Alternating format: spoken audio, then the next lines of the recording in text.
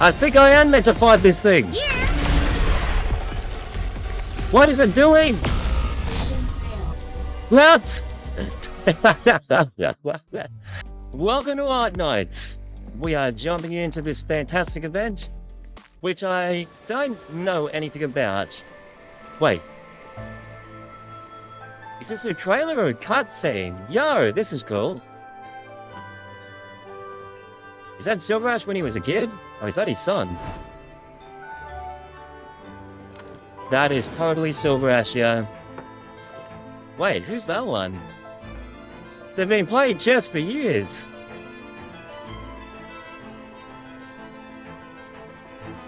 SilverAsh.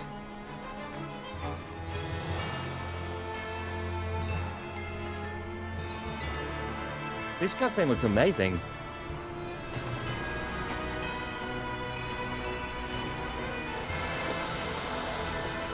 Oh? Where is she going? Wait, who is she following? It's like that person is just out of reach.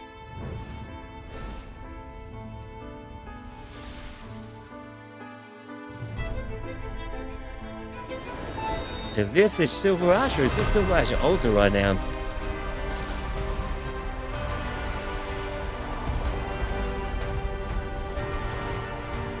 I love the way Arknights does this. Look at all the effects. What the hell?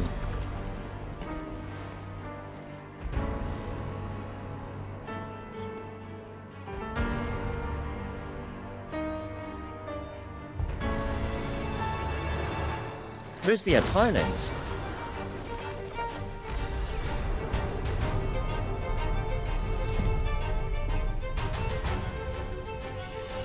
I gotta use my brain for this, guys, to break this down. This is epic.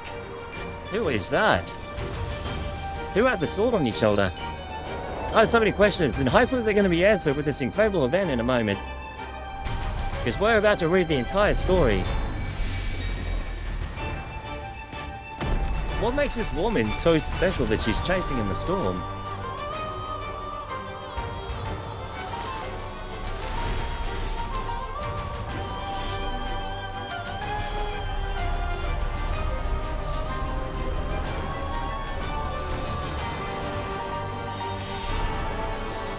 That's his opponent, the same one it's been all along, chat.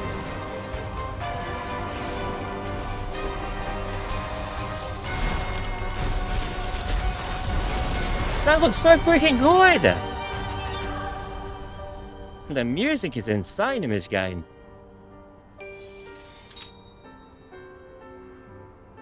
That's SilverAsh Alter, he's totally changed form.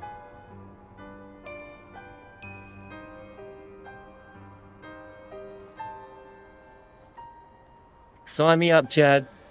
Let's do this event.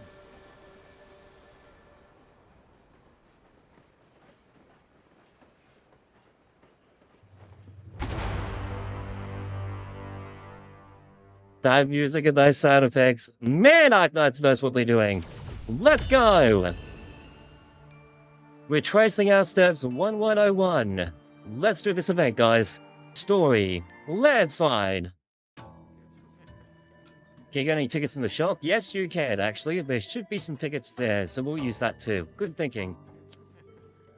Okay, we're in like some kind of fancy place. The elegant young man.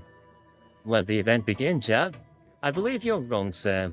Victoria may be the strongest nation of Terra, for now, but there is no guarantee that such prosperity will last forever. We are all familiar enough with the history of Victoria's 4 golden decades, nourished by the legacy of Gaul. What is the legacy of Gaul, I wonder? Times have changed, however, when Victoria's productivity advantages eroded and her ambition to expand went unsated. The cracks of internal strife began to emerge beneath the surface. The last king attempted to mediate between the factories and the merchants, but failed to propose a new path of the dilemma. His end was inevitable. The same was demonstrated by the coup in Lithuanian, not long after, who emerges a victor of the bloody struggle. No, it has been more than a decade since they hanged the Lord of Lions. But the repercussions of the coup linger to this day. Few characters are not familiar with so far, chat. I wonder who is the Lord of Lions. I know about Siege, but I'm not sure about who else it could be. The Wheat at Brighton, the River Mersey incident, have the Duke's been set aside? Yo, welcome to the stream, come jump in the chat, thanks for following. Their conflicts for even a moment past a decade. Everyone believes that they will emerge better for the struggle. No one believes they're digging Victoria's grave together. If we do not see change soon, an intensified civil war will be what defines Victoria in this new era. They're going to war, chat. They're going to war. Let's make our Arknights players feel welcome, guys. If you're new, I'd love to meet you. Come jump in the chat. Thanks for being here. I hope the most eloquent young men stole the show today. What will be forgiven for mistaking you for today's headliner? I meant no offense, Your Grace, Duke of Caster. I had hoped to make the acquaintance of more people wisdom at your manor, but I confess I find myself disappointed. What an insult! Hey, another one. Hello, Carlo. Welcome, guys. Are you guys friends? Thanks for the double follow, guys. Come jump in the chat and tell me who your favorite Arknights operator is. Welcome, guys. Welcome. Do you consider yourself worthy of a position as Duke's advisor, or even a Speaker of Parliament then? Anyone can point out the ills that plague the nation. Curing it, however, calls for action. It seems that I am hardly the one who should be worrying about these things. What do you think? Yes, leave that for the actual Duke officials. I remember your mother. You have inherited none of her humility or courtesy. Wow! But all of her boldness and irreverence. Ensudes. Okay, we got Ensudes here. You would hardly have found time for a distant relative from a distant land if I had not caught your attention this way. The Duke of Caster. Now I'm going to assume that Ensudes is on the left, and that's a different name for SilverAsh, and Duke of Caster is on the right. It was a rather inflammatory speech, but far from being enough to lay a foundation. Many young lads have visited the house intending to make their names amongst the guests, so as to enjoy the adoration of others in high society. Chat, I love the artwork of this. The artwork looks amazing right now. Super well designed. How do I know you're not one of them? I have a little interest in becoming a guest of honor at the banquets of Victorian nobility, says Ensudes. I simply bring a modest proposal. The resources of Kjerag and the industry of Caster complement each other perfectly. There is potential for equal cooperation. I'm building Kjerag's first transnational trading company, and I would like to extend an invitation. Equal? Equal. In 30 years, the name Kjerag will line the lips of the nations of Terra. We have nothing to lose and everything to gain from the cooperation between our two lands. This guy is serious for business. I commend your courage, says the Duke of Caster, but I doubt you have the means to make such a promise, child. Wow, what an insult to call him a child for no reason. You will assent, he says.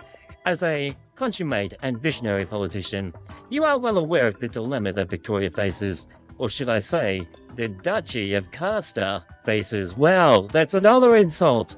I love it when they throw shade at each other's titles. You would not lightly dismiss any measure that could improve the situation, however slim the chance. The fact that I stand before you now is proof enough that I am worth investing in. Be thankful, she says. You are young enough that I can forgive your impudence. Answer me then, young visionary. With your wit and guile, how does a country that has yet to adopt the Originium Saga plan on becoming a name on the lips of all the nations of Terra?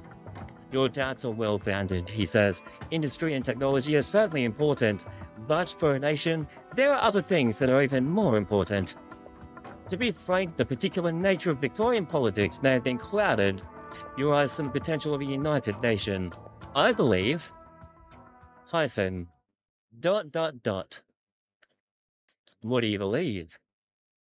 And she stood upon the highest peak, pointed to the lake in the distance, and spoke. Remember the path you walk, she instructs, and let not yourself forget. Fear the blizzard that is yet to come, and let not yourself be arrogant. Clutch your bows and arrows, pickaxes, hoes, and tide, and let not yourself be careless. Love your brothers and sisters, love your neighbors and friends, and love the rocks and hills, the grass and the trees, as you would your own siblings. Heed these words, and no calamity shall befall you, and your home and hearth will be safe forevermore. Chat, this is like real valuable advice.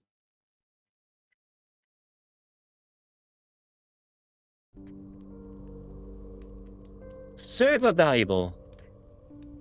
What happened to this guy? This guy looks like he hasn't slept in years. Satis, it's almost time, says the elder. Okay, that chick's name was Anya in the trailer. Anya. Have the doctors not found a way? For years, the finest doctors of Kjerag and Victoria tried everything they could to think of how to purge the poison from the great elder. In the end, it is not illness that takes him, but time. I see. May I see him? Of course. Please, deliver in Uganda's name. I love the titles in this. Kjerag, Uganda, Duke of Castor, and Ciudes. Cool names, eh? And then we have an ordinary name like Enya. Enya gently pushes the door open. The dying man's chest barely moves as he lies on the bed. He seems to hear the sound and cocks his ear with great effort before opening his mouth meekly. Enya, is that you? He asks. She stumbles in. Great elder, she whispers. How are you feeling? Would you like some water? You know, he answers. Listen to me, Enya. What is your wish? She asks. This day has not been too long in coming. Do you think that? This day has been too long in coming. Of course not, she objects. You taught me many things. You have done well, he commends. But I was a poor teacher, a poor elder. I was not even a pious child of Uganda. Great elder? I haven't heard Uganda's voice for many years. I prayed day and night, recited the scriptures over and over, but she never answered my call. Is that kind of like the god of this time or something? I was lost, I was afraid, but I had to keep going. I thought if Uganda's will was to protect her people, it was not against her will to act in such a way. I wanted to strengthen the Divine Bed's court's authority. I wanted the hearts of Kjerag to be united and firm, but I erred in many ways. One can lie to a man, but no one can deceive Uganda. She sees all that we do. She knows all our errors and our repentance. I know, he says, and I believed, but a long time passed, and I thought I had not been punished by Uganda, and so I stopped believing. Until last night, Uganda came to me in a dream. She did not reproach me, she simply walked in front of me, leading me to the lake, whose surface was like a mirror. And she said, all the rivers that shall converge upon this place. And then I knew my time was up. I want to repent. I must repent, he begs. But it's too late for me. Anya, tell me honestly, do you still hear Uganda's voice?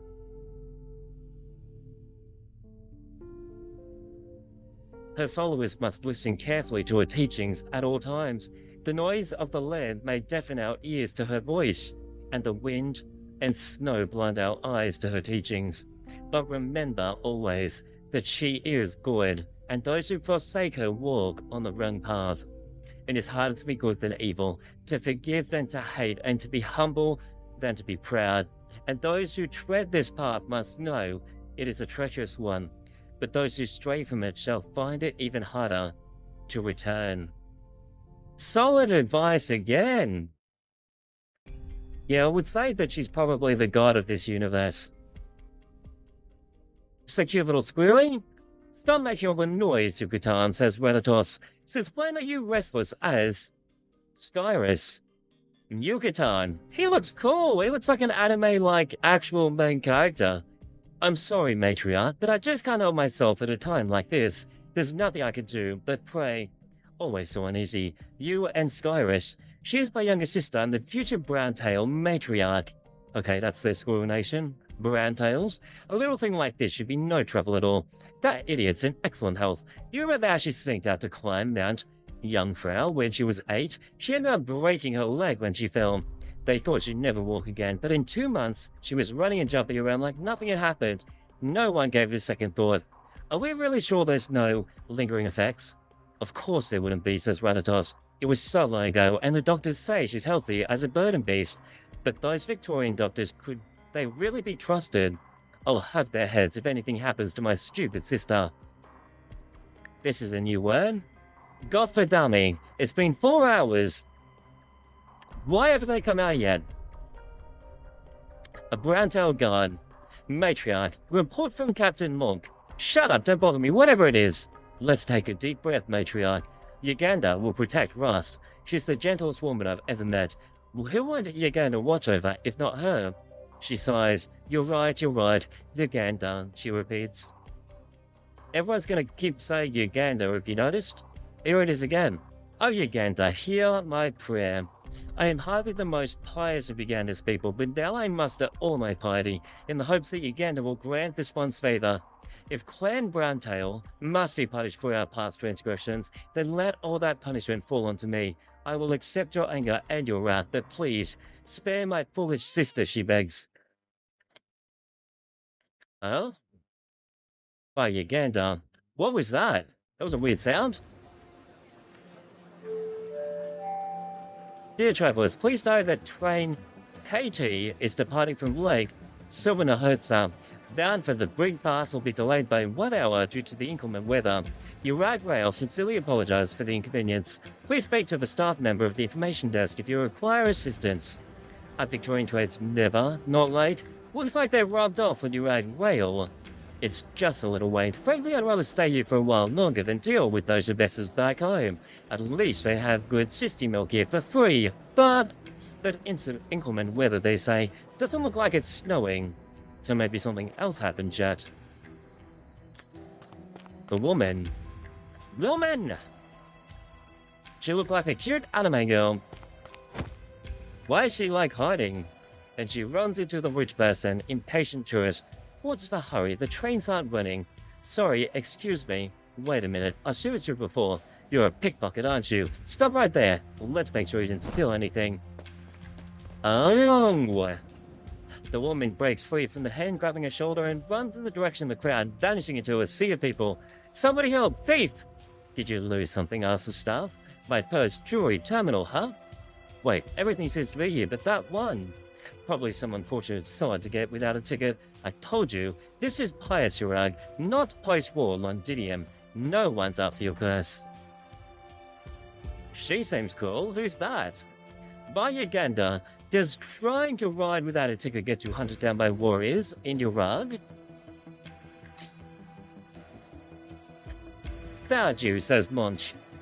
Madame Carolyn of Ryan Lab.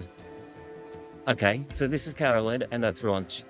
Carolyn, I know who you are, says Munch, and what you've done. Come quietly, unless you want everyone under the sun to know. The Divine Bead Court will grant you a fair and impartial trial. First, give me what you're holding. The woman silently clutches the folder in her arms and thinks for a moment before crying out without warning. Run! Run! There's a bomb in the station! She breaks free. The crowded station quickly descends into chaos and a woman's cry. The creator of chaos once again disappears into the crowd. Damn it. Carolyn is trouble. Rest. So glad you're alright. How are they? The children? Perfectly fine. Your sister's taking care of them. Rest now and don't worry about a thing. Yucatan. There were a few times where I thought I was going to see Uganda. Says Cyrus, every little bad thing that I ever did came flashing back before my eyes. Even that time when I climbed that tree to steal Falby's eggs when I was 8. What would Uganda punish me for? She already punished you, remember? That time you spent 2 months in bed. Don't worry about it, Russ. We've made it through so much. Now I've got another reason to keep going, he encourages. We have to seek Oak and Berry grow up. Uganda won't separate us. Yucatan, is it snowing outside? It's a little cold. I'll light some firewood and get you another blanket. Sleep well, Russ. The winter will pass and we can go see the flowers by the lake when spring comes. All of us. Together. Cyrus closes her eyes and falls asleep quietly. It should be a moment of happiness, but Yucatan feels a rock in his heart. He looks outside. The clouds are thick and heavy, but the snow refuses to fall. This kind of weather is rarely seen in Kjerag. Maybe we're in for a cold winter this year, Yucatan thinks. When the winter passes... ... Carlos, welcome to the stream. Come join. Thanks for joining. What's up, man? Welcome to everyone who's a viewer here in the chat. Thanks for being here, and I hope you guys enjoy. Their Shalom Main is live. Yo, what's up? Hello, Boost. How you doing, man? We are going to be smashing out this event as much as we can, guys. It was great to meet you last time I was here at Arknights. We've been doing the event for Fate Great Order, and now we're smashing out the Arknights story. She is omnipresent. She cannot be sought. Obviously referring to Uganda. We need not question her existence. She is there when we choose to follow her. Do you remember this from the scriptures? Is she actually real, chat? This Uganda person? This god? Or is it someone who's fake that they've made up and they've kind of like following the scriptures related to Uganda? And then it's just kind of like something that everyone agrees on. I don't know. Maybe it is actually a being, though, in the universe here. This is not how it should be, says the Great Elder, stumbling. If she is omnipresent and cannot be sought, then who hears her will, and who... He starts coughing. You should rest, Great Elder. Don't let yourself suffer. I see it, Anya. I see the unprecedented calamity descending upon Mount Kalan. I see Originian bringing ruin to the land. I see her abandoning Kjerag. Caught up in a bout of excitement, the old man stands outside the window, his face warped and twisted, seemingly seething in anger, or engulfed by a terror that defies description. Joe, this is really well written. And is he having a vision right now? He raises his withered arms, trying to grasp something, only for them to fall back down meekly. Finally, he quiets down as though he expended the last sliver of strength he had. Great Elder! Anya, say a prayer for me, he asks, the final chapter of the Uganda. And then he probably dies, and all the rivers shall converge upon this place at the end of it all, and you shall walk the path forward alone. And the path you shall walk lies beneath your feet. She sighs as she speaks the words. She turns around, disappears in the wind, and so from whence she came.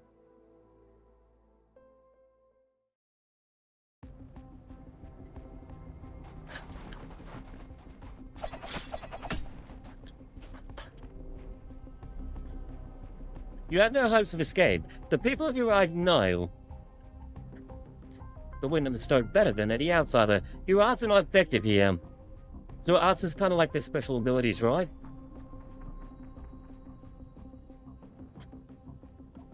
What is Carolyn's special ability, I wonder? I'm not carrying your military secrets. I have no reason to believe you, says Munch. You don't understand. Don't understand what? You don't understand what this data means. How long do you think your god will protect you? You can't talk your way out of this. Wait. What's with the clouds? Run. Uh-oh. Avalanche? There might be an avalanche.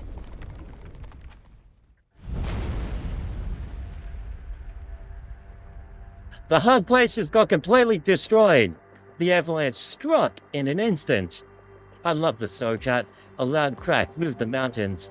They had remained dormant for many years. Snow poured down the slopes, mixed with rocks and black crystals, and all creation was obscured by grey and white. The mountains trembled. The echoes lingered in the valley. The snow is not safe. Few could comprehend what just happened. It was the first catastrophe in history to strike this place. Okay, we're going in. We got Matterhorn. Team Alpha. Drop the supplies to the east side clearing. Set up medical tents in conjunction with the home link and reinforcements and be ready to receive word. Team Bravo, take your shovels and wine skids and look for survivors of the ruins of the train station. Team, grab your gear and follow me. Wait, so this is actually the train station here. Oh damn, that's a lot of people under the snow right now. Try not to make too much noise. We're considering looking at a second avalanche. A team is on its way to investigate the mountains. Trust our people, and trust in Uganda's protection. But if Uganda was actually protecting, this wouldn't have happened in the first place. By Uganda, he says. Time's are wasting. Get moving. Yes, sir, says the rescuers. Before the voice dispersed on the cold wind, the servants of Clan SilverAsh are already on the move, spreading out to the snow in every direction. They are not the only ones here. The white tide has torn a gash in the peace. So yeah, guys, we've actually set up our team where it took SilverAsh because it's obviously, well, SilverAsh event, but I feel like he kind of links in with Lapland and Texas in some way. Is that true? Over here, this one's alive. Arctos, hang in there. You son of a rag, you can take it. My leg. I can't move my leg. Don't move. Somewhere in the back, report. We dug a hole, but his leg is pinned under a steel grinder. If we can't get it out of the way, we'll need a surgeon. I'll try to get open a little bit more. Okay, good news. The ground's already broken. All we need to do is lift it up. All we need is a little elbow grease then. Over here. All hands on deck. Hold tight. 1, 2, 3. This guy reminds me of Gordy from Fake Grand Order for some reason. Hold on tight. Hiya! It hurts. We got a gap. Pull him out now. I got him. Take it easy. Lift him up and put him on the top. Careful not to pull the wound open. Slowly. Carefully. Stretcher? Knife stretcher. Hashtag Pokemon reference. Out of the way. Stretcher coming through. Suppress. Restrained cries. Rescues. Stretchers. Survivors. The rescuers run back and forth on the white snow. Their faces red with exertion. Hot sweat dripping on the snow. Take over for me, Gulo. Save every soul you can. No, this guy is cool. Is he playable? Because he should be. I freaking hope so. I'm going to catch you for him later. Right. But where are you going, sir? Papa Spade. Download Arknights with me. Sir Arktos, is rescue work in South already done? No, not yet. Gulo is overseeing it. I came to find you. We're handling things here. No need to worry. The Brandhouse help has already arrived. They brought blankets and food. Madame Radados wanted to come personally, but she seems to be otherwise engaged. I figured as much. We know what's going on. Nobody blames her. Shies Rock, the told me of this bloody disaster. It came out of the blue. There were no warning signs. No chance to prepare. Hey, question, what does this word mean in German? Is he saying shit? Or something else? What's he doing? He sounds like he's swearing out of frustration. There's no warning signs and no chance to prepare. That's why I came to you. You know the rules. This avalanche happened in Pale Rock Land, and we're responsible for the mountains here. We've been watching the thickness of the snowpack. I've seen the records myself. Everything was normal. That's why I came to ask. Don't you people at that research institute of yours, whose job is to check on the mountains, what are they saying? Research Institute? You mean Ryan's lab? Yeah, they spent all down the mountains carrying all that newfangled gear. What is that word? Newfangled or something. Whatever. The new gear. You're not telling me they didn't find anything, are you? They had their own projects to deal with, and they don't necessarily focus all their attention on the mountains. Besides, we came since we heard about the avalanche. We haven't had a chance to find out what they know. Sir Entudes sent Degenbrecker up to the mountains with a team. They should be back soon. Yo! Degenbrecker is in this event. We are so adding her into the team chat. Oh, this is sending chills up my spine. What in blazes is this avalanche? The wind walls carried snowflakes with it. The man turns around and stares at the mountain. He may be a mountain among men, but he's a little bit more than pebble before the silent mountains. Is that? A group is moving quickly down the snowy mountain path, heading for 2 men. Investigator. Sir Matterhorn. We must let Sir Entudes know at once. We found. The investigator's expression is deathly pale.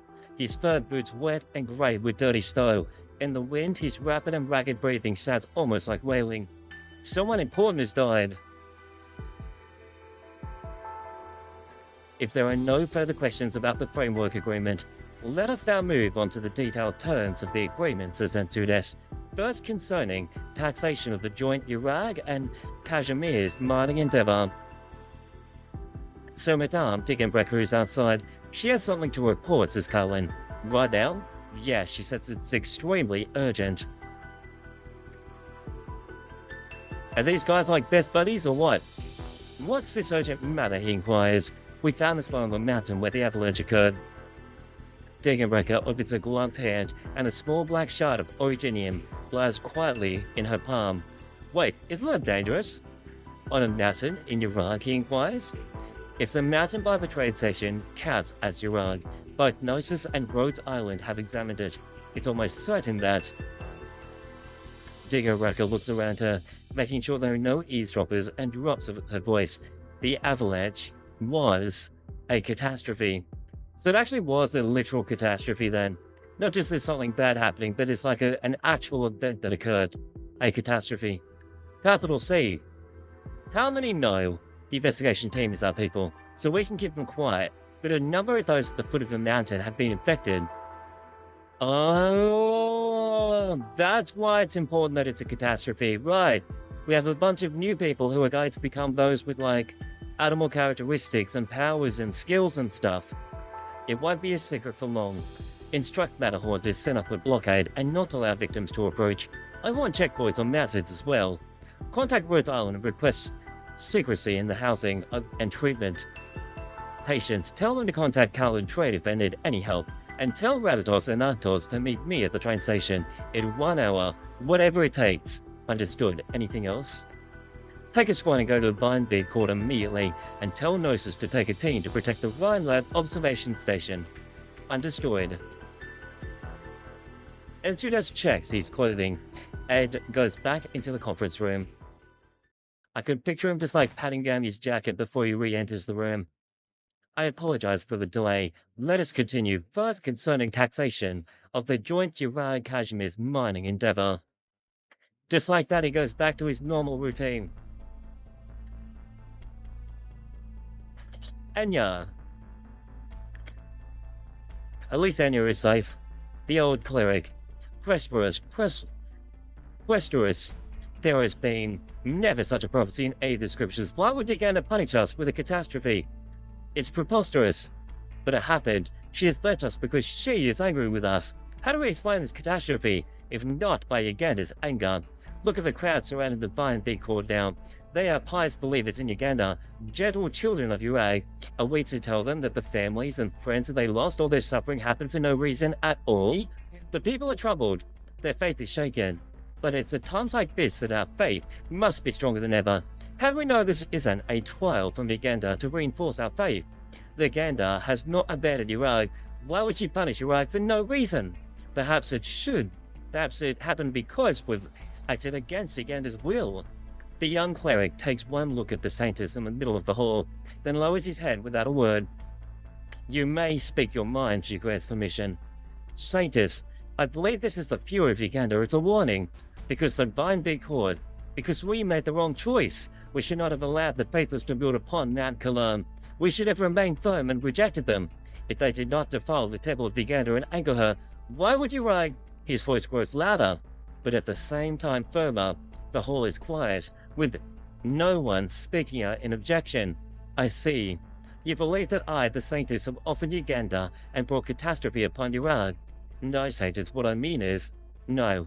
Your words offer valuable insight. It is not only the people at the foot of the mountain, men who sit among us who think the same way. This is what's happening now. People doubt the Vine Big Court, and you too are anxious and waver. Cleric, thank God. Cleric, Renoa. One of you believes that Uganda continues to favor us, as she always has.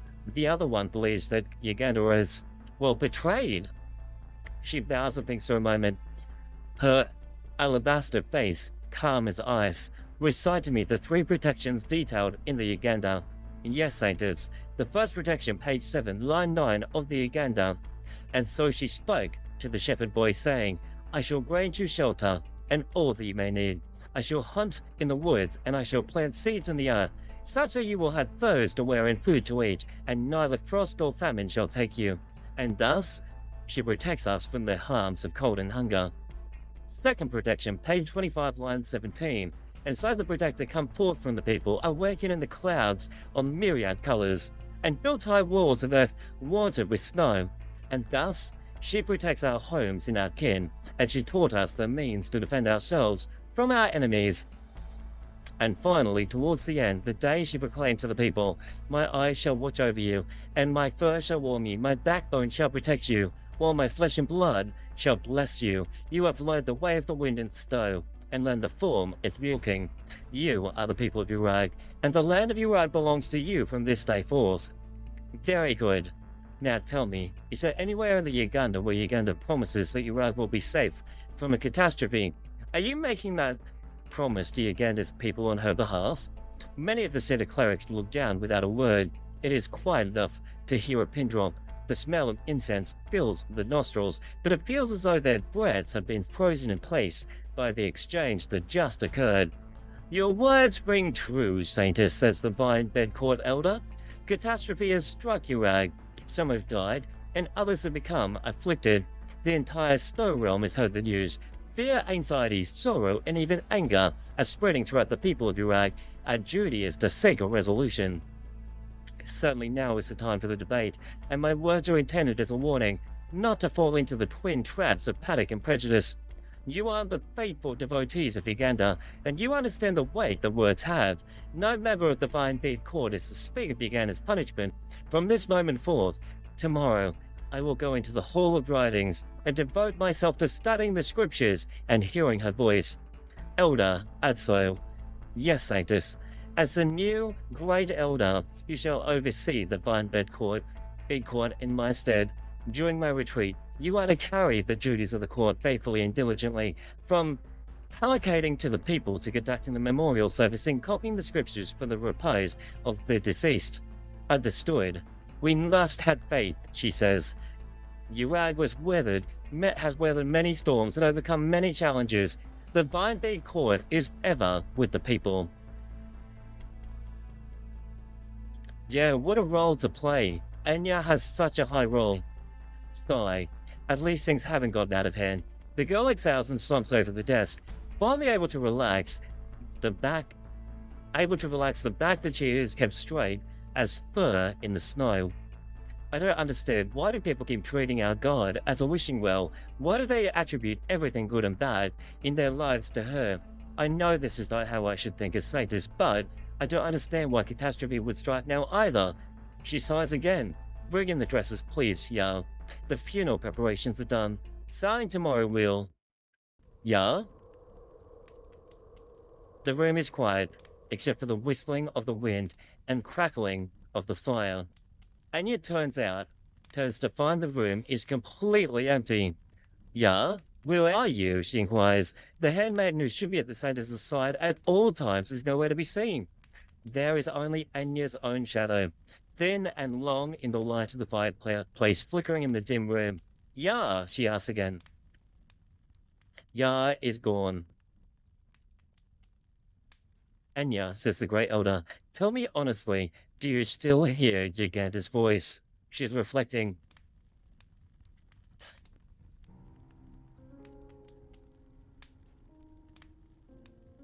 The cracking of burning firewood echoes throughout the empty room. The wind continues to wail outside the window.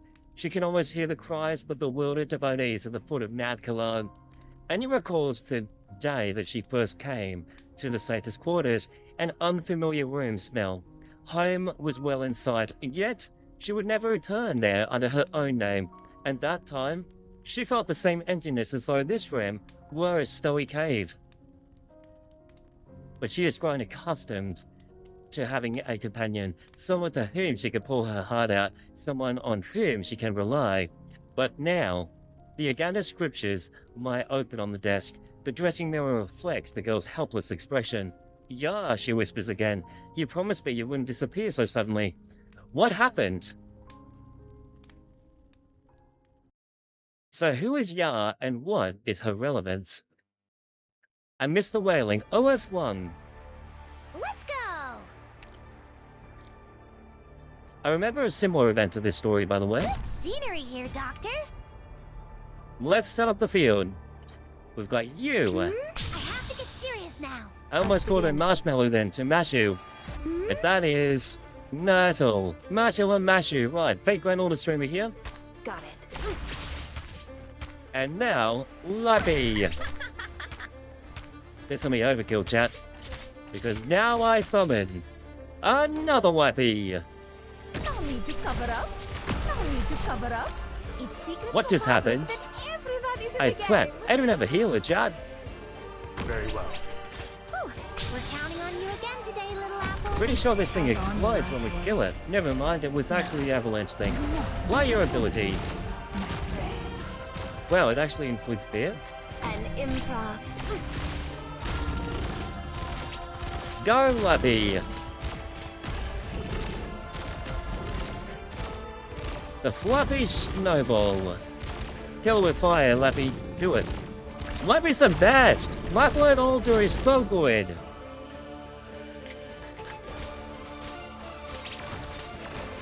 Made up your mind? What would you like to hear? Liberty and sunlight. Okay, what does this do? Let's read it. Oh, she died. Never mind. What? That is not but what? Made up your mind. Art thou mine worthy of. You can't stop me. Need to summon another Lappy. Incoming! We have a Kjerag! What would Wait, you she like didn't to die, she hear? got moved, and then she killed us! What? This will keep you quiet. Well, Jana lost. GG. What just happened? That was fast. An observation station of this size built in such a short period of time. It's Mulsis. Business must have cried tears of blood when they approved the budget. Actually, says Silence, we got more sponsorship offers from the financial institutions than we could handle at the moment. The committee approved the Kjerag observation station. If anything, funding was the least of our worries on this project. Honestly, Silence, I didn't expect the committee to approve the proposal that easily. I have my reservations. I still think Ryan Lab is too adventurous with regard to research into the Starpod. There are numerous potential risks that we have not fully considered. But I also recognize that the stability, I hope, may never come. At the end of the day, it's the specific people in whom we place our trust. Well then, thank you for your trust, Silence, of the Scientific Ethics Consensus Committee.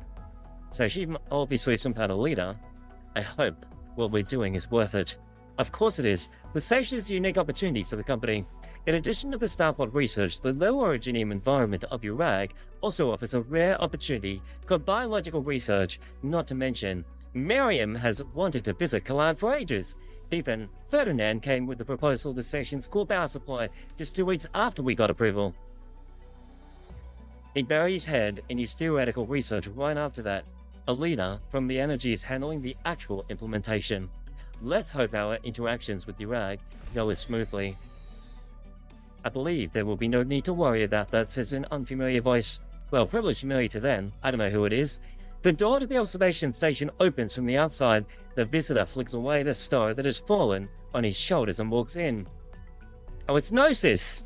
We meet again, Mr. Edelweiss. Just a regular visit to see if you need anything for the construction of the station. It seems like things are progressing quite smoothly. Gnosis looks up at the bright lights installed on the spacious ceiling of the station. Ride Lab and Kalan Trade have worked together to build this little temple, sturdy and bright, in an astonishingly short period of time. Compared to the houses of Kjerag, it's bold. Futuristic design might as well have come from another world. Kalan Trade will do everything in its power to assist Ryan Lab's observation project and provide any assistance necessary outside of the scope of work. As long as the terms agreed and the treaty are upheld, you will enjoy maximum freedom to conduct your activities in Kjerag.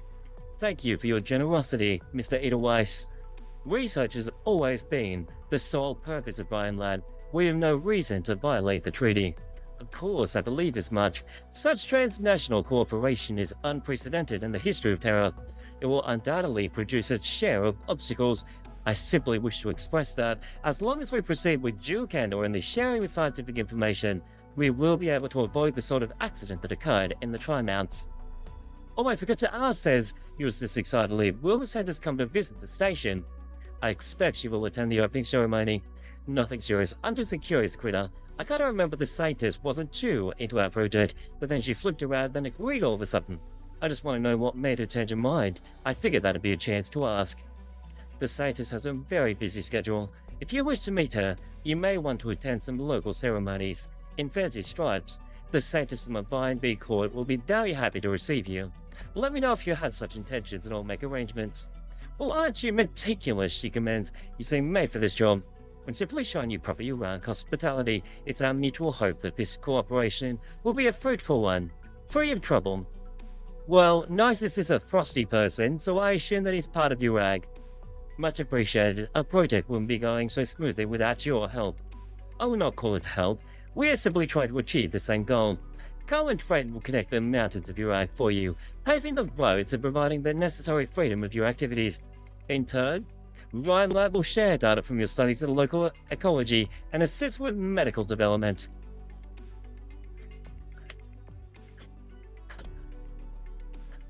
The contract details are to go between Director Fitzroy and Kalan Trade, of course. I'm a researcher, not a diplomat. I want you to know that Ryan Lab has come to this sacred place in good faith. On this, I think we are of the same mind.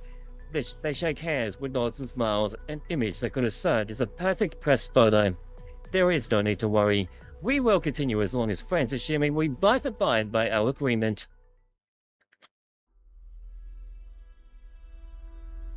When is the tree game? Coming up soon. Now you're here? Tree game. The representatives of Kalan Trade are here, Alina. Who is this person? I don't recognize them at all. The researcher, they want to meet a representative of Ryan Lab as soon as possible. Okay, her name is Alina. Is she a new 5-star or something? I don't think she's a 6-star. We don't have any scheduled meetings for the Kalan Trade, do we? Is it because of the catastrophe, she inquires? They want to discuss the cause and obtain data. Did you see Carolyn anywhere? She's supposed to be in charge of the observation data.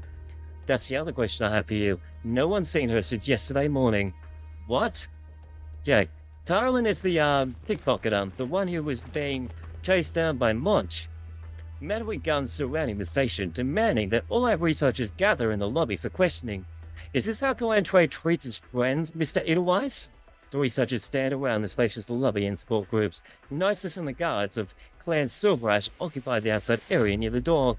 The trio groups stared opposite one another, as though separated by an invisible river. It's a request, not a demand, and it seems that not all your researchers are accounted for. Who exactly are you looking for? A researcher who was spotted in the military zone of Kjerag. Nosha scans the faces of the researchers one by one. The strong guards silently, while the researchers exchange wordless gazes. She is not here. It seems the Ryan Lab is not fully aware of your researchers' whereabouts. If you're accusing us of espionage, unless you submit your complaint through the official channels, we are unable to cooperate with impromptu investigations like so. There is another reason why I'm here. I'm sure you have heard about the catastrophe that occurred in Kjerag's borders several hours ago, something that has never happened before. Panic is spreading, people's nerves are sensitive, and anything new may provoke a reaction. I'm sure you understand what I mean. Should I trust that you're not one of the sensitive ones, Mr. Edelweiss? Why is she being difficult? She's being difficult, chat. My views on this matter and Kalan Trade's views are not important at this time. What is important is the people that want an explanation. I hope to work together with you to find the cause of this catastrophe. I'm afraid you'll be disappointed, says Alina. Stepping forward, I just checked the station's observation logs. There was nothing out of the ordinary. It's 72 hours preceding the catastrophe. So you're telling me the observation station did not detect anything abnormal leading up to the first catastrophe to strike the land in 1,000 years? That's the truth, she confirms, at least based on our observation data. Alina? It's alright, Mr. Edelweiss wants the truth. We'll give him the truth. The primary objective of this observation station is to study the starpod. Current research shows no relationship between the starpod and catastrophes. Similarly, any assertion that building an observation station here might bring catastrophe to Kjerag is purely speculative with no basis in evidence. Wait a second, Alina. Now is not the time to be argumentative. May I be frank? You may. The young woman's voice is calm, her gaze firm and unwavering. I won't mince words then. This may run contrary to the Kjerag fate, but a scientific perspective, so-called sudden catastrophe are not a normal occurrence. It is the peace and quiet the Kjerag has enjoyed for so long, and the attitude of taking it for granted that is truly abnormal. The lobby is completely quiet. Alina's words echo to the end of the corridor. When the observation was first established, Ryan Lab considered adding a catastrophe warning system. Unfortunately, we placed too much trust in the past experience and did not consider the installation of the system as a priority. If we were to take remedial measures, the real priority should be for Ryan Lab and Kalan Trade to go back to the negotiating table and establish the effective catastrophe detection system in Kjerag as soon as possible. A most astute observation, miss. I agree completely. Kalan Trade will make developing a catastrophe detection system a top priority. We would like to obtain a copy of the station's observation data from the past month. May we expect your cooperation? Of course. One moment, please. Welcome, chat. Come jump in the chat if you want to hang out. We'd love to meet you guys. Thanks for being here, guys. She sighs. I didn't know you had it in you, Alina. Was I too hot-headed? Absolutely she was. She taught nice and serious, my son. A little bit, maybe. I was angry at how science had to explain for perceptions that are completely unscientific no matter what we are. We have to recognize that science can be a very distant thing to a lot of people. The people and the things that trouble us are part of the land. It's not something we can ignore. Gnosis would be very relational and also faith as well. He's a faith-based person. Like Silent said, science is clear, incisive look at every one of us. But this is just absurd. Never mind that for now. Let's get the data we need.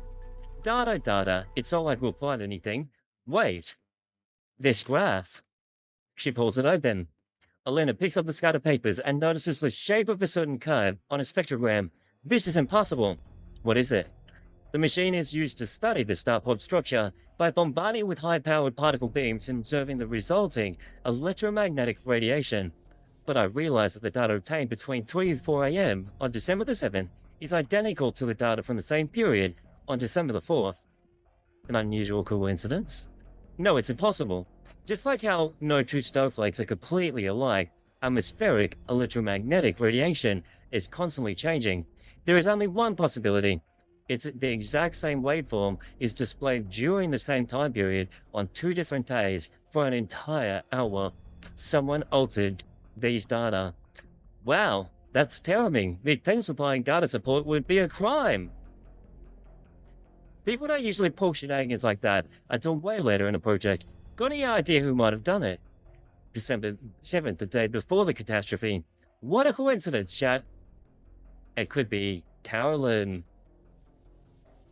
The one on observation duty was Carolyn. Could it be? Huh?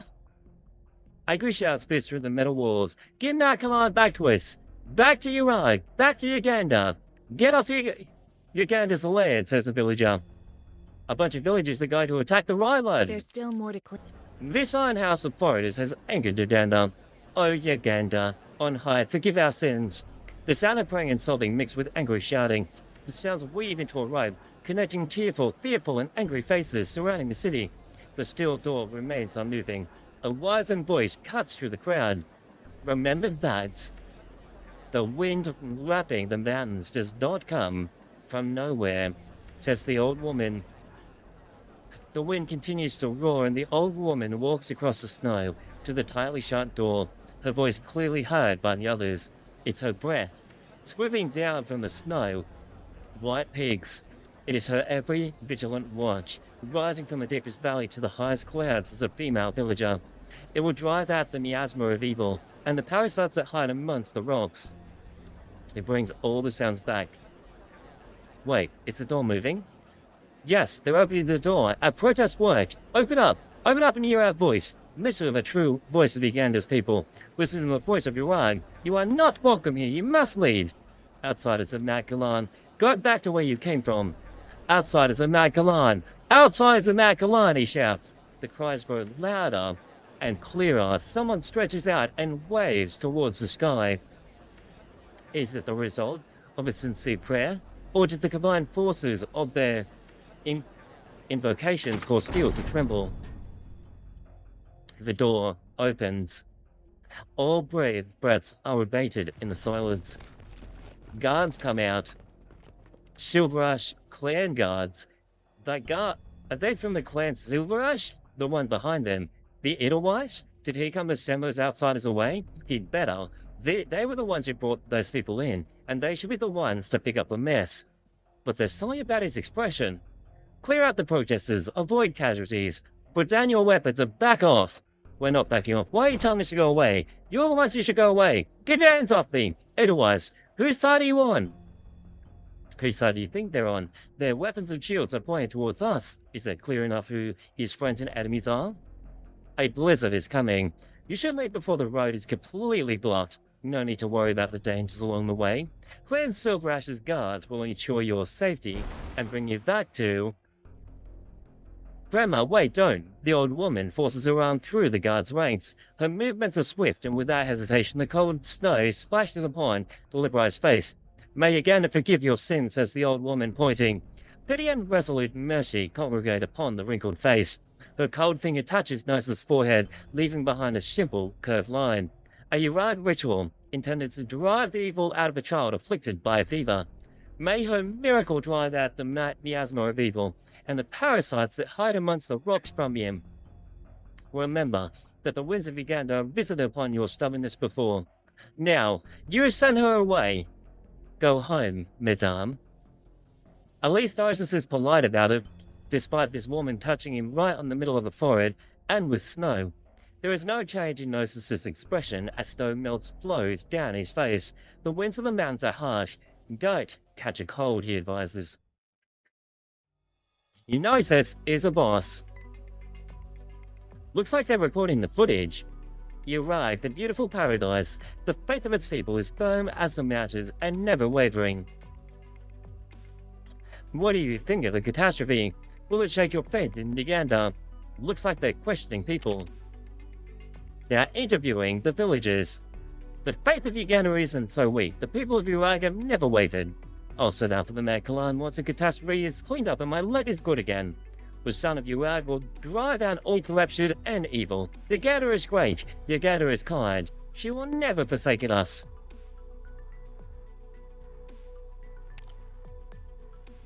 She will never abandon Kjerag. Everything will go back to the way it was once you clean up the snow.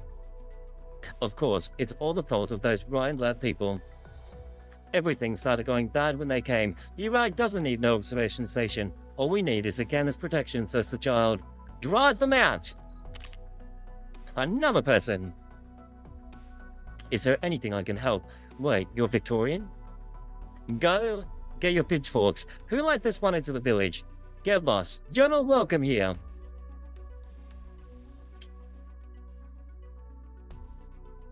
This will be tougher than I thought. Do you need some help? Clifford. I'm fine. I'm just short on film. I don't suppose I'll be able to find it here. Let me see. You can get this model from the Central Mail in the SilverAsh domain. Nice pics. Are you a photographer? A reporter to be exact. No, you're an interview. Who, me? How do you view the catastrophe that just occurred in Kjerag? I thought I heard you talking about Uganda catastrophes from over there. You want to know what Kjerag people think? Of course, we came to report on the true Kjerag. People in other lands know very little about it, and we want your voices to reach them. There's no need to be burdened by the weight of religion. Liberate yourself from the systematic oppression of rules and tradition, and tell me what you truly feel. I've never heard so many big words spoken in a single breath. My view on catastrophes is simple. Catastrophes outside Kjerag are really bad. It's the same for the catastrophe in Kjerag. People suffer and get hurt everywhere. It makes me sad, and I wish these things never happened. As to my faith, may I ask a question? Does Victoria have a god too? Victoria? Yes, I'm curious what the god of Victoria is like. Is he really pretty? Is he really petty? Does he get angry easily? You've been going around the village asking questions for days, but you don't talk about anything other than Uganda is angry. And Uganda has abandoned you, so I thought maybe fate to you is something that's colder, harsher.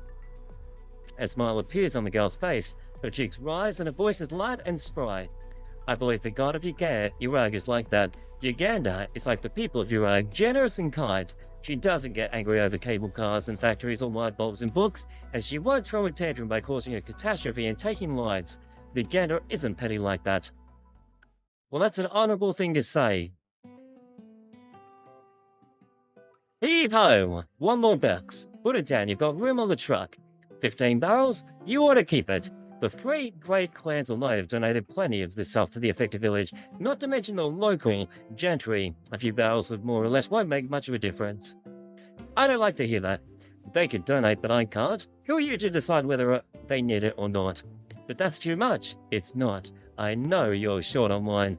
Not only does wine keep people warm, it can be also used in medicine and disinfect wounds when necessary. If we had all this stuff back then, well, never mind. You're taking it. Not 1 barrel less. Wait, that's not what I meant. Then take it, he insists. Think of it as doing me a favor. My father-in-law has endured hardship all of his life, but he's never been stingy when it comes to sharing with hungry people.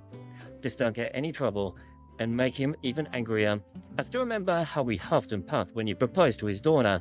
I thought he was a nice guy, who just wanted to help. Turns out he was after my little girl Freya, he said. He said it, and he was still mad, so he pulled out his cane. What are you like chatting about so excitedly? Let's get to work. Dan and I just checked our stock. We still have about 2 truckloads of stuff. Mostly dried meat and cheese, plus some butter and herbs, says Freya. She looks cute. She looks Chinese as well. Good thing I caught you before you left, Critai. Need to tell Kalan Trade to send another truck here. 2 trucks? I told you, Creek. Fine. Suit yourself, he says. It's a catastrophe after all. It never happened to you, Rag. No one knows how bad it is. But now, it's time for us to work together to help each other. In the Gander's name, we'll work together and pull through. The locals, chat. Let's go back to Lisbon. The wind is getting stronger. I can't help but have a feeling. Of what? A strange feeling like something's about to happen. No, I must be overthinking things. This is Arknights, chat. He's not overthinking things. Your intuition is as sharp as always. Lisbon? Wait, Harold? Is this real or am I dreaming? Yo, this guy was like a welfare servant once. Well, that's certainly an honor. You still remember my name, says Harold. Looks like you haven't forgotten the time we fought alongside of each other. Stop making fun of me. What brings you here? What else could it be? We've heard there's a spot of trouble in your rag, so we came to offer some more. Whole truck of supplies? Take another look. He gestures behind himself and Lisbon sees a long procession of vehicles bearing the Victorian crest, stretching as far as the eye can see. Some lived, you say. We're warmer than some other folk, to be sure. How kind and generous. At the Carland Trade, meanwhile, who is this? I must emphasize our concerns regarding the matter, Mr. SilverAsh. It's a Colombian ambassador. We consider Carland Trade as a reliable partner, and the Kjerag a respectable nation. We had hoped that the observation station would be the tip of the spear of our mutual understanding and cooperation. I have to say, we are disappointed. Didn't I tell you not to bother me today, says Radatos. We're back at the Brown Tails. Make sure you want to check their skills and choose what you want to use. Next stage. Yep, I need to familiarize myself with their skills for this Euro team. Whose? Oh, why, hello! This is Cyrus. She is, cute. Sister, what are you doing here? Don't just stand there, take a seat. What's the matter? Can't sleep? I thought I told Yucatan to keep a close eye on you. No, she shakes her head. I told Yucatan to not come with me. Yucatan's her husband, right? I didn't read Section 3 after story. I think I did yesterday. I swear I did yesterday. I'll go back to it. I can't go back right now, otherwise it'll like skip it and start the stage. I want to talk to you one-on-one. Radatos never thought she would see this expression on her sister, who is usually so cheerful and straightforward. Alright, but only for a little bit. Then you go back to bed. Act you like a little girl when you're supposed to be a mum already. I heard Arctos shouting in the drawing room today. So did he disturb you? I'll have his hairy head for this. He does have a hairy head. No, it's not that. I heard what you were arguing about, and I know many bad things have been happening lately. Please, Rada, if you know something, please tell me. You gander. You shouldn't be worrying about these things right now, Cyrus. You'll have plenty to worry about once you take my job. Oh, so she's like the older sister then. But there's been trouble after trouble. Even I, shut up in my room, can tell that things are going to get worse. I see unhappy faces outside the window every day. Not to mention we haven't heard anything back from Munch. I had people searching for her. I'm sure she's fine. Don't forget that she's one of the finest brown-tailed warriors. I know, she says. It's you I'm really worried about, Rada. I've never helped very much, but there was a time when I could at least stand by your side to give you support. By now you're facing all this on your own. I wish you would talk to me more. There's no need to carry everything on your shoulders. Yucatan and I have your back, no matter what. You think too much, my little sister. My little silly sister. Are you really in such a hurry to take over me? That's not what I promise you, Cyrus. I'll protect you and Yucatan and all of the clan Browntail. If it's the last thing I'll do, you're going to be my witness. Still don't believe me? There's no need to go that far. Then promise me you're going to bed now. Tomorrow will be a better day.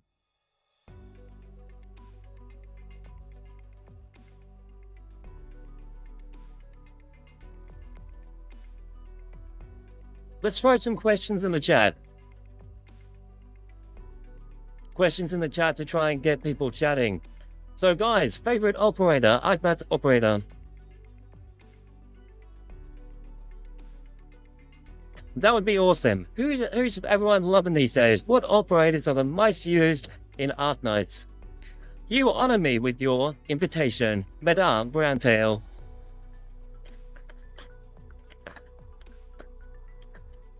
I take it your figure's changed then. Cut the crap, says Retracing. She's straight up to the point. Assassinating the members of Clan SilverAsh and Clan Kjerag, driving a rift between the three clans. Is this how you intend to coerce me into working with you? So it was this guy who tried to kill them. I thought Victorian politicians were smarter than that.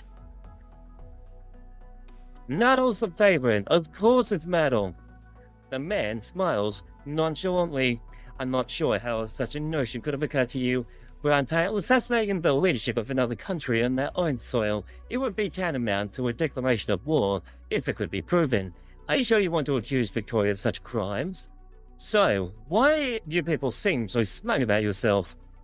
I'm not sure I understand your meeting, but since you've deigned to meet with me today, I'm very happy to listen. Is there anything I can help you with, says the ambassador. Rantos says, go on, act smug. Your crude little plot worked, huh? The relationship between the Power Rocks and the Browntails is broken down completely, and I've become the most suspicious one here. As for Ensudas, he just spun his tale about how Ultri clans wanting stability to hoodwink that fool Arctos. He knows full well that I'm in the present state of Kjerag. Should the leader of any of the clans meet in accident, it would take little effort to demoralize the already disheartened people. If he learns of our meeting, he will not hesitate to join forces with the Power Rocks to attack me, even if he knows full well I wouldn't promise you anything. Wow, this game sounds so, I don't like comparing gacha games, but this game sounds very formal compared to reading about summer events in Fate Grand Order. It's such a formal game! Oh, frig, what Kjerag needs right now is a culprit, one to place the blame on. In that event, it's entirely possible the Clan Browntail will be wiped off the map. I don't have much time left. My sympathies, madame. I am in a full agreement with your assessment of the situation. Do you intend to turn things around then? Well, let's get straight to the point. First, I want an absolute guarantee that you will prioritize the safety of Clan Browntail and the people of my domain, no matter what happens. Of course, agrees the Victorian ambassador. We have long sympathized with the ordinary foe who have become marginalized by Clan SilverAsh. It is one of our major goals for peaceful cooperation with Kjerag. As if you'd trust this guy. Don't trust him, Retracing. Say whatever you want. He's a military man, of course he's going to sound formal. The leader of a clan. I mean, the whole game sounds super formal. Over time, it's great. Second, all of the trade policies currently in place will remain, so when Clan Browntail takes over from the Karlan trade, and Victoria must not withdraw any assistance currently offered to Kjerag, otherwise we reserve the right to terminate our cooperation with the immediate effect. Not something you want to happen. You need not worry, madame, he assures. We are more than eager to cooperate with Kjerag, and will never dream of undermining the partnership. There will be much room for further cooperation once you become a sole representative of your nation. Wow, she's going to be the queen! Good. Taking over Karlan trade isn't something that can be accomplished overnight. We need time to prepare, and the first order of business is to deal with Arctos. I know that man, and he will come looking for trouble if he finds out Clan Browntail has been working with Victoria. In a sense, he's an even bigger problem than Ensudas. Yeah, because hasn't Ensudas worked very closely with Victoria? Now they both sort of are. That bloody fool! Most regrettable. The decision is yours, Madame Browntail. How shall we persuade Arctos? I will contact him again for one final meeting. Oh? There is an old Browntail manor at the foot of the mountains in the southwest, an area that is virtually uninhabited. I will send Arctos a message, telling him to meet me there tomorrow, where I will explain the truth. The time of meeting is set at 7 p.m., 15 hours from now. I hope Victoria will demonstrate its good faith. Of course, you will not be disappointed, he assures. We look forward to your persuasion of Clan Power Rock. Persuasion. Not so sure about that one. The mountain wind carries the snow, battering the hay. That hay thatch roof. A few dry leaves are blown into the air, landing on the braids of the girl sitting on the rooftop. She picks it out and rubs it on her fingers. This character's design reminds me of one girl from... what was the game? Horizon or something? There's a character in Genshin Impact who also looks very similar to her as well. The rift-clad beast pokes its head out from behind the girl's shoulders, rubbing against her red cheeks. Rift-clad beast, I'm just clearing my head. You don't have to come out to be cold with me together. The little white creature, which has endured many harsh days and nights with Joanna, purrs gently. Thanks. I don't know how to face the Satyrs. She's the Vicar of the Aganda. I should love and honor her. But how could those things happen? Why must my family be punished, she questions. The girl sits quietly on the roof, rift-clad beast in her arms until the fine snowflakes cover her hair in white. The door opens.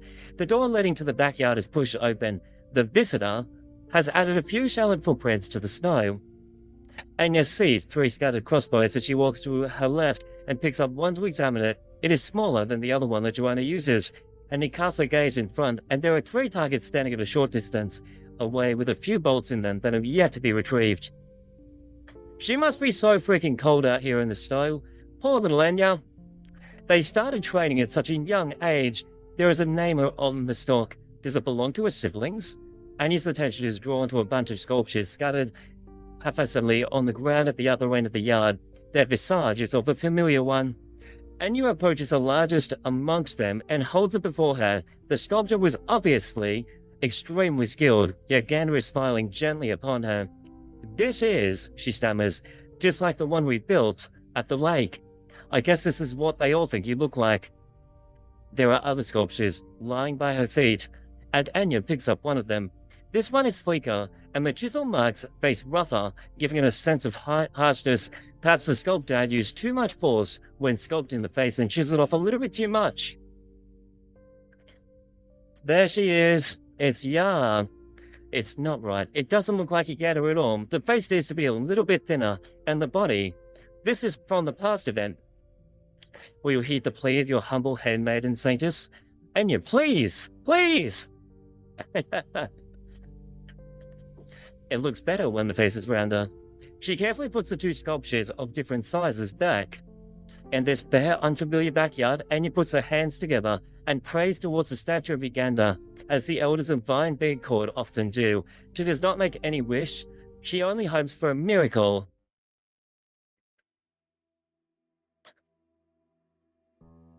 Anya. The sun has set, but the huntress still sits in the yard. She hurriedly gets up to bow when she sees Anya, but the latter lays her hand on her shoulder. Saintess, she begins. No need for formalities, it's just us two. I'd prefer it if you would call me Anya. As you wish. After greeting Anya, the girl looks aside and falls quiet again. There were a lot of Uganda sculptures in the backyard. Did you and your family make them yourselves, she asks. She nods in silence. They look a little different. Is it because people interpret the image of Uganda depicted in the old books differently? My dad made the ones that look like her. I made the ones that don't. Well, yay! I'm sorry, I just wanted to ask, why did you make all those sculptures? My family is a branch of the Power Rock that went into the mountains on Uganda's orders. We've been hunters ever since. We believe that lives in the mountains share Uganda's soul, and we are all part of the eternal cycle of life within her. In gratitude for the blessings of Uganda, every member of our family must learn to sculpt the image of Uganda once we are old enough to hunt alone. We also make leather jackets, vine sculptures, and accessories with a mark. Here, blessed hunter, are the whispers of the wind, and the grass, not her hymns, are the creatures that walk and fly, not she embodied. The cycle of life and death is the cycle of water and ice. There is neither beginning nor end. It must be the scriptures. Speak of Uganda's wisdom and love, and listen. Rely not on signs and omens, she continues, but seek upon snow-covered peaks, and then, and become one with her. Yes, the spot feels different from the other parts of Uganda. I always get stuck here. The details of the scriptures are not what matters the most. What's important is to be constantly mindful that Uganda watches and listens to our words and deeds.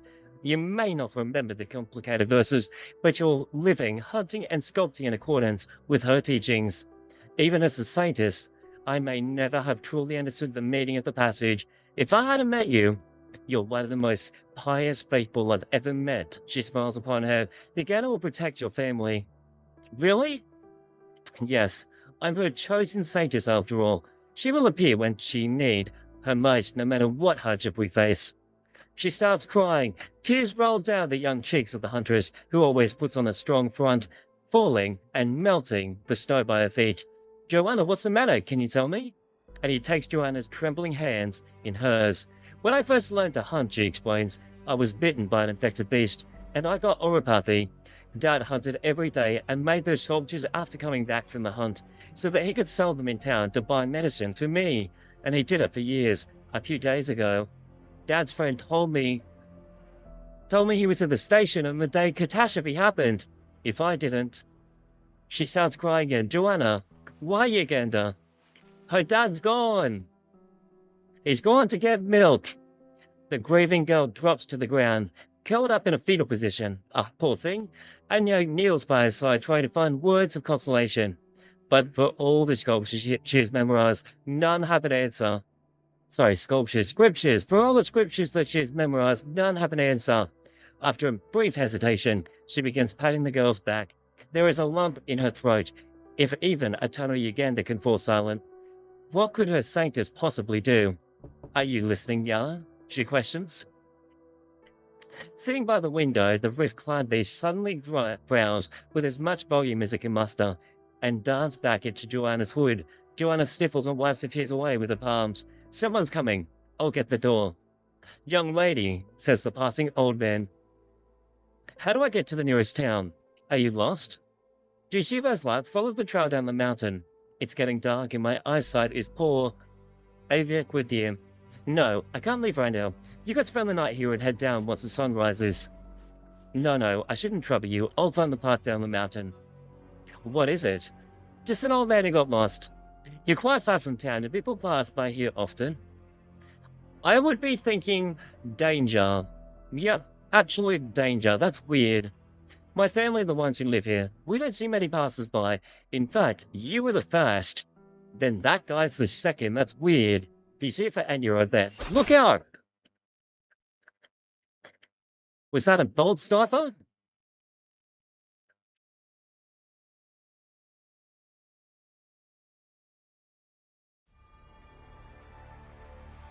Too bad some people just can't live and let live.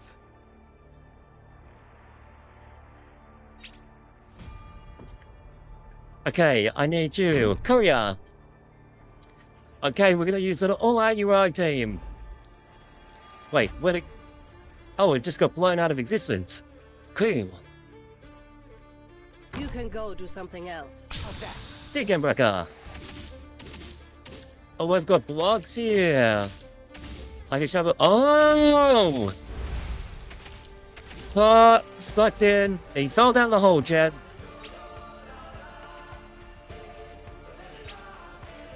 Let's see if that's where the holes are. Yes, I'll put you here. And I'm gonna grab this. Oh, never mind. The stage is killing them for me. The stage kills them for me, chat. Let's use you. Actually, let's get rid of you. Hang on. Ulti. Nice. Kill that one, and back you go. You want my opinion? SilverAsh Alter. First time playing him. What the hell does he do? There's only 6 enemies left. Wait, for the snow shall bury this. Wait, what was that? Make your decision. Oh, I'm on skill 1. Immediately gain 10 DP. The operator nearest Eye Blizzard in development warzone has -5 and gains a barrier equal to 50% of SilverAsh's Reignfrost max HP upon the deployment. Over here? Right. Got you! Acknowledged. Whoops. Hydra's one chat. shot, I've done something. one kill. As ice I've done something. yields to gentle warmth. Everybody jump. The fool flaunting his... Kill them all. He's a vanguard. I should have known.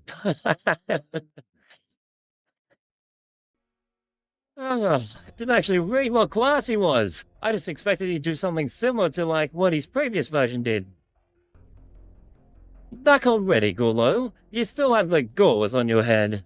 I told you to think before you act. You get back to the hospital right now and stay in bed. Master, I heard you're going to meet the Ratatos again at the Brand House invitation. You can't go. You can't go. What do you think of her? Sorry. Why, what, you think I'm afraid of her?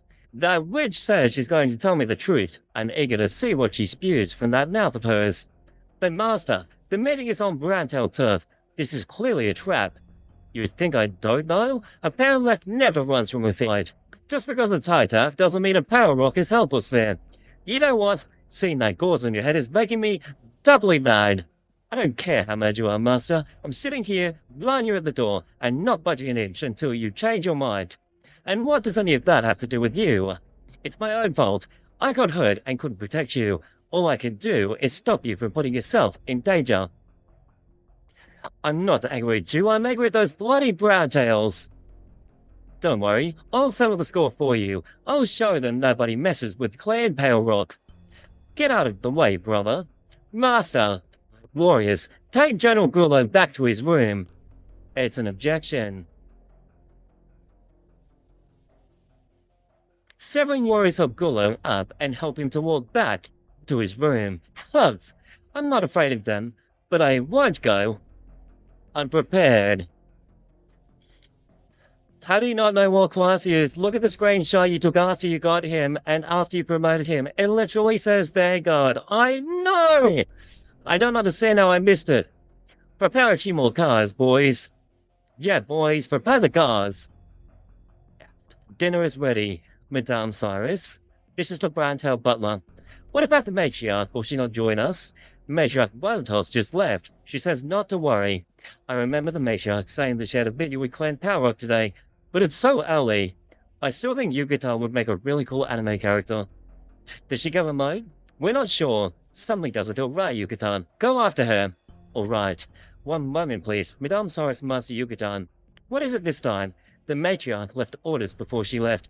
We are not to allow the two of you to leave home tonight. Well, if that isn't sus, I don't know what is. Under any circumstances. That's just weird.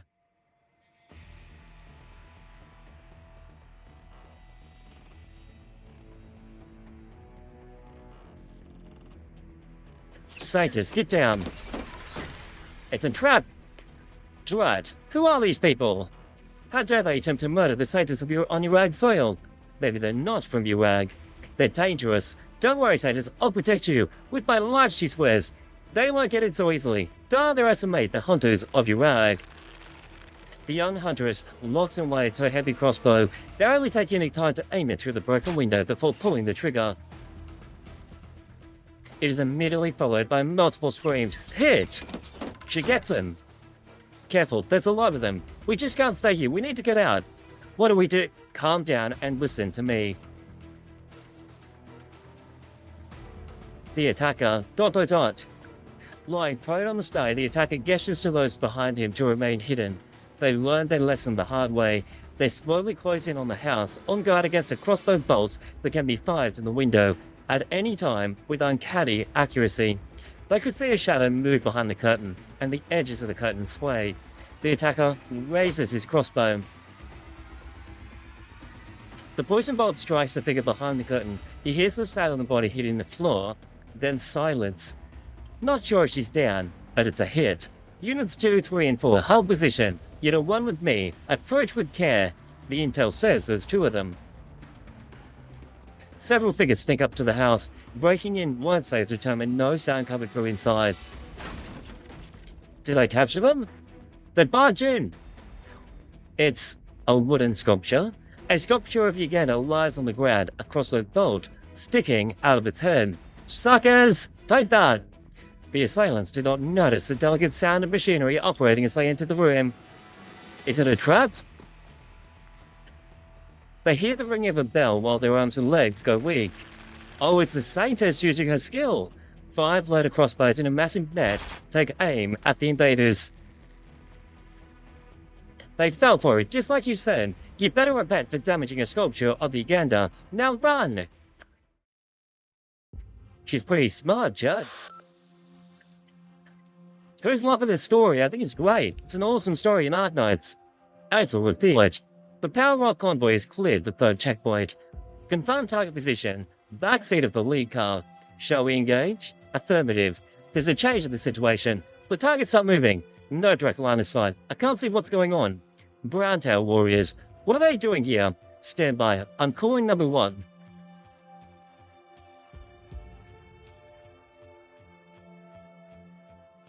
What's the meaning of this?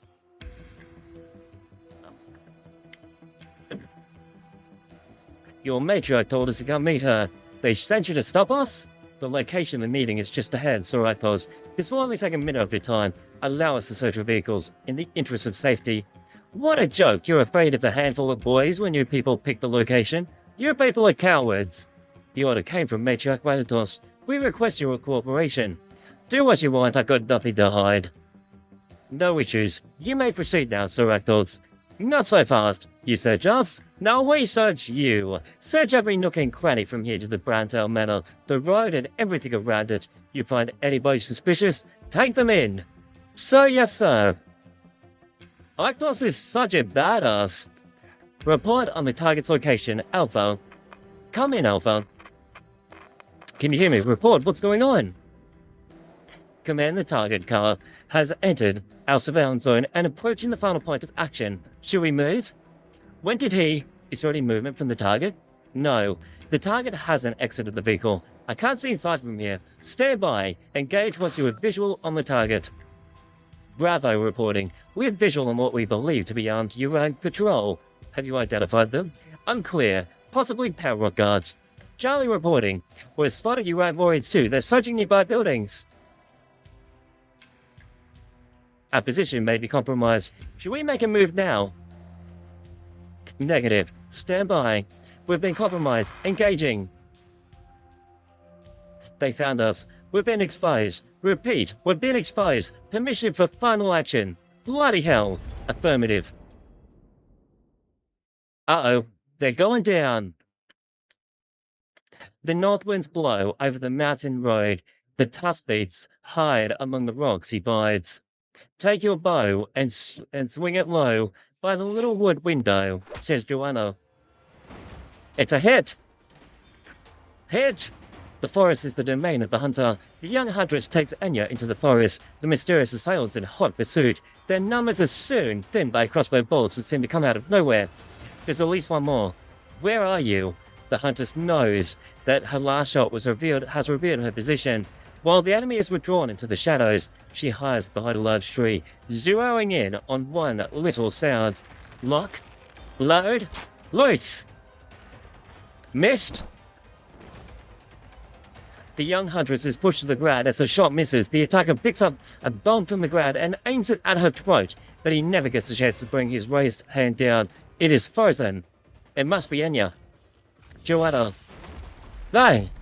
A blurred silhouette appears from above the assailant, bringing the weight of 1,000 mountains down upon his head. The ground trembles, and the snow on the tree branches are scattered. Deacon Brecker? Could you ask for anyone better right now? Deacon Brecker is the best. Deacon Brecker catches the bolt flying towards her with one hand. Oh, that's so good. That's so epic. Who are you? And what do you want with us? What do you want with the Saintus? Sup, Joanna. Deacon Brecker is a friend. Deacon Brecker? Joanna hesitantly removes the bolt from her crossbow as she looks up and down at Deacon Brecker. I've heard your name before. They say you're a strong warrior, but I've never seen a man beaten into permafrost like that. What are you doing here, Deacon Brecker? And she would ask something. I apologize, but now is not the time to stick to the rules. How did he know that I was in danger? This is not the only attack in recent days. There were attempts on the lives of the members of Clan SilverAsh and Powerrock soon after you left the Vine Bead Court. The three clans are on the brink of civil war. How could this be? These people. Only now do the trio have the time to take a long look at the assailants. Late assailants, more precisely. They are wearing Powerrock armor, and they are carrying standard issue Kjerag weapons. Clan Powerrock, she questions? That's impossible. Clan Powerrock has always been loyal. They will never think of murdering the Saintus. But there has been an explanation. Has to be an explanation for these people. They must be in disguise. Someone is trying to frame the Powerrocks. Let me see. There must be some gap in the disguise. Yes. Look at this bolt! These people thought that they could fool us wearing Powerrock clothes, but they got a very important thing wrong. Look, the bolts they carry are two-fletched, but the ones used by the Powerrock warriors are three-fletched. which are more suitable for battling than hunting. Dad told me that our family was the most loyal warriors of the Power Rocks before we split from the clan. Our shooting skills were passed down from our ancestors, who used them in war mostly against the SilverAshes. A logical explanation.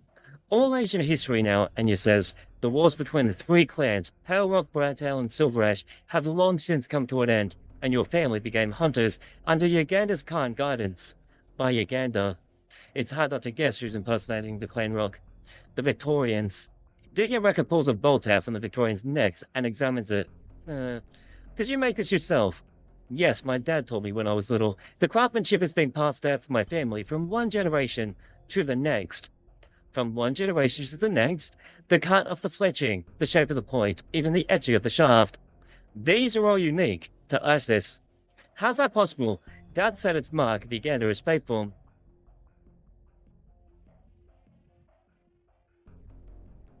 I've seen arrows like these in the arenas of Casimir's many times, used by those who claim to master the most authentic Ursine martial arts. A gimmick, no doubt, but the GCC also sponsors legitimate historians. GCC, that's the tournament, right? I've read their papers and seen the artifacts that they dug up. But we're all indigenous to Kjerag. We used to be part of the clan Power Rock. What does this have to do with Kjerag? Enya? She quotes from the scriptures again. Some brought flags, and some brought drums, and some brought swords. The three outsiders fought constantly, and their blood turned the rivers red, and she grieved. She went to the place of battle and said, sheath your weapons and let your hearts be joined. I will bestow upon you the blessings of prosperity and protect you from ill. But the three were foolish and continued to fight, even after they heard her words. So she cracked the heavens and split the clouds, and she brought forth a miracle, and the fighting was stopped, and one of them wept. But how can we forget the hatred, the blood that was shed? And she wept as well, and her tears froze from the enemy, becoming three eternally frozen peaks. What was that? A passage from Uganda, she explains, that is often overlooked. Now I think I understand. Joanna, I believe that your family, indeed of all of Clan Power Rock, originally came from Ursus. You think so too? But it's not just you. The SilverAshes and Bradtails came from elsewhere as well. As the scriptures say, our three clans were outsiders who fought incessantly over resources until Uganda intervened. The three frozen peaks seem to refer literally to the three mountains surrounding Kjerag, but in fact refers to the domains of the three clans, which she had demarcated. She will come again if the swords are not laid down. Several years ago, she manifested through me, averting what would have been the first civil war between the three clans in centuries. And now it's happening again. The hearts of three clans must be joined in order to receive her protection. The first virtue that Uganda taught us was forgiveness.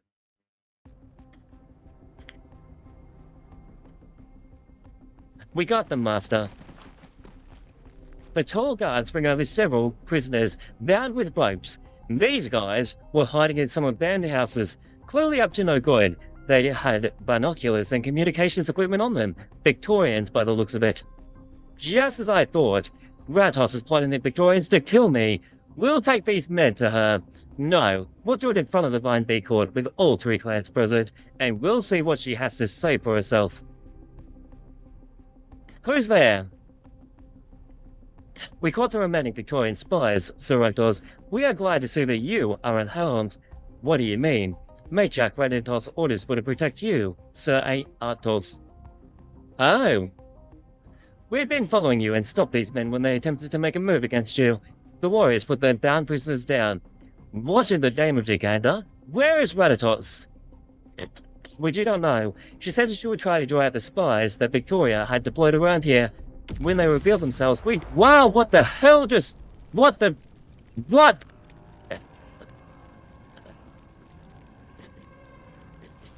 Wow. I was not expecting that. The old Browntown Manor explodes, its walls torn apart like cardboard. Glass and wood fragments fly in all directions as flames consume the traces of once sumptuous history. The boiling smoke distorts the night air. The power rank warriors stand transfixed, eyes wide, and behind the brown car, Some warriors caught by the blast now stagger as they try to help each other. The echoes of the explosion gradually disperse, leaving the crackle of wood and distant sirens ever clearer in the night. A charred jacket drifts down in front of Arktos. This is... Ratatos? What the hell have you done? Of course we want So Ratatos just died? This is kind of like the middle story that connects everything together. A layer of snow is formed on the withered branch. The rift-clad beast climbs to its tip, squinting in an impression of scouting. The scientist sighs, turning around to look behind her. The huntress following her pauses, her face slightly red from the wind. I can really picture that. Joanna, you don't need to follow me. I'm very grateful for all that you've done. She's become her little protector. She must have a new title now, the Satan's Protector. As I told you though, the pilgrimage must be completed alone. Strictly speaking, I shouldn't even be talking to you. I know, I'm not following you. I'm not your guard or your servant. I just happen to be traveling in the same direction. Ha, nice one. Don't worry, I won't talk to you. If anyone sees us, I'll pretend I don't know you. I won't let danger strike you again. I'll just follow behind. Don't you know where I'm going? Yeah, she's circling the entire of Uganda. Wherever you're going, I'm going. That's all I need to know, she smiles. But I'm looking for Uganda. What? Looking for her? Did she disappear? I don't know, but disaster will strike Kjerag again if she doesn't return. People will lose their lives, and even more, they will lose their faith. That's right, because faith is more important than your life. I must return to the Vine Bead Court and consult the times. The others must not know. For now, then I'll follow you, she declares. Don't worry, if anyone's on your tail, I'll chase them away for you. I think the Rift-clad beast just saw something. In the direction that the Rift-clad beast is looking, the trail to the Vine Bead Court is filled with people dressed in solemn colors. Maybe everyone else watching is waiting for Honkai Star Rail. Probably we are going to be doing some gacha. I hope I get really lucky, to be honest. Looks like someone very important just passed away. Who could it be? Enya shakes her head. She cannot help but feel a shiver down her spine. Thick though her clothes are you alright, Enya? We'll go slowly around the crowd. Now we'll do a little bit of things on Star Rail. I'm gonna play a bit like do a little bit. It's getting really late, that's all. I actually have an appointment in an hour and a half. But yes, I will explain more later. Dark clouds hang low, almost touching the temple's eaves. It is a cold day, even by Kjerag standards, and family members and clerics gather in the courtyard with their heads bowed. The people of the Braintower clan domain have gathered outside to honor and grieve their matriarch, who protected Kjerag with her life. That Atos has actually died. Snow falls upon the black umbrellas, and one of the brown table nobles gives the one in his head a little shake, and sighs as the snow pours down. So the matriarch's body, they never found it. The fire was too big. I heard they had put her usual attire in the coffin, along with some ashes gathered from the scene, and nothing more. How sad. To think of one as bright as a matriarch would. Madame Cyrus, I apologize. I spoke out of turn. And now Cyrus is the new leader of the Browntail domain. Cyrus does not answer. She walks to the center of the courtyard, waiting for her sister who had been by her side as long as she could remember. Chimes trembled to the melody of the flutes. The clerics put their hands together and chanted Jaganda's hymn, and the people placed their heads upon their hearts in prayer to the song. The Ganda have mercy. 6 members of the clan Braintail's main branch carry a heavy Nanmu wood coffin up the muddy road, Yucatan at the head of the procession. They carefully laid the coffin down on a table in front of the new Braintail matriarch. Yucatan walks to his wife, the grief on his face contrasting with Cyrus's calm expression. Yucatan. Russ, thank you. It's her sister after all.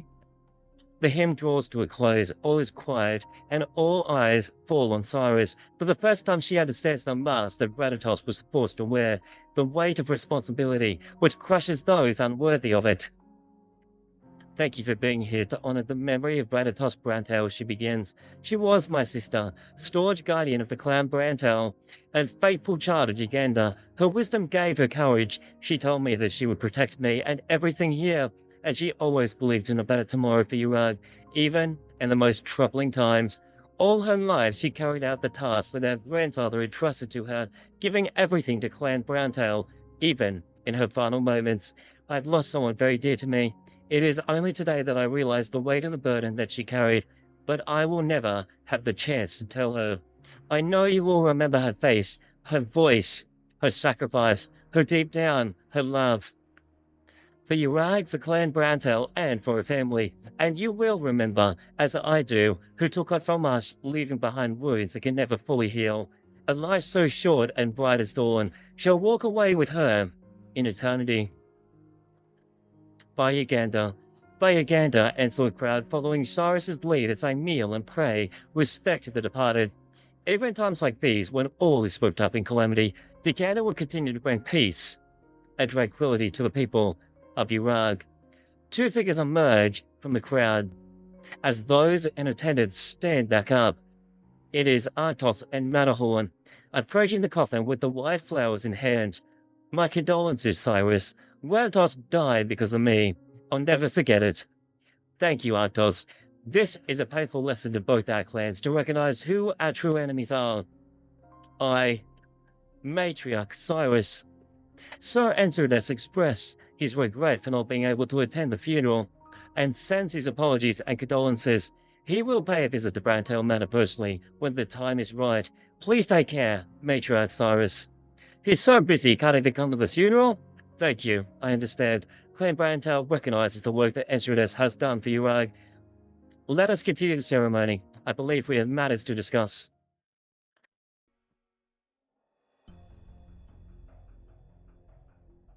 The crowd departs. The empty coffin is buried on Browntail land, next to the grandfather who loved her so dearly.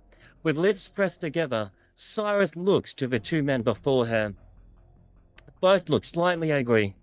I'm simply reiterating the decision of the last Tri-Clan Council, Sir Artos. All external affairs shall be handled by Sir Enserdes and Clan SilverAsh, including matters associated with Victoria. Is this why you had the nerve to demand the Victorian spies? The murder of the Browntail matriarch is no small affair. I won't allow the SilverAshes to interrogate them on your own. Master Matterhorn, it was the matriarch of the clan Browntail who was assassinated. I believe Clan Browntail should have full authority on this matter. Is that who does not please with this arrangement? Of course not. However, it is a matter of principle to defer to the tradition of the Tri-Clan Council. There is formal and rational justification for allowing Clan SilverAsh to handle the spies. We're deferred to SilverAsh enough already, Matterhorn. You people have given us nothing but excuses when it comes to negotiating with the Victorians, and now these people have conducted terror attacks in broad daylight. How about we invite Enserdes to explain his attitude towards the Victorians and what he's planning to Cyrus's face, and then we can talk about the spies. Kindly refrain from baseless speculation, Sir Artos. I have already shown considerable restraint. You and Matriarch Redos were not the only ones to be attacked. Lady Encia also narrowly escaped with her own life. I would like nothing more than to get my hands on the assassins properly. Well, if that's true, then this will be easy enough. We'll put the Victorians on trial in front of all of Kjerag, and then we let Clan Browntail have their way with them. Let all of Terry know that Kjerag shows no mercy to our enemies. Tyrannos, he objects. We already interrogated them. They were awfully tight-lipped. I doubt a public trial would achieve anything. Instead, I'm worried they may see that as an opportunity to get a rise out of the people. It's not a risk that we can take, with all the unrest in Kjerag right now. If they have the guts to do so, just cut their tongues out. Wow, that's one solution. No, it's not. We should have dried them out and spilled their blood for Ranatos on the funeral. Actos. No one wants vengeance from my sister more than I do, but we can't get carried away while there is still the hope of actually coaxing some information from them. Matriarch, Cyrus is right. This is a metaphor. Please excuse the interruption. A cleric from the Vinebeard Court has something to discuss. The last envoy from the Vinebeard Court almost got Actos and Enzi killed. How do I know you, he say you are? There is no need to be concerned. Sir Atos knows me. Is this the guy that, like, took in a bunch of orphans? He's right. This is the Father Frey for the Vinebead Court. Alright then, what does he want to say, Father? I'm here for the Victorian spies. What? The position of the Vinebead Court is that this is an extremely delicate issue. There will be considerable criticism and unrest, no matter which of the three clans take charge. Therefore, the spies will be placed in the custody of the court. We shall arrange interrogations of which you will be informed and in which you will have the opportunity to participate. I object. Why delay things when we're going to kill them anyway? The Vinebead Court can't do this. The Tri-Clan Council has already decided. The clan SilverAsh will handle Victorian affairs. Why does this guy have so much authority all of a sudden? This, Vinebead Court envoy? Need I remind you that the Tri-Clan Council also agreed to retain temporal power to the court.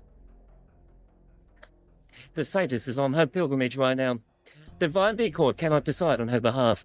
It was interesting that you would mention the Satyrs there, when Zora Tudes has always been at odds with us. All of you around knows the Satyrs and the Vinebead Court have always been of one mind. The scriptures speak testament to this. The Vinebead Court has often acted on behalf of the Satyrs in her absence. Tell Sir Tudes he should not presume to take all the power for himself. Father, calm down, Matterhorn. Clan Brandhill accedes to the request. You can send your people tomorrow, Father, and we will handle the spies over. We will hand the spies over to the Vinebead Court. Cyrus? I know your concerns, but it's more important than ever to put aside the conflicts between the three clans. It would be great to have the Vinebead Court mediate. Thank you for your wisdom, Matriarch. The Vinebead Court prays for Clan Browntail. By Uganda, Cyrus bows to the Vinebead Court envoy.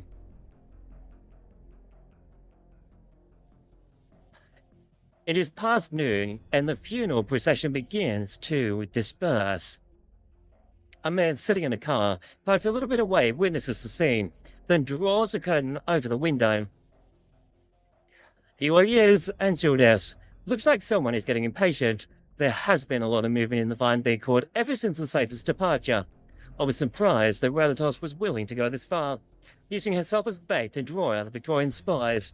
An impressive performance that brought the actions of Victoria into daylight, and if the Victorians are trying to instigate a war between her and the other clans, that is also the most effective way to cleanse any suspicion from Clan Browntail. But it's not enough. We must make good use of the valuable time that Relatos brought us. Why don't you show up at a funeral? I wanted to avoid direct conflict with the other clan leaders, especially in public, he explains. And how's Enyo? Her injuries were minor. All the Victorian assassins are dead. Enya says she has a plan to carry out in secret. She told me to come back once we cleaned up. All the people know is that the Satyrs is currently on a pilgrimage. All the Victorians know that this is their assassination attempt failed. You've wiped out all the traces from the mountains. And it's certainly true that the presence of the legendary Black Knight would not be conducive to secrecy. That's what I thought as well. Not a bad plan. I also need people I can trust by my side for what is to come. Our real troubles have only just begun. Antudas takes out an envelope and hands it to Degenbrecker. Inside is a thick stack of agreements and a letter written in Victorian. Read it, he asks. A letter from whom? You could call it a letter, or a declaration of war. We're going to war. To the chairman of Kalan Trade, the son of my kinswoman, Elizabeth. Dear Antudas, SilverAsh, I hope this letter finds you well. It has been more than a decade since we met at that banquet. Perhaps you record our conversations as I did when you heard about recent events in Victoria. You foretold the conflicts that I was personally involved in, and you have earned the right to sit at the table with Victoria as equals. But do not forget that every step you have taken is on a path that Victoria wants to see taken, one which she has paid for you. Victoria's position remains the same after the catastrophe. We support Kjerag's development and respect Kjerag's faith, and I believe the clan SilverAsh and Kjerag have never needed more help than now. I will offer that help. ... Based on the current partnership with Kalan Trade, I will accept the following proposal. A special office jointly created funded and managed by both sides, establishing a foundation with its location in the city center. Victoria will double down on existing investments in the form of equipment and interest-free loans, and share more industrial technology to support the future development of Kjerag.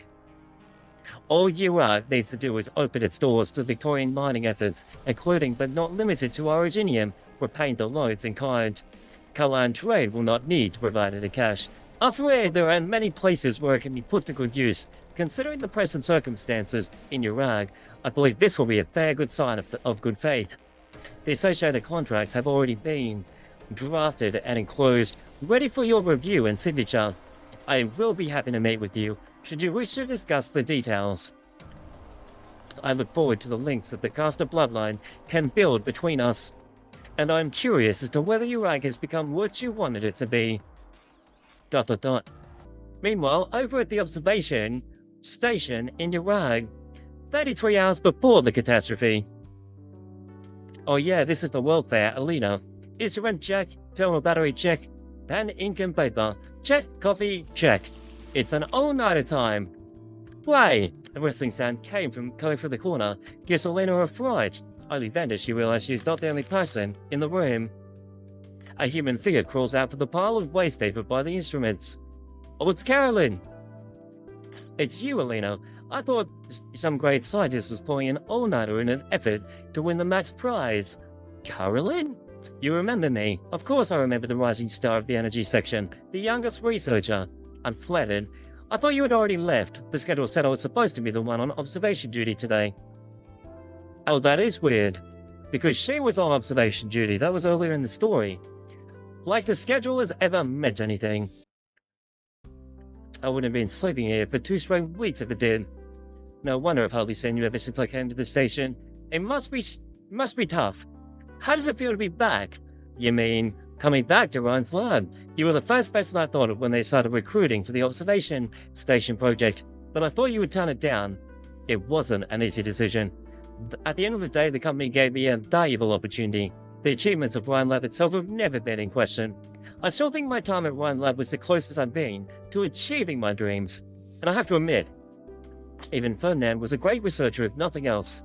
He has a mind for psychics. Psychics, nice. He has a mind for physics. So let him do what he does best. You know, he's stopped messing with the other researchers since he got out of prison and has been spending all his time on research. I think there's going to be a new director of energy before long. Maybe she's standing in front of me now. Wow, so she's praising her up right now before something bad happens. You've got to be kidding me.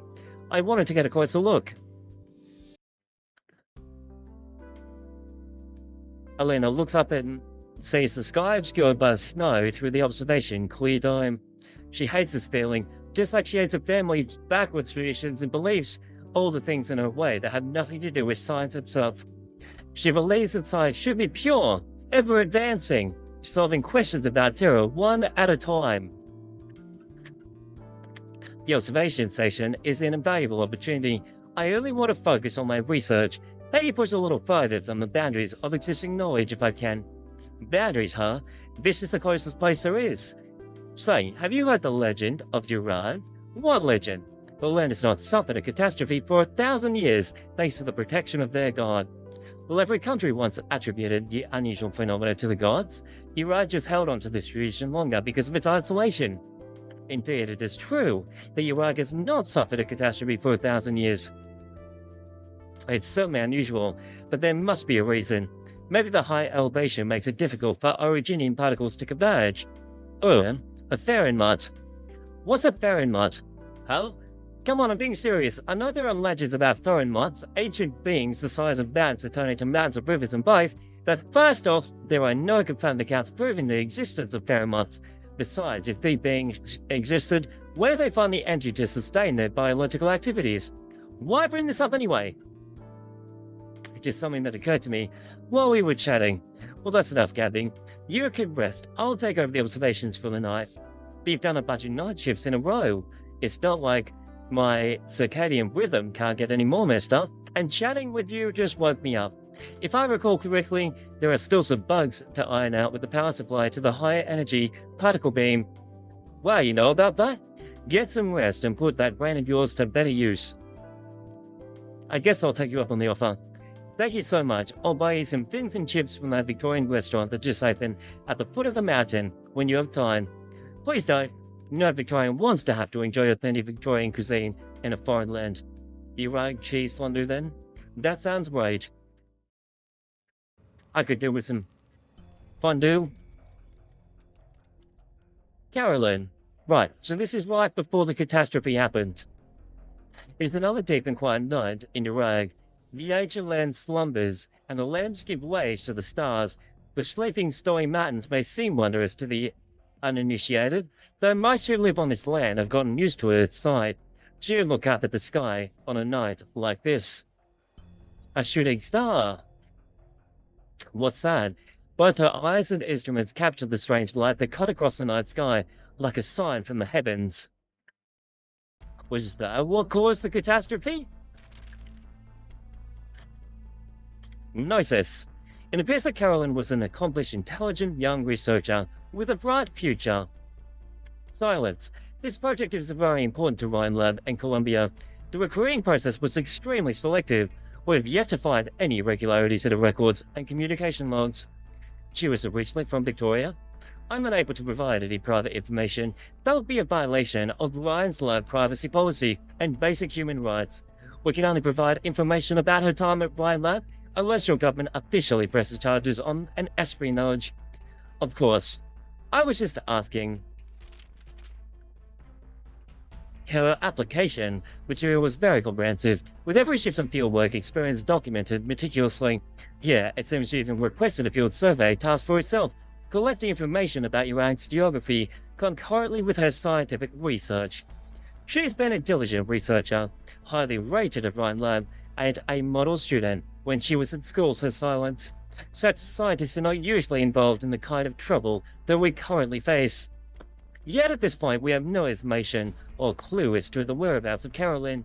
Believe it or not, we are even more eager to find Carolyn than you are. There are many things at stake. Rhine Lab's reputation, the security of research data, potential breach of our management system, the mutual trust and partnership between us, and Iraq's development. Are you speaking as a member of the Scientific Ethics Consensus Committee? Please don't misunderstand, though it might sound like a little condescending. I have the highest respect for what Kalan Trade is doing.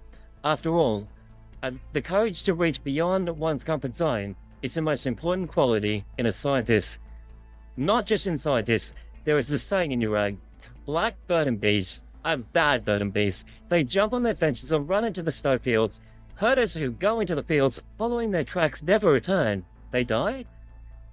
That's what going to the snowfields and never return usually means, Kjerag. One by one, pages are reviewed and placed on the table. Carolyn's notes and actions turn to a tiny pile of papers.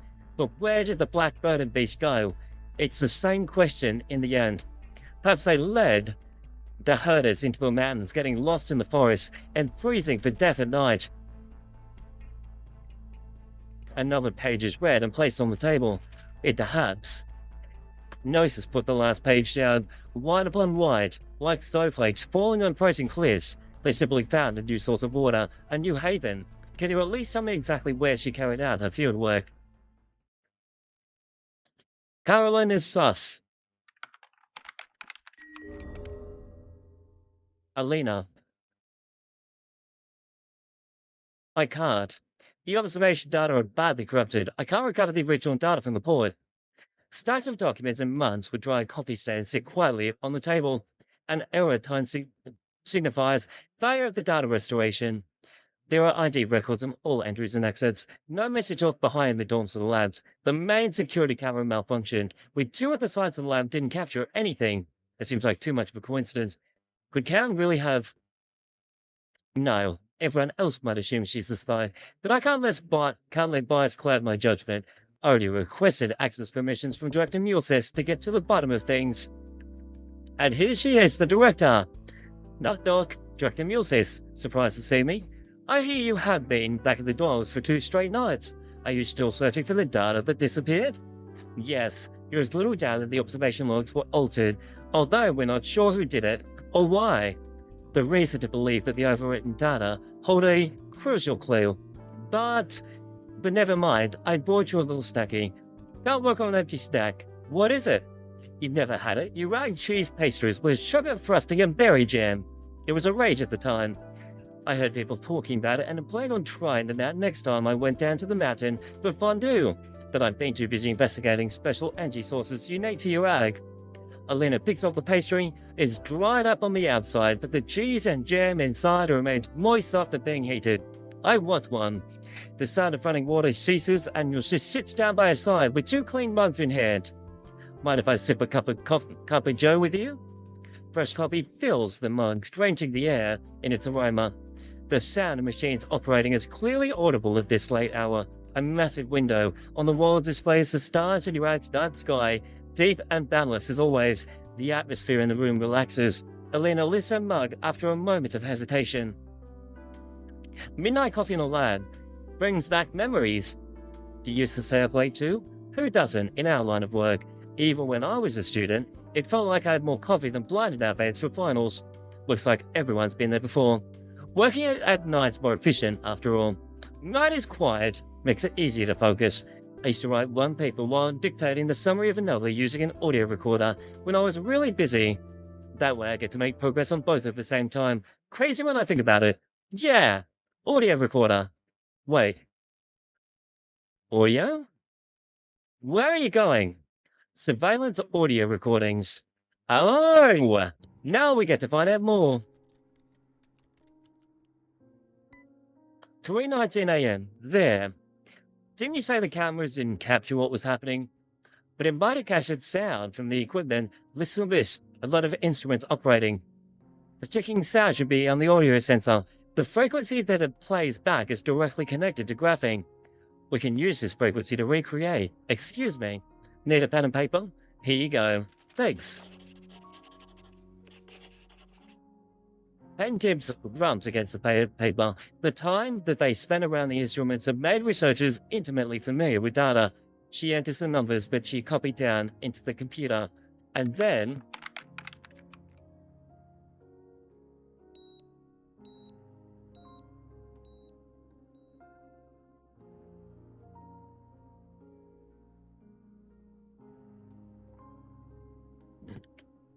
there. This is hidden data.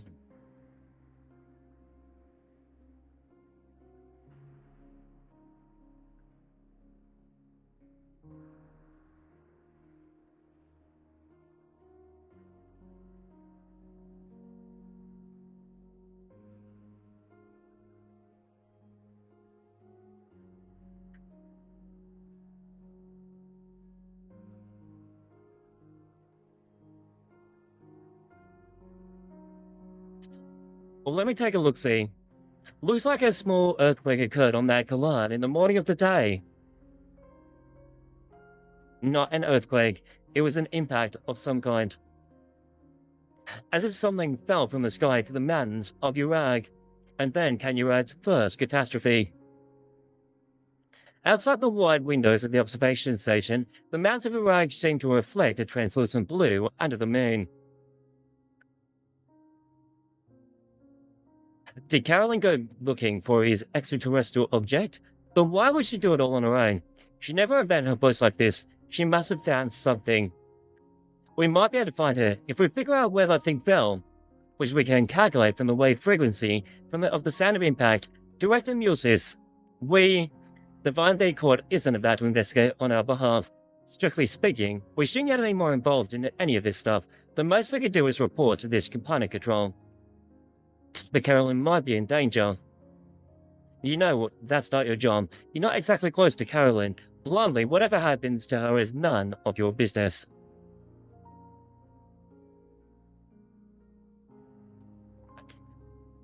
Muses finishes her cold coffee in silence, frowning at the bitter taste. She takes a piece of pastry and puts it in her mouth, speaking as she chews.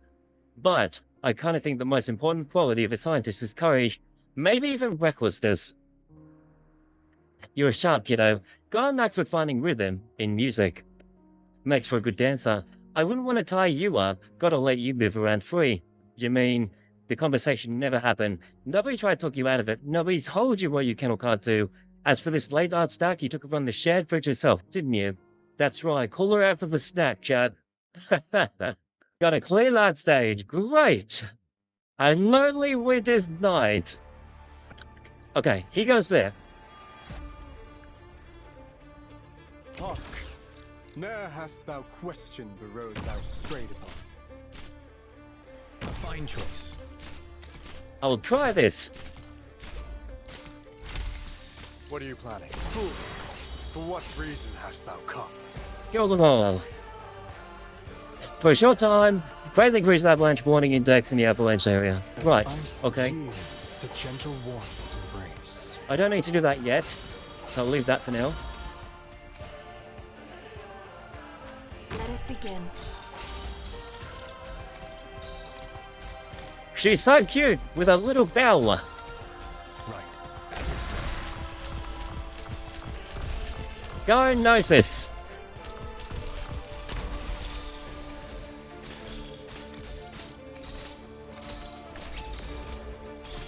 Oh, you could actually knock them out of the sky. Careful, here come the bells. Cold winds binding my enemies.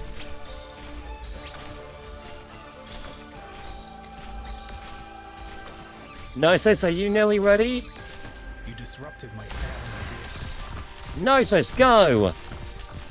Save the day. For the snow shall bury this all. Gnosis is a boss, it's official. Hide your smell.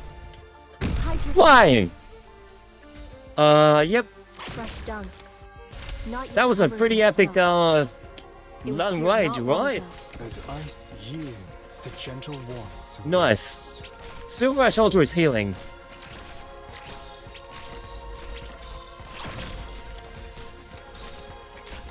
Right.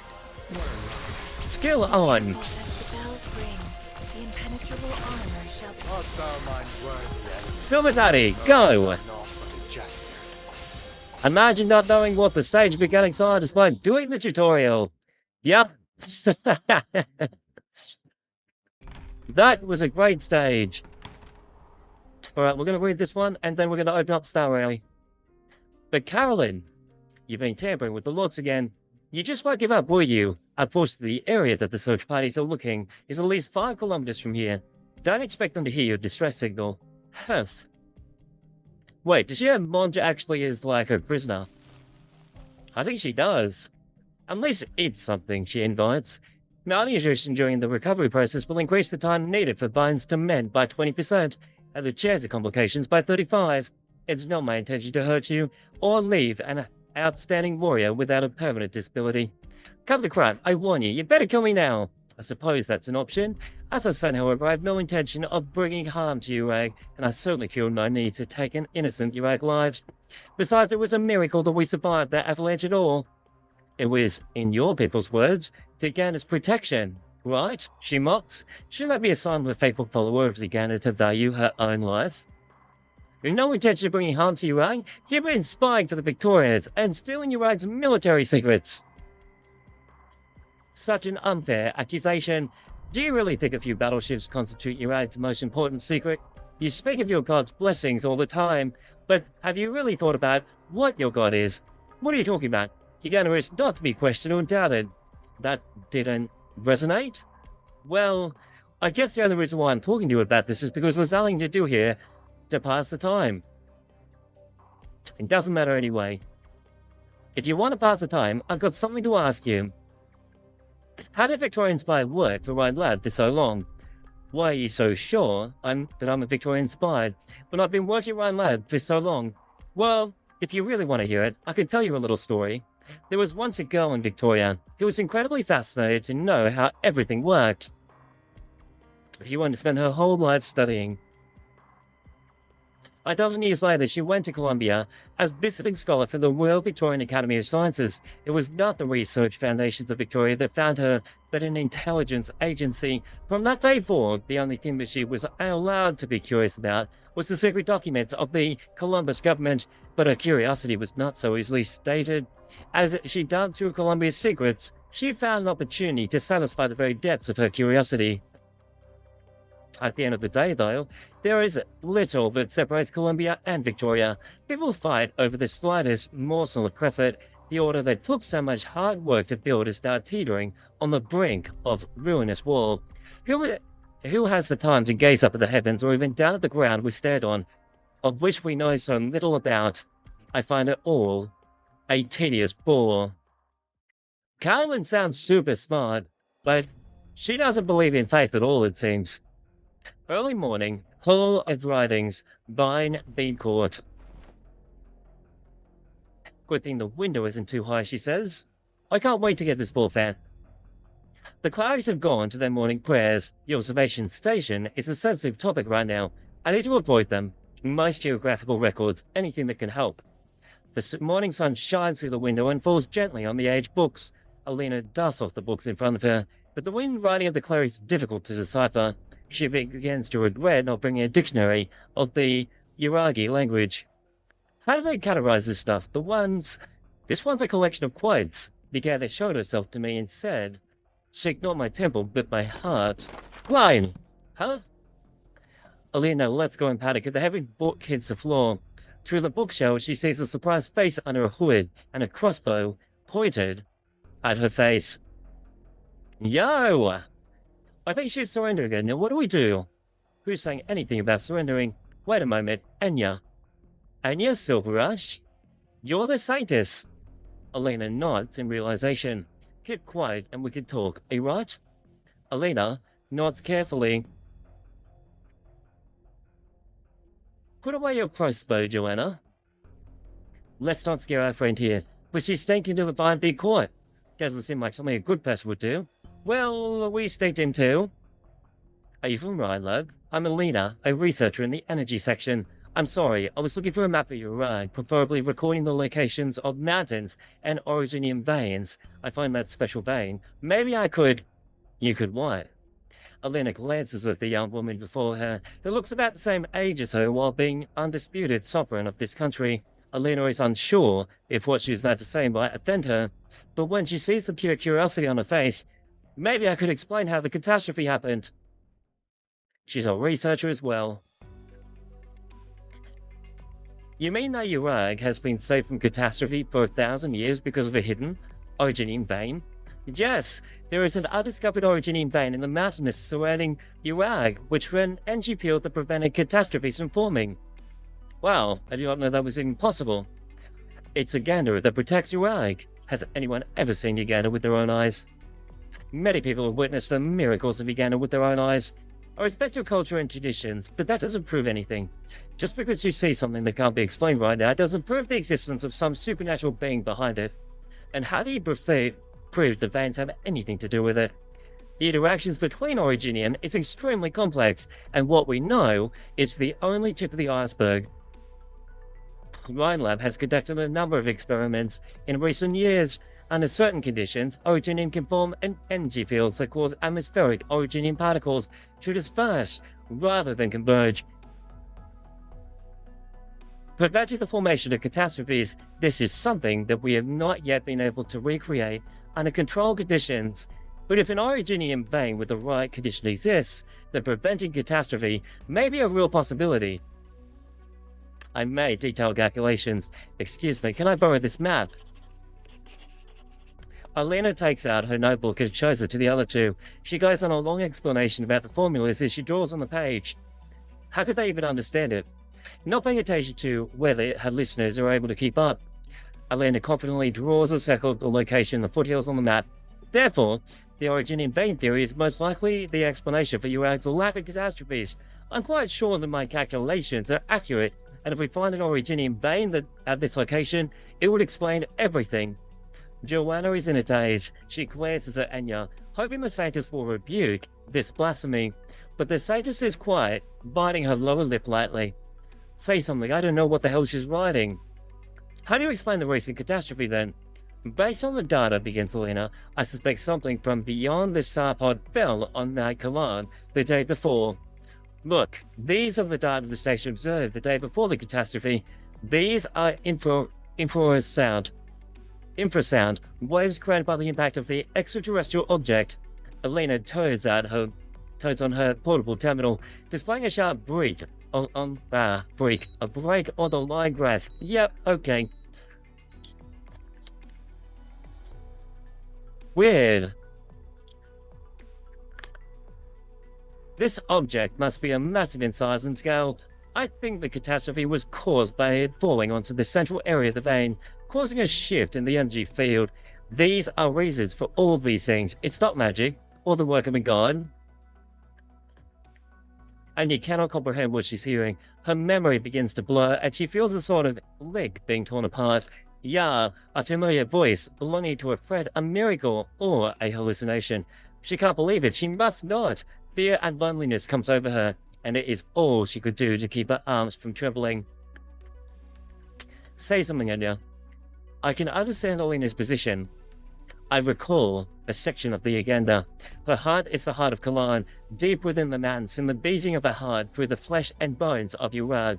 This is a description for the origins of Kjerag, as the scriptures record. We used to assume that the heart of Kalan was a lake, which was why we built Ygedda's statue there. In my studies, these past several days, however, I found that the ancient times considered the freezing of the heart of Kalan to be an unusual phenomenon. But the lake freezes every year. Sounds like a figure of speech. Don't interrupt the saintess while she's thinking.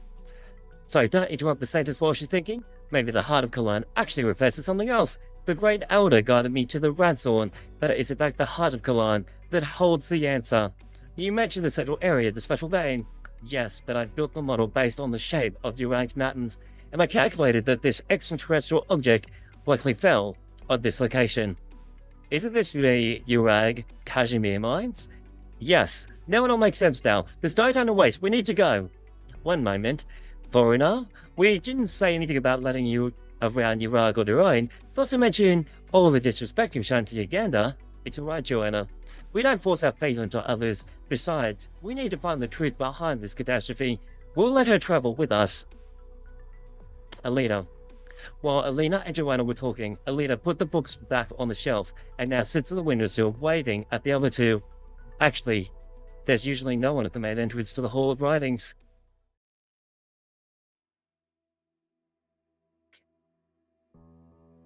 Calm moonlight pours through the dark clouds upon the decorations in Radatos's room. Cyrus thought she would be afraid to see Radatos's things, but she feels so tired that she does not even have the strength for sorrow. She knows full well that she simply imitated Radatos in dealing with the other clans a few days ago. But the more she tries, the more Radatos's shadow lingers. Cyrus looks outside. It seems snow is once again falling on Browntail land. Look, Cyrus, do this to the snowball and it'll go even further when you throw it. Try it. I don't need you to teach me. I don't want to become you. I hate you. I hate everything you make me do. These are words that are stuck in her head. The echoes of memory are like the deafening roar of a mountain collapsing. She feels a lump in her chest.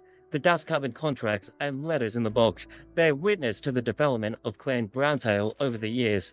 Cyrus examines the marks left behind by Radatos on the family business documents and finds at the bottom of each page where the name of Browntail matriarch should be. Cyrus. Remember, Cyrus, I'm your older sister, and I'll become the leader of the Clan Browntail, so you need to listen to me. Prove you could do better. If you're not happy about that, when that time comes, I hope you'll carry the future of Clan Browntail on your shoulders. Cyrus actually flips through the pages, but each and every document has her name on it until she reaches the bottom of the pile. The little box from her memory.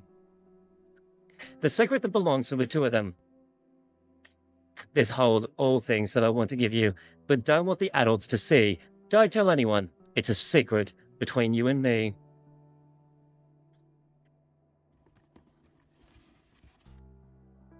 This is a communicator. Cyrus gazes at the device in her hand, the dim light illuminating her hesitation. The final audio log. I caught Kalan's traits intel about the suspicious woman. I've been watching her all morning. I think she's planning to make a run for it. The voice, it's Monch. Good. Keep a close eye on her, says Rados. Don't let her get away. All the documents. Yes, ma'am. Kalan trade says we need to be careful to not draw attention. Take her alive if possible, says Rados. There are lots of questions we need to ask her. I'll tell Ensudes to send help from Kalan Trade.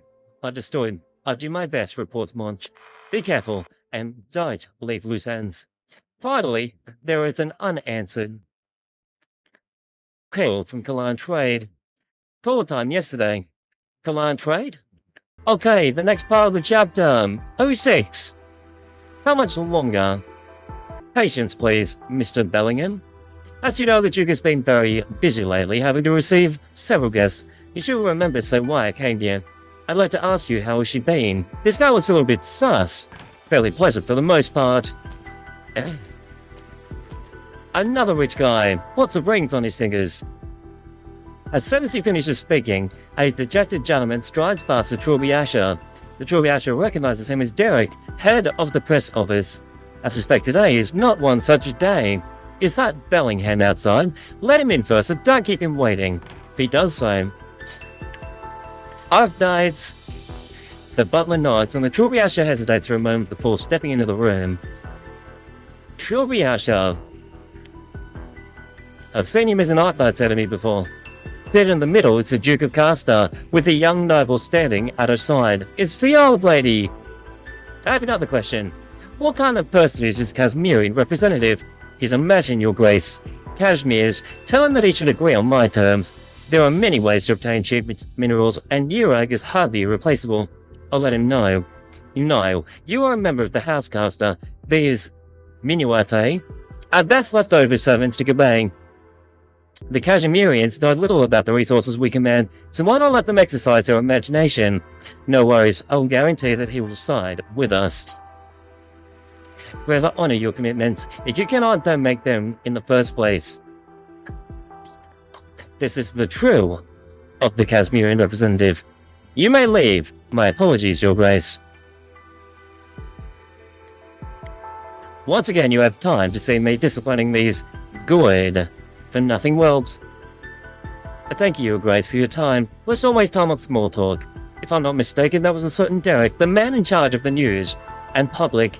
He should have reported to me that the negative press smeared about Kjerag or Victoria was under control. He was instead quite profuse with his usual complaints. If he feels like he hasn't been given enough time, he should have known that my patience has its limits too. Do you have any good news for me? Yes, your grace, says the Trilby Asher. Our informant at the Rhine Observatory provided a very accurate intel.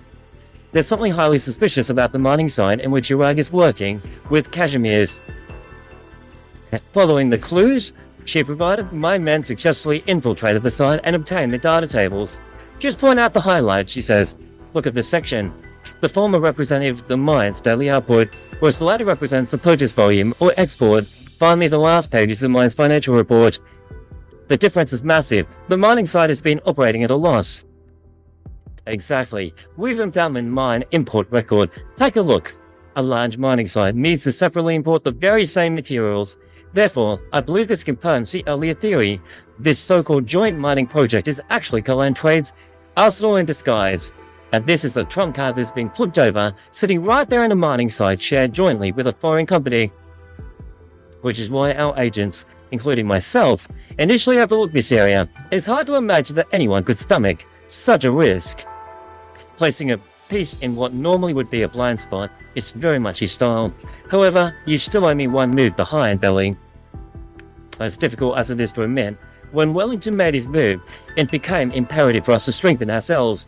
Given these circumstances, Kjerag is a valuable asset. I will not accept a loss-loss scenario. We must ensure that the Antiodessa's military preparations do not catch us flat-footed. Only by knowing what his strong card exactly is can we properly plan against Kjerag in advance. Your Grace, he says, if you wish to confront the Duke of Wellington, bringing Kjerag under control of the House of Castor, as well as seizing their manpower and resources, is of utmost priority. I believe we should conduct a comprehensive survey of the mining. I believe the Kashmirians will accept your term, and it's only a matter of time until they withdraw from Kjerag. As soon as we take control of the mining area, I will send our envoys there immediately, he explains. Why not act before the paperwork is officially assigned, she asks. Under the buyer's name, look for another excuse through the Vine Beats court, even if they suspect that something is amiss with the Kashmirians. The Vine Beat court is ultimately an expendable asset, she agrees. Due to your previous botch job, there is no way Antiodessa would even question it. We'll squeeze every last drop of value from the Vine Beat court before Antiodessa can make his move. Is that truly the missing step, Billy? Be more economical and think it through some more. The current Great Elder has consistently toned down my goodwill and given an ability to mobilize the full strength of the Vine B Court. Your Grace, he did not stop us from infiltrating the lower and middle ranks. Perhaps this is the Vine B Court's persistent arrogance, right for us to take advantage. She disagrees. Perhaps the allure of our Victorian students will prove to be a gift, too irresistible for Kjerag's religious figures. Do you intend to? You are free to move the pawns inside the Vine B Court as you please, but you must find out exactly what is going on in the mining site. Let us wait to see how Ezrudus reacts. He might give us another reason to get involved in your Yes, Your Grace. And I'd like you to do me a favor. Derek left some odds and ends behind. Go take them with you. And when it comes to our dealings with foreign nations, we always have some journalist friends who can make too much noise. So she probably wants him to silence those people as well. Can I set the camera right up there? Says the reporter. The camera is on. 120 minutes of recording. It's the old guy. Venerable Great Elder Adso, thank you so much for agreeing to the interview. I'd like to ask something that many around Kjerag have been curious about recently. The people of Kjerag broadly believe that Uganda protects this land. In your opinion, how would you explain the catastrophe? That is correct. Uganda indeed watches over this land. She's not a tyrant who imposes harsh decrees, but rather a patient mentor and a guiding hand. Her protection is not as straightforward as many would imagine. Her knowledge of the true way of life runs deep, and so she taught the people of Kjerag how to live. Thus, the people of Kjerag came to have a soul, and the many calamities no longer disturbed them. Even so, I'm still very curious, suggests the reporter, of how a god neither reveals its true form, nor has performed any miracles as proof of its divinity, can earn a people's faith. This belief seems to lack any grounding in evidence. Guess from afar, I can see that you hide your arrogance behind polite words. You try to reduce Kjerag's beliefs to a most basic form of logic. Then you criticize. That was not my intent. It's fine. Don't worry. May I ask you a question first? What kind of principles do Victorians who observe no religion follow in their lives? That's a simple answer, they respond. Victoria has their own laws. And who drafted them? Who drafted these laws? If you're asking the legitimacy of Victorian regime, we only look back on history to answer that question. The land was originally occupied by Dracos until about 300 years ago when Aslans from Saigon launched a rebellion in Victoria, seizing control of the country. I take it that in your view, might makes right. Aslans are strong, and therefore righteous. Dracos are weak, and therefore unjust. This so-called justice shifts as easily as the balance of power in war. By the same logic, the devils of Casdell should feel no shame or remorse about invading the lands of other nations, their only sin being that they fell one step short of ultimate victory. That is patently absurd conclusion. Of course. I doubt any regime would hinge its legitimacy upon violence. Nothing can remain young and mighty forever, neither people nor governments. Let us return to that question. Why do the legal principles we take for granted, or the virtues prevalent across the different civilizations sharing this land, exist in the first place? To where should we direct our questions? Apologies, but I'm not well versed in these subjects of philosophical speculation. You mentioned life, says Adso. In fact, as long as you seriously reflect upon your life, you will very easily find that there is nobody on this great land who is entirely devoid of faith. People always choose to place their faith in something, be it money, violence, knowledge, fame, philanthropy, or pleasure. If a person generally believes that nothing is inherently true, then they will quickly find himself akin to a puppet with its strings cut, unable to move at all. The followers of Uganda seek the eternal solace of the mind by questioning ourselves and seeking out the traces. An interesting thought indeed. Tell me, what was your perception of Kjerag, says Adso, of Kjerag before you witnessed the human tragedy caused by the catastrophe? The last pure land of terror, a sanctuary protected by the gods. You're quite well versed in these twisted catchphrases. It was you people who discovered the abused power of Originium, which ruined everything, he accuses. And it is this guilt that led you people to weave your illusions into the fantasy of Kjerag, a paradise. You imagine purity because you know filth, innocence because you know deception, magnanimity because you know opportunism, How then can you see the farmers who have left their homeland behind, and craftsmen who have unfinished goods pile up the mountain, the hunters who return their home empty-handed? You might even deny the existence of these people so that you may feel at ease when you swallow the blood and sweat of the savages to purify your souls.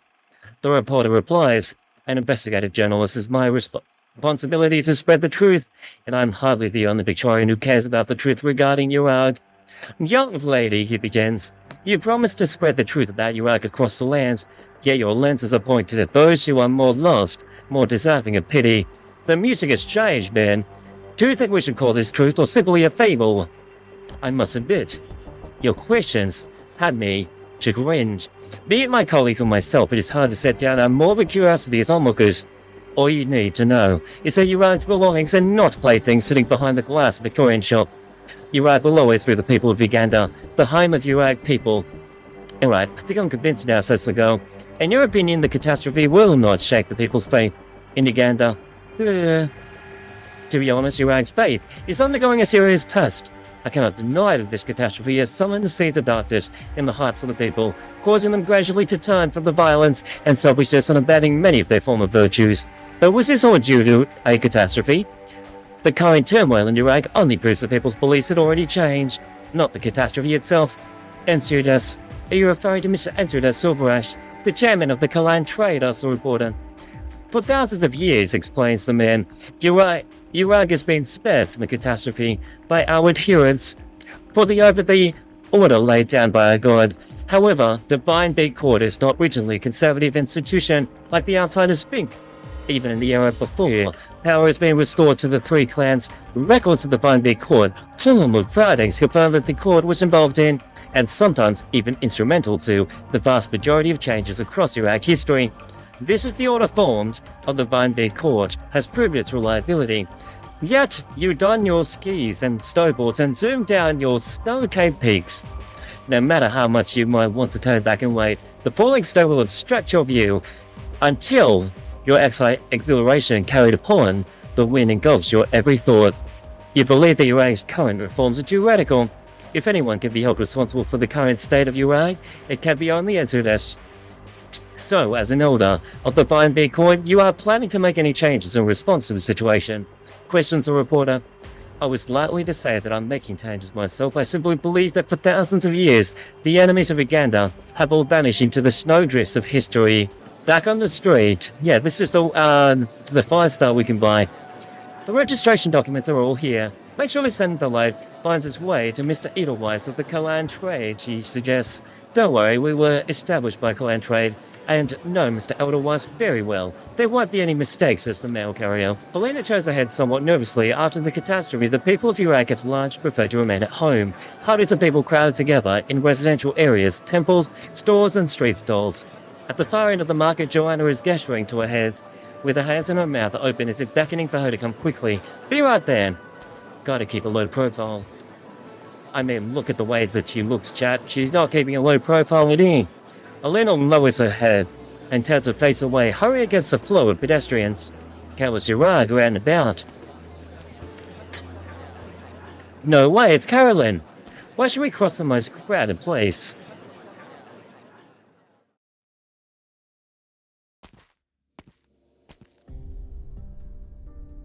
People are forced to gather here in order to barter for necessities. Carolyn instinctively pulls her coat tighter, walking past the men and women, and leans against the door frame, its paint worn and peeling, and turns her head to look around, searching.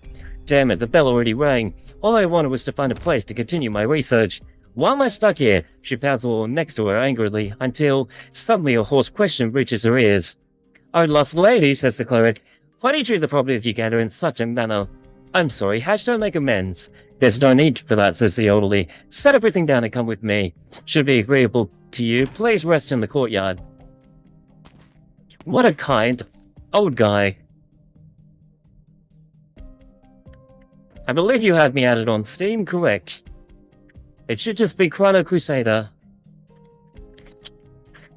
The old man unlocks the temple gate and Carolyn pauses apprehensively to look around.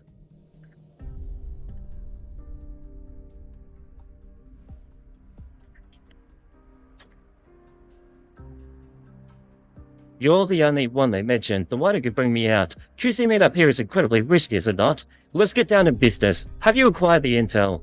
But it's not meant for you, he says. The Duke of Caster, men promised that once they took over the mine, I would be able to leave Kjerag via the internal railway. I don't know what they told you, but now is the time to do your part. The cleric says, the mine is currently in the handover period. Once the Victorians have finished their inspection, I will take you there to meet them. I ask for your patience, madame. I hope this is the last time, she says. It's probably not.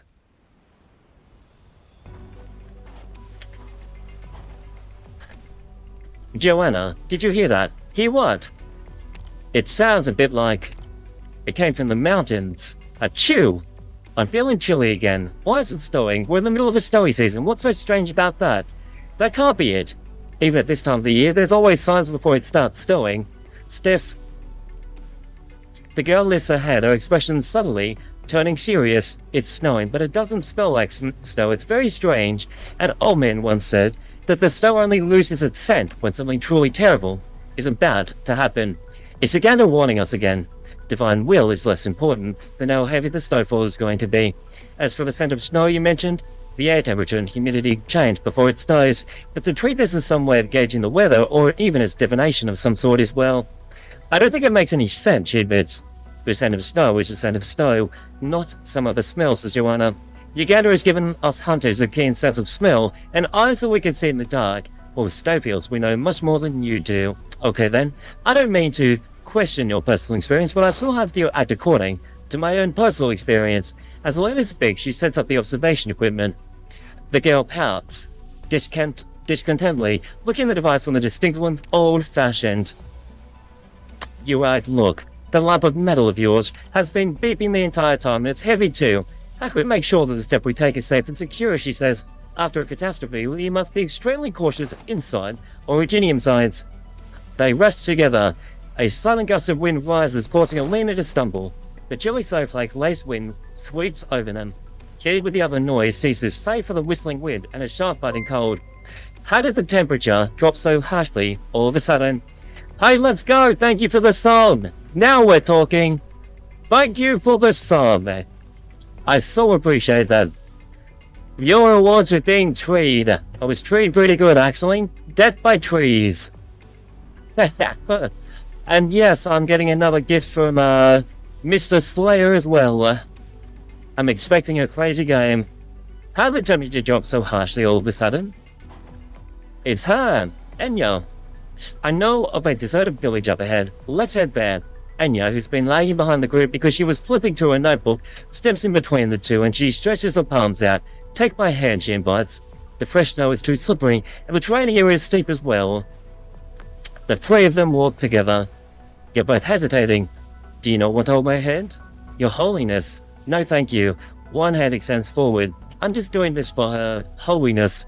Joanna turns her head away, but nevertheless places her hand with Enya's. Thankfully, the temple is in much better state than the other buildings. The three shake off thick snow from their cloaks. You two.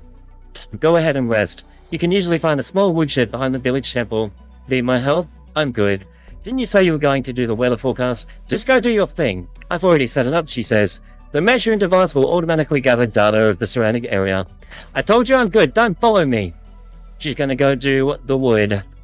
Before Adelina can even stand up, Joanna already manages to feel out the small door behind the temple statue with practiced ease. The layout of any Kjerag monastery is more or less the same. The girl rushes out. Did I do something to upset her? Maybe just a little, but not that much, don't worry about it, she says. Joanna is a kind girl, even when she's grumpy. However, there are many Kjerag villages your thoughts and words can't hurt them, even if they are without malice. I'm sorry I was too harsh. That's not your fault, nor is it the fault of Kjerag's people. Any sort of communication between people is about these differences. Even partners who work together in the lab, sharing the same ideas or goals, have disagreements. Which is why communication and understanding between people is so precious. Anya folds her cloak and puts it aside.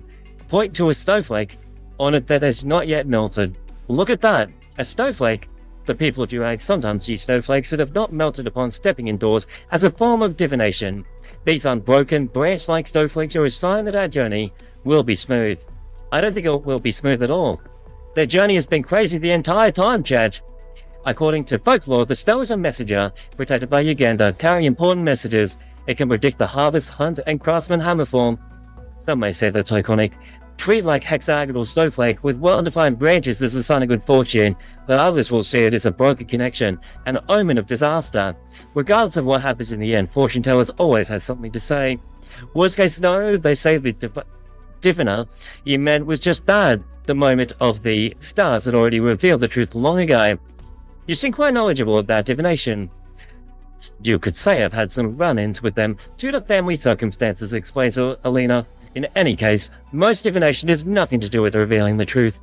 A place where no people wish to go. If a problem does not exist, then we no solution created to resolve it. Fate is a fickle thing. Just as your sign should acknowledge there are many things on that land, not controlled by them. On this great land, we are but tiny people trying to grasp a glimmer of prophetic that is true. Is this so different from the origins of scientific discovery? Knowledge is what makes people feel safe. It allows them to feel so unreasonably uncertain future. In a sense, coincidence, probability, and fate are all the same concept. I get it. Even placebos, placebos can even be efficacious type of medicine. I've seen many things in modern Kjerag. In the past, I always tried to see such strong beliefs, but what exactly are they to you people? She asked the question in a soft, subdued voice. The wind outside the window has already subsided significantly. Kjerag's saintess looked up at the statue of Uganda on the altar. Beneath the slab was stone engraved in messy markings. There were exhibition goods produced around the time of the lake ceremony. By the looks of things, someone brought them to the village as a temple of offerings. The cleric of the Vine Bee Court often described faith as walking into the darkness without a lamp. Village temple as an offering to the reclusive Uganda. The clerics of the Vine Bee Court often described faith as walking into the darkness without a lamp, or living fiercely into a silent ravine. Everyone seems to yearn for her. But for me, she tries hard to recall, but the memories in her mind now struggling fragments. The strong emotion surges once more within Enya's heart. Trap me! Joanna rushes in with a gasp and firewood in her arms. I saw some coming down the mountain. Lots of Victorian cars heading for the mine. Victorians? That mine is a joint operation with Kashmir's. What are they trying to do there? Have they already picked up our trail? Don't panic just yet. Let's pack up our things and set out immediately. Just a second, please, she says. I need to pack up my instrument first and... Wait, how could this... What are you dawdling around for? Hurry, back it up. I'll help you. What is this? The moderate catastrophe risk written here. Does it mean what I think it is? Could there be another catastrophe brewing? Oh no, Chad, not another one. OS6 Emerald with the Kjerag team. Too bad some people just can't live and let live. Okay, we're going to try to play our operators, but a little bit limited. We don't just want to destroy the entire event, do we? Well, we kind of do, chat. Your orders. Hark! Ne'er hast thou questioned the road thou strayed upon. Okay, Gnosis. And SilverAsh Alter. Uh-oh. Incoming the big unit, chat. As ice yields to gentle warmth's embrace. We got moved. Skill. Okay, it's actually pretty strong as well. We're about to get moved again. We've been frozen. And what is this? Attitude deployment waiting zone. When SilverAsh Reignfrost is on the field, DP cost changes according to SilverAsh skill. Okay. Interesting. Okay, we'll play that skill. And let's also play SilverAsh. We'll have two of him. And now we've got a barrier. As ice yields to gentle warmth's embrace. We're about to get overrun by massive, I don't even know what they're called. Reindeers. Snowy reindeers, chat. Your orders. What? I accidentally killed Ansir this. My bad. Art thou mine worthy enemy? Or art thou not but a child? Skill on.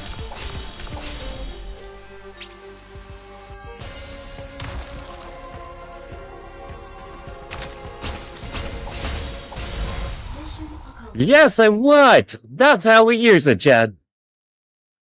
Nice. Stage mechanics. Okay, it's Cyrus. You know it's real hard getting an audience with you these days, answered us. I'm truly sorry I was unable to attend Matriarch's funeral, but I'm Cyrus, I was deeply saddened by what has befallen of the Brantel clan. Thanks, answered us, but that's not what I came here to discuss. You visit this time, madame, but must give me a chance to earn your trust. My sister once told me you're the least trustworthy when you lower your head like this. I wonder about your opinion of me then. You don't have to beat around the bush, I don't like it. My sister used to scold me for being impulsive. I wanted to prove to her that I didn't need to hide under her wing. But now, as a new matriarch of the clan, there is no one left for me to prove anything to. I understand how you feel. I also have 2 younger sisters, and you think they're both smarter than me, huh? Encia. Evasatus. You think too little of yourself, Madame Cyrus. I do think that they share your persistence and determination. Is Encia okay? Thank you for your concern. She's safe and sound.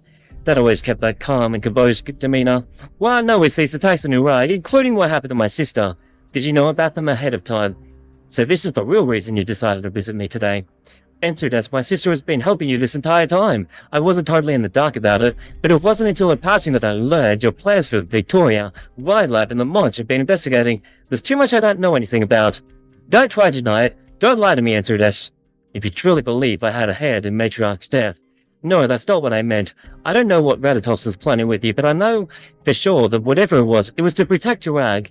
So I will follow in her footsteps. Whatever Clan Brantel's affairs may be, I'll take responsibility for them, which is why I need you to tell me exactly what happened to her. My apologies, Sir Entudas, but they were determined to break in no matter what. What do I owe the honor being invited to my home like this? Sir Entudas, why did Kalan Trade transfer all the shares to Iran Kashmir's joint mining operation? Where did this news come from? It's an observable fact that mines have been completely taken over by the Victorians. Great Elder Anso believes in such actions by Kalan Trade constitute a legal collusion with a foreign power.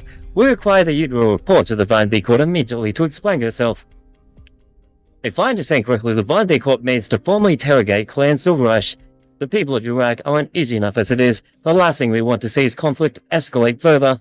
Sir Retudus is the head of the clan. If you still believe you bear responsibility for Kjerag, please go to the Vine B Court with us to discuss the next steps.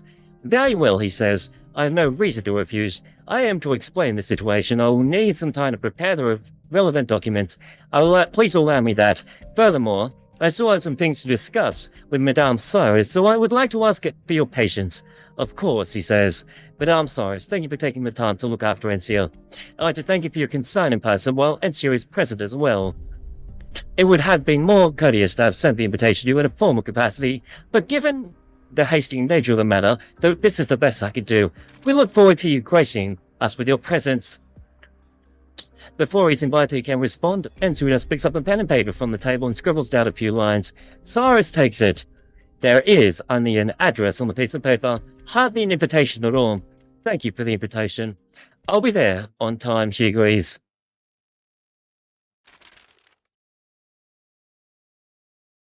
To Mr. Edelweiss of the Colour and Trade, I hope this letter finds you well. As at the time you read this, I'm yet to receive SITREP authorization from Ryan Lab.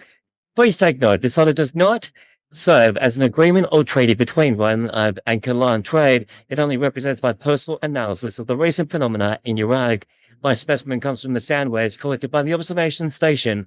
I can say for certain that at this time, an unidentified object fell from the sky onto Mount Kalan, though the chain of evidence definitively linking the phenomena is still missing. A catastrophe did in fact occur 32 hours later. I did not intend to establish a causal link between these two things. If this crash is a singular event in history, then so too is the catastrophe. What I am preparing to do is to confirm whether or not there is an empirical connection between these two events. Do forgive my frankness, but if the hypothesis that these two events are linked does not bear out, the outcome for Kjerag is not optimistic. Whatever factor is being protected by Kjerag from catastrophes over the millennia may no longer be effective, or its unusable state. I would love to write this off as a mere conjecture, but nevertheless I also hope that Kalan Trade will be adequately mindful of its potential risk moving forward. Carolyn, an insider with the more detailed information, has made similar inferences, but I am in the dark as to what her objectives are at this moment. I will strive to complete the research. Respectfully, Alita. And it's Gnosis. ...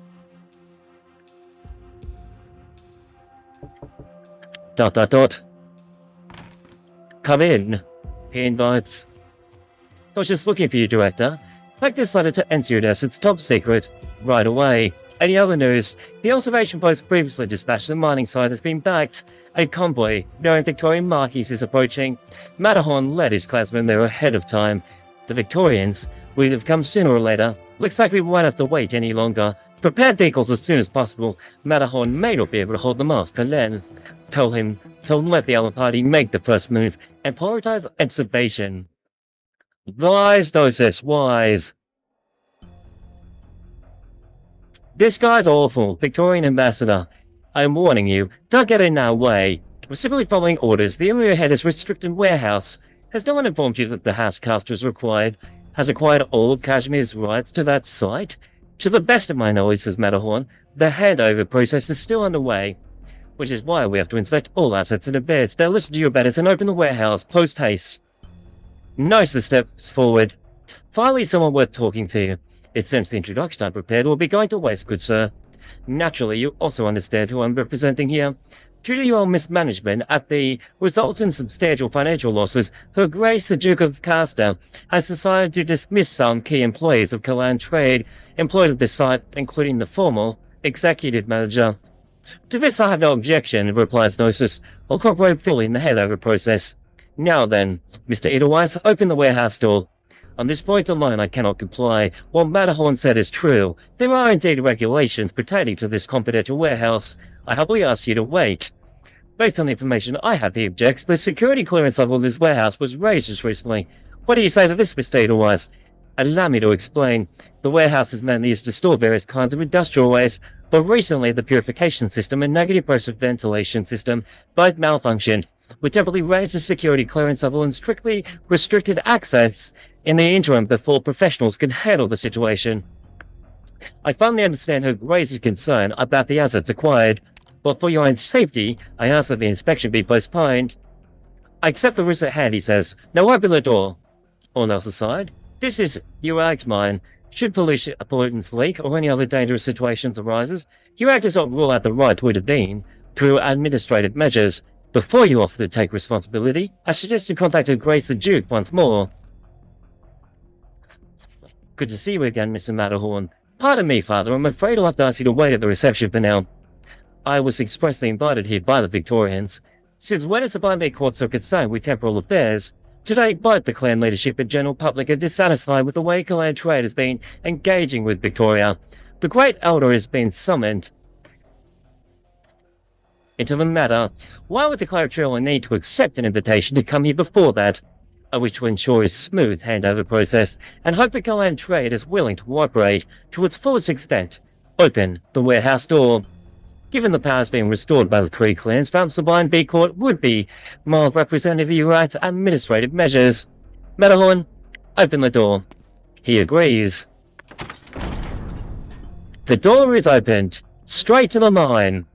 The door slowly opens and the Victorian ambassador is caught unaware by the dust that diffuses from within. He squints and fans the air in front of him with his hand. There is neither the smell of industrial waste, nor the texture of originium dust. Nothing but scrap metal? As I stated, there is nothing here but industrial waste. Leave as soon as you finish your inspection. Staying here for a period of time will be detrimental to your health. Everyone stay put, he orders, on conducting the inspection myself. And we all hope he gets sick and dies. Nah, just kidding. But this guy is super annoying. As soon as he enters the warehouse, he feels the vast space around him dilating in all directions, the steel frame stretching straight to the ceiling surrounded by scrap metal of shapes and sizes. There's no way such a large warehouse was set up just to store these things. It's far too pretentious. He approaches the bottom of one of the shelves and reaches to rummage through it with no particular aim in mind. The clanging of metal echoes throughout the warehouse. Wait, this is? It's still half intact. I can make out the insignia of SilverAsh's private army, the Tashigada, where the originally weapons and gear not improperly disposed of after being thrown in the shredder. An idea bubbles up, and he keeps looking elsewhere. Though Kalan trade has been quite meticulous, a few clues are bound to leak through. Of this is certain. Replicas of Victoria's newest equipment, as well as large caliber naval gun parts. All failures, unable to break through the technical barrier. The army designations, the insignias, many other terms in the Uganda language. He quietly memorizes them all. Sorry you done that yet? Yes I am. And he leaves the mine. He leaves the warehouse. The ambassador returns to the group. I will summarize the entire situation faithfully in a report. So, the internal runway mining site has just been cleared. Does Victoria also need to use that railway? Yes. We've contacted a number of suppliers for quotes. Father, is the Vine Big Court aware of this? If you are looking to get involved in diplomatic affairs, Coal Trade hopes that you will also be willing to verify any business entities that you wish to join. Nicest concern interrupts the thought of the Vine Big envoy, who then looks away from the railway. That would require the Great Elder's input, he slowly says. I understand. By Uganda, I asked the Vine Big Court not to make things difficult for Entudes. I will remain at Coal Trade's headquarters, awaiting your summons. By Uganda. I don't trust that guy, Chad. Back for just a second. Another person we I'm don't too trust. icy now. You finally come, Entudes. Great Adzo.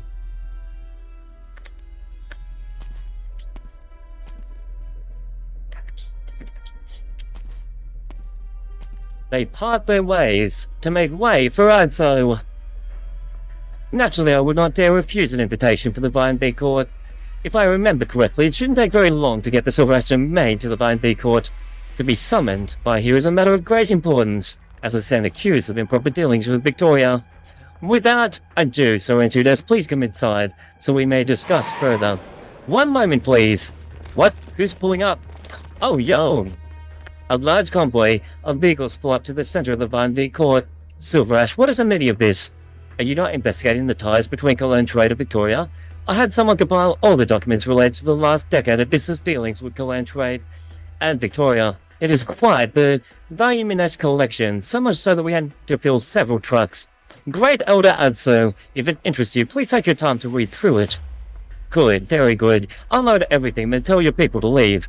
I can't do that. What is the meaning of this, Entudes? It's true that as of late, Kjerag has to weather great turmoil. Our troops have discovered evidence of contact between the Vine Big Court and Victorian spies. Empty accusations? Without proof yet, why do you have to investigate the Vine Big Court? Everyone's investigating each other. I would never dream such a thing. However, the Vine Big Court has accused me of colluding with Victoria, so I am here. By my command, nobody shall leave the Vine Big Court today until Great Elder Adso and I reach a conclusion. Yes, sir! Now then, Great Adso. Great Elder Adso. Entudes is the best, man. I love this guy. We've never talked like this before. I hardly even see all my past visits to the Vine Big Court, let alone spoken with you. I've heard many clerics that you spent years in seclusion, studying scriptures in the Hall of Writings. It seems you've also come to handle the affairs of the Vine Big Court with ease. The only thing I've done over the years is to ensure that Kjerag follows the path she ordained, and moreover we stand at the critical juncture concerning our survival. You are not the king of Kjerag, so Entudes. Thank you for the admonition, Great Elder. If Kjerag were to have a king, it would only be her. If there are diplomatic areas of the Vine Big Court wishes to correct, the Coal Trade will do our best to cooperate. This is one question that puzzles me, for which I seek your guidance. How exactly is the Vine Big Court negotiating with Victoria? Is it all, you see all of Kjerag as a bargaining chip? The Elder comes in. The cleric. Elder! We just took a look around. SilverAsh's troops are already blocked the way down the mountain. We'll go check the back door and the secret passage. I wouldn't bother with that unless you're keen on searching for Tashigata. Don't be alarmed. By Uganda, I have no intention of attacking the Vine Big Court. Entudes is so good. Tell everyone outside to rest where they are. No one is to move without my order. Entudes knows everything and he's totally set up. Entudes, you accuse the Vine Big Court of betraying Kjerag to Victoria. Where is your evidence of your claim? Be patient, Great Elder. It will take time for the evidence to be delivered here. In other words, you came empty-handed, yet still chose to resort to violence. You should know what the price for doing this is, head of the SilverAsh clan. Look down at your people beneath the mountain. Your leeches might be able to block off the Vine Court, but you cannot fight all of Kjerag. I am willing to give you time, but if you cannot produce conclusive evidence before sundown, I'm afraid the reputation of the Kalan trade, and even that of the entire SilverAsh name, will be in tatters. You'll become untouchable throughout the land of Kjerag. I am, of course, well aware of the consequences of my actions. What I do not know, however, is what it would mean for Kjerag if the Vine Court is found to be colluding with an enemy that assassinated leaders from the 3 clans, and that was caught in the act of espionage. I will be with you to witness that moment, Elder. I know exactly what you're waiting for, but time is not on your side, SilverAsh. Enya. Let us in. We're invited by the Vine Court to participate in the blessing ceremony. Degenbrecher says no. Throughout her illustrious career, the Black Knight was unshakable, but now looking down at the teeming crowds crammed onto the narrow mountain road, she feels utterly hopeless for the first time. Why have we sent a single cleric here? What's our SilverAsh trying to pull? Calm down, everyone. The Vine Court has encountered some extenuating circumstances. SilverAsh is assisting with the investigation. We came here on invitation, and you're telling us we can't take part? Oh, what was that? A man squeezes through the crowd, but as soon as he takes a step forward, he is met with Degenbrecher's cold glare and has no choice but to retreat, muttering under his breath. SilverAsh will issue an explanation to the public after things have settled down, she assures. All I ask is that you return home, for now. Ma'am, be careful. I'm fine, Degenbrecher. I can stand on my own. We all trust you. We know that you're a daughter of Kjerag. Can you tell this old woman exactly what's happening to the Vine Court? I don't think it's in her power to actually say right now. She could tell a couple of things, but not the whole story. A vehicle winds its way along the mountain road, and outside the window, dense dark clouds are gathering and mingling. The window rolls down and a few snowflakes laced with unidentified impurities slide into the car, without a trace. The signal's a little better now, says Metalhorn. According to our informant, Victoria and the people from the Vine Court have left the mining site and have not made any further moves, but given this weather we can expect more heavy snow. It'll take a lot longer to go back to the headquarters. Compared to that, this little hiccup can hardly be considered beyond our expectations. Are you referring to the Victorians from earlier? They got the intel they wanted, and so did we. I mean the Vine Court. The fact that they showed up here, instead of calming the populace, is rather strange. If some of them are willing to play cover-up for the Victorians, then it's only a matter of time until the mask comes off. It's nearly time. Turn into the mining site. Are you trying to? The exit ways there are now open, making a good place to leave the country. As you just heard, Entrudus has already surrounded the Vine Court with his men. He has deliberately made a big show of things to alert the enemy. Those hiding in Kjerag will definitely be itching to seize the moment. Our undercover agent friend will be tracking scenes of particular fondness for this kind of stuff, and she'll be arriving with the Cindy soon. I suspect she's not the only one either. Instead of looking for her, we should just let her come to us. Gather everyone together and keep an eye on the entrance in the mining site, and pay extra close attention to them. Those two make an awesome team. While you were on your way, the clergy throughout the city were already inviting people to come up to the mountain for the ceremony. I wonder how long Degenbrecher can hold them back, says Adso. Did the Vine Court stoop to these desperate measures, though I would not point my weapons at people? It's true that I'm using them, just as you did to Artos and Radatos during the Holy Hunt a few years ago. Perhaps I overestimated you, SilverAsh. Even if you're hungry for power, you should be less obvious about it. Before you commit to a grave error, I am willing to announce to the public that you've come to the Vine Court to capture the Victorian assassin. If you truly thought of me in any capacity, you would not think I am the only one seeking power. All I care about is the future of the land of Kjerag. So a violent coup is the best path forward.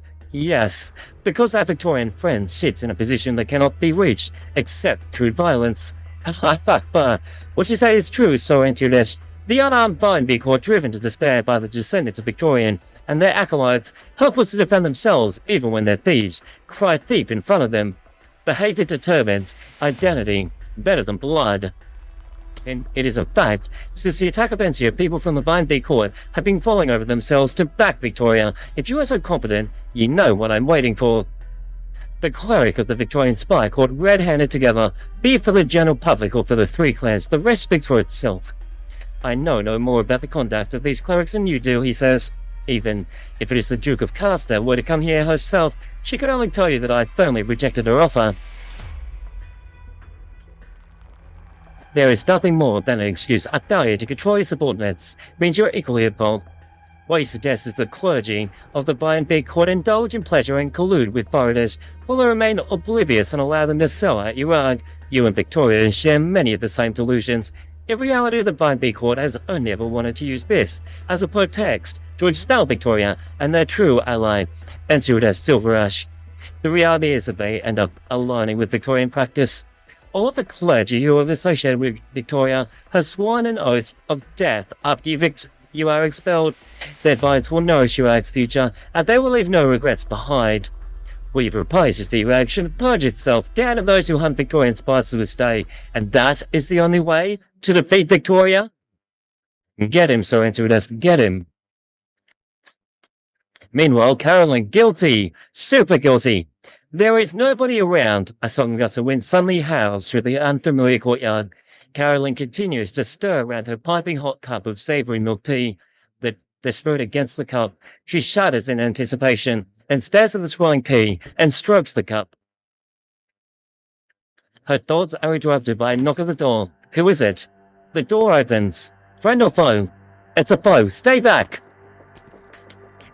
It's the old guy, elderly cleric. Sorry to keep you waiting, young lady of Victoria. It's you. Please pardon my intrusion. Due to the situation changing, you will be transferred to a new destination and schedule. What happened? I don't know the gist of the Bean Court's decision. It just isn't good enough. We need to have a concrete plan of action or else.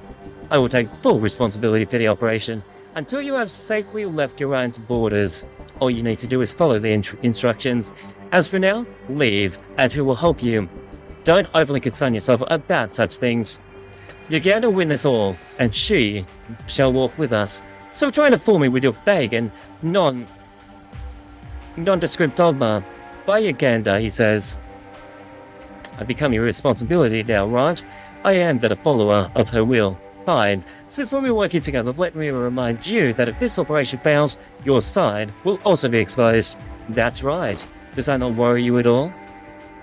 The cleric simply smiles gently and takes a garment out from his bag. No, young lady. All I need is faith. You can place your faith in us as long as we are of one heart. We can overcome our fear. Cleric of the Vine Big Court. I do not wish to discuss this further. Let's focus on something useful, like when we leave. My apologies, young lady. This is the cleric's robe I sewed myself.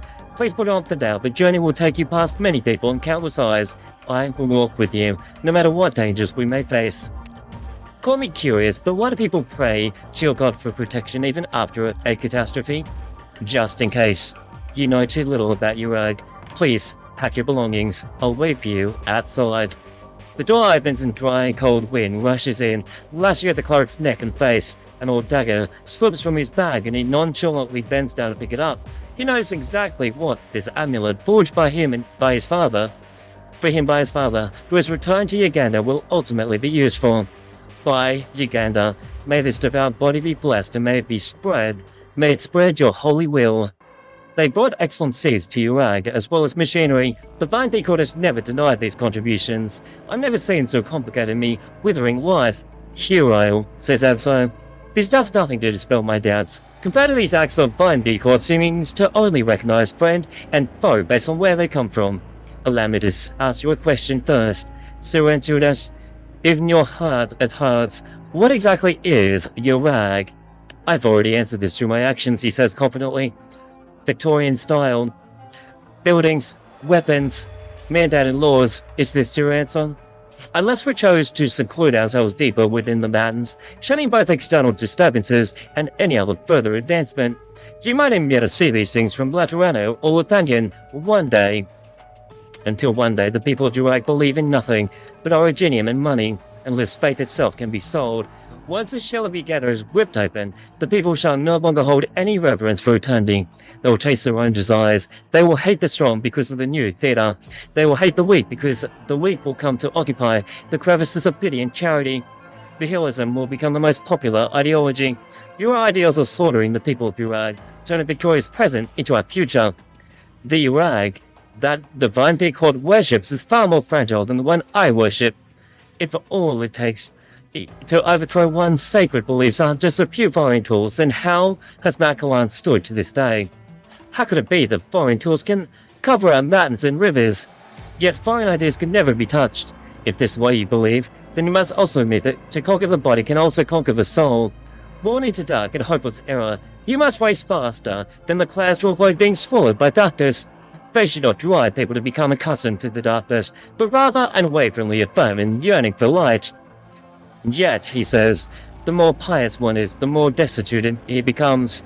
In due time, he will take pity, which is why those who adhered to the teachings of Uganda were ridiculed and pedantic and ignorant. Without turning on the tap, there is no clean drinking water. Without applying chemical fertilizers, there is no fertile farmland. You level the mountains and forests to build your factories, then send the displaced back to the ruins of the homes to either sell their labor or die. The lives you improve for some are fed by happiness you've stolen from others. Oh, eloquent Grandmaster, I ask you, how should we deal with the stragglers left in your wake? You are right, it's a heavy responsibility that I must accept. However, the Vine Bee Court only fantasizes about incremental change. Such people have no right to judge me. I have never sought to block Kjerag's progress. My only responsibility is to pull the reins on self-important tourists before things spiral out of control. You're moving too quickly, so into this. The way to format the Uganda, the way to punctuate prayer passages which hand to raise during rituals are debates that can last for centuries. Elder Clan of Brandtail, he says, you have both the talent and the platform, yet you only yearn for the solace of the other shore.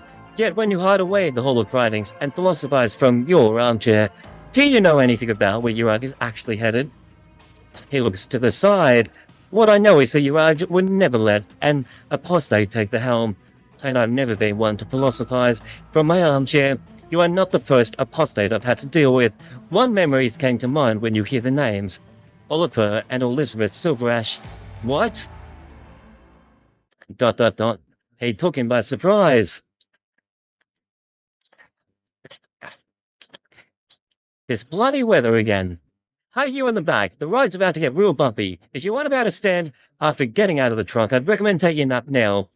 Inside the rear compartment, the flickering as the truck sways. Sir, shit. What's that thing in front of me? He's about to crash the car. An oil slick spills across the middle of the road in front of the stop truck in a line of fully armed men. The engine emits a strange noise, and the windows are splattered with paint. I've never tried to hide where we come from. Look at Brandtail, Rhinotaurus and Cyrus's grandfather, my cousin. In order to achieve the same goal, we accepted different fates. Though known for his ruthlessness, he still harbored fantasies about the SilverAshes until the very end. He said a peaceful resolution is all it takes. But I never lived in fantasy. The train accident, is that what you believe, or did Rathouse make you believe it? How many clergymen and devotees do you think are out there among the commoners? If the masses wish for Uganda to punish the apostates, then I, serving as a Vine Bee Court, shall deliver for those wishes. Suratudas, the man who killed your parents is right in front of you. Those who commit murder will be punished twice over by Uganda. The crippled body has lost any meaning to me long ago. Can't believe he did that. I can't believe he's killed the parrots. I grant you permission to dispose of me as you wish, for reasons private and public, not for treason, but for murder. Arrest me here and put me on trial, he demands. Let the people of Kjerag see just how simple it is to kill an apostate. Well, he's just openly admitted to the fact that he's murdered SilverAsh's parents. The old man wobbles to his feet, his withered fingers clenching into fists as if using all of his strength. Suddenly he stretches his arms out before Intrudes, like a sinner waiting to have his confession heard. His cloudy eyes shine with a glimmer of light, as if seeking to quench decades of old grudges with another's anger. Intrudes closes his eyes. Intrudes slowly closes his eyes, his fingertips wrapping tightly around his cane. If you're trying to provoke me to acting out of line, mistake your efforts are in vain. I won't lay a finger on you here. All I can do is ensure that you receive a fair trial. Go, Intrudes. Seriously. Intrudes is such a boss. Aurora, Wow. moving out. Yep.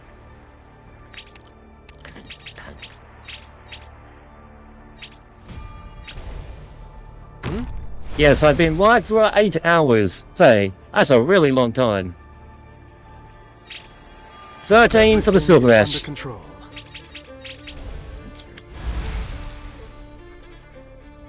Let's Wait. 13 for the Gnosis. Matterhorn goes on the edge. Wait. You disrupted my train of thought. Okay, yeah, Matterhorn has block 3, so we're good. We're safe. Acknowledged. Thy trampling of this hallowed ground. It's not about the block, it's about the epic destruction that will follow. Do you want them gone? That thing's been hit. No need for mercy on the enemy. And I'll put this one here as well. Ne'er hast thou She just kind of occasionally is going to block down. Because she's only like block 3, like that's really lackluster. Shouldn't be always block 3.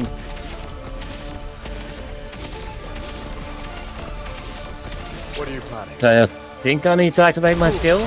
I'm going to. That's a lot of them. Disrupted water rockets. Gnosis! Okay, yep, that was a lot.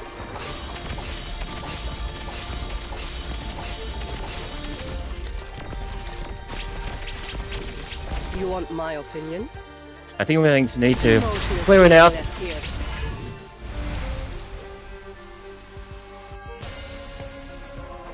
Okay, chat. Let's blow them over. There's one. Disrupted water rockets. Skill. Ne'er hast thou questioned the road thou strayed. Smells of my home. I know, chat. The right side. I'm aimed at you, you know. Still soaking yourself in That one.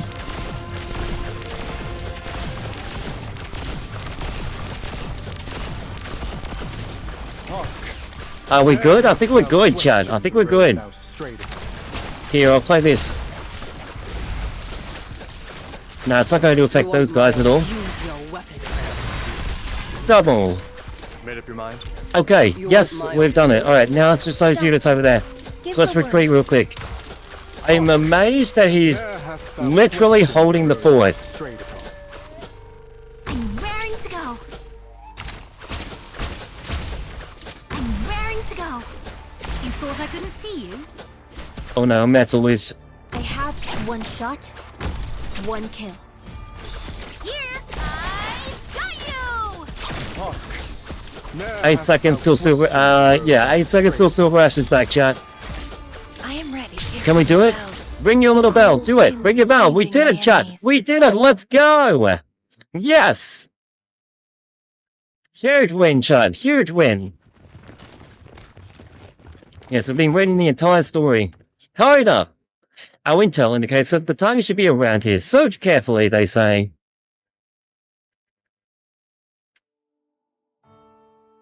Munch. Only this singing pain of ropes tightly binding her reminds her that she's not yet lost consciousness. A hopeful sound comes from beyond the door, and Munch musters what she might have left to shout. I'm over here, she cries out.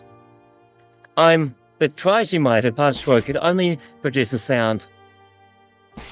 Munch! Great emotes in the chat. She laboriously crawls towards the door, and it opens. It's Cyrus! Munch! She calls out and picks her up off the ground. Munch is alive! Madame, why are you here? We've been searching for you ever since the catastrophe hit. How are you doing? Your leg, I'm fine. Madame, listen to me, the researcher I'm tracking. She's from Victoria, but more important, she's got ties to Colombia. What they're really after is...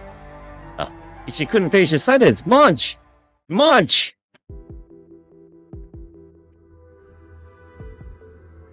Along with our mountain path, the convoy slowly pods open.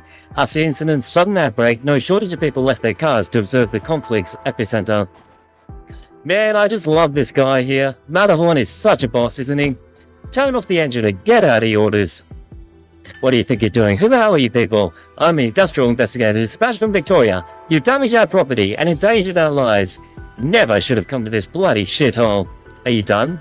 Did you get all your pictures? Yes, sir. This is no time for you to try to twist some narrative, Victorian. Just cooperate. I've got the rear compartment. Unwilling to cooperate? Fine by me, you're more than welcome to conserve your energy to fend for yourselves before the court. He opens the back. Matterhorn waves his hand, and the guard pries open the rear compartment without a word. Seated upright, upon a haystack, there is an old cleric. Aha! We found you! He's at fault. He brushes the dust off his body and walks out. It's an emotionless affair, hardly accounting to courage. The old cleric gazes upon the building brightness before him and recollects his thoughts. Some 10 minutes ago. Why at the truck stop? Have we arrived? That's right, these two had just been talking before, and now they're changing the plan. Did something happen? Did they find us? He's trying to snake her out of the country. Noiseless. I didn't expect to find you here, cleric of the Vine Bee Court. Let's continue this conversation elsewhere. The place is less than ideal. You are hasty as always. Eat always. Honourable friends of Clan SilverAsh, I apologise for disturbing your work. I am more than glad to go along with your arrangements. Looks like the one we're after isn't here. We're looking for Caroline. She's a spy. I do believe this is where we part ways. Are you getting off? I'll say yeah. Just keep walking forward and don't look back. By agenda, trust me. Well, if she didn't trust him, we would have found her. The old cleric helps Caroline up. I'll do as you said, but you'll also be exposed. That too is again his will. What I do, when I cannot change, I shall therefore accept. I ask only for her forgiveness. I can't say I understand your beliefs truly, but maybe someday I will. I respect your beliefs. She leaves, trusting the old elderly cleric.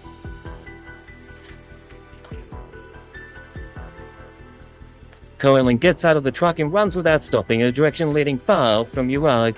Shedding her stained cleric robe, she shivers from the cold. She obviously has to change her identity.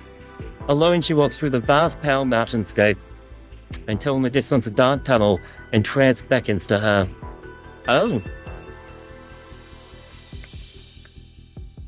Through the telescope lens, Dyson sees the mysterious scientists step in, arrest these two and have them sent straight to the Vine Bead Court. We freaking love you, Dysis. Do your thing, we say. Do your thing.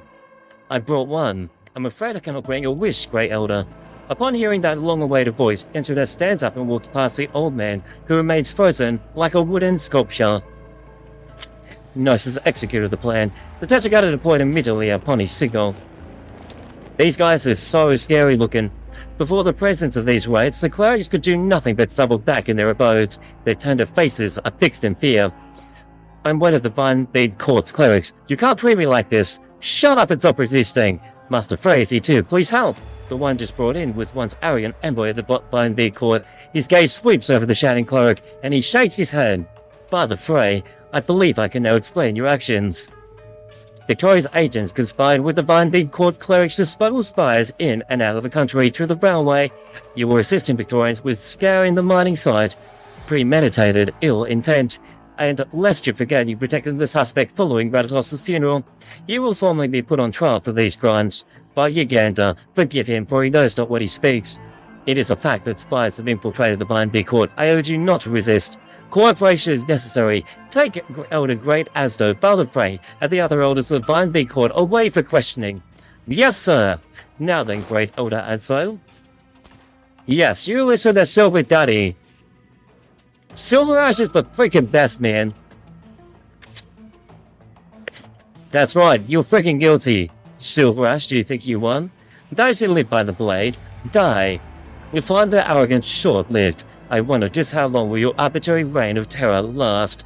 Without making any unnecessary movement, Adso gives a slight nod to the crowd, then slowly walks to the door. Did he just signal something, I wonder? Great Elder, what should we do? Survive. The rest is already written in the scriptures. I've nothing else to say. You are her servant, and whatever happens, happens. You must act according to your conscience. Take him away. By again, and may the guilty receive their fair trial, he instructs. I love SilverAsh!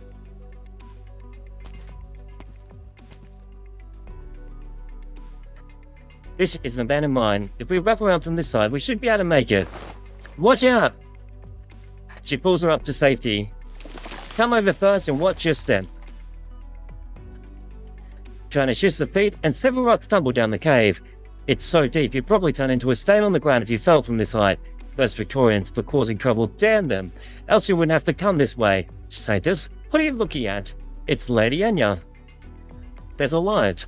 Up ahead, it must be the path leading to the main part of the Vein. Come, let's hold hands, just like before. We're a few steps shy of our answer. Soon, we'll find our answers.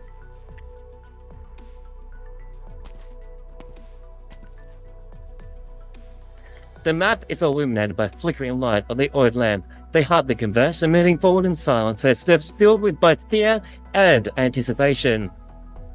But eventually the search comes to an end. Are you sure this is the right place? We might have made a mistake, I'm sure of it. This is the mine I previously calculated and located. There's no way this could be the wrong place. What are you talking about? This is the place we're looking for, yeah? According to my plan, we should be able to find an originating vein here. My deduction can be proven correct if it exists, but this place is an Orion mine. I've investigated, analyzed everything. They're just ordinary Orion deposits. There's no chance they're related to the catastrophe, let alone any traces of extraterrestrial objects.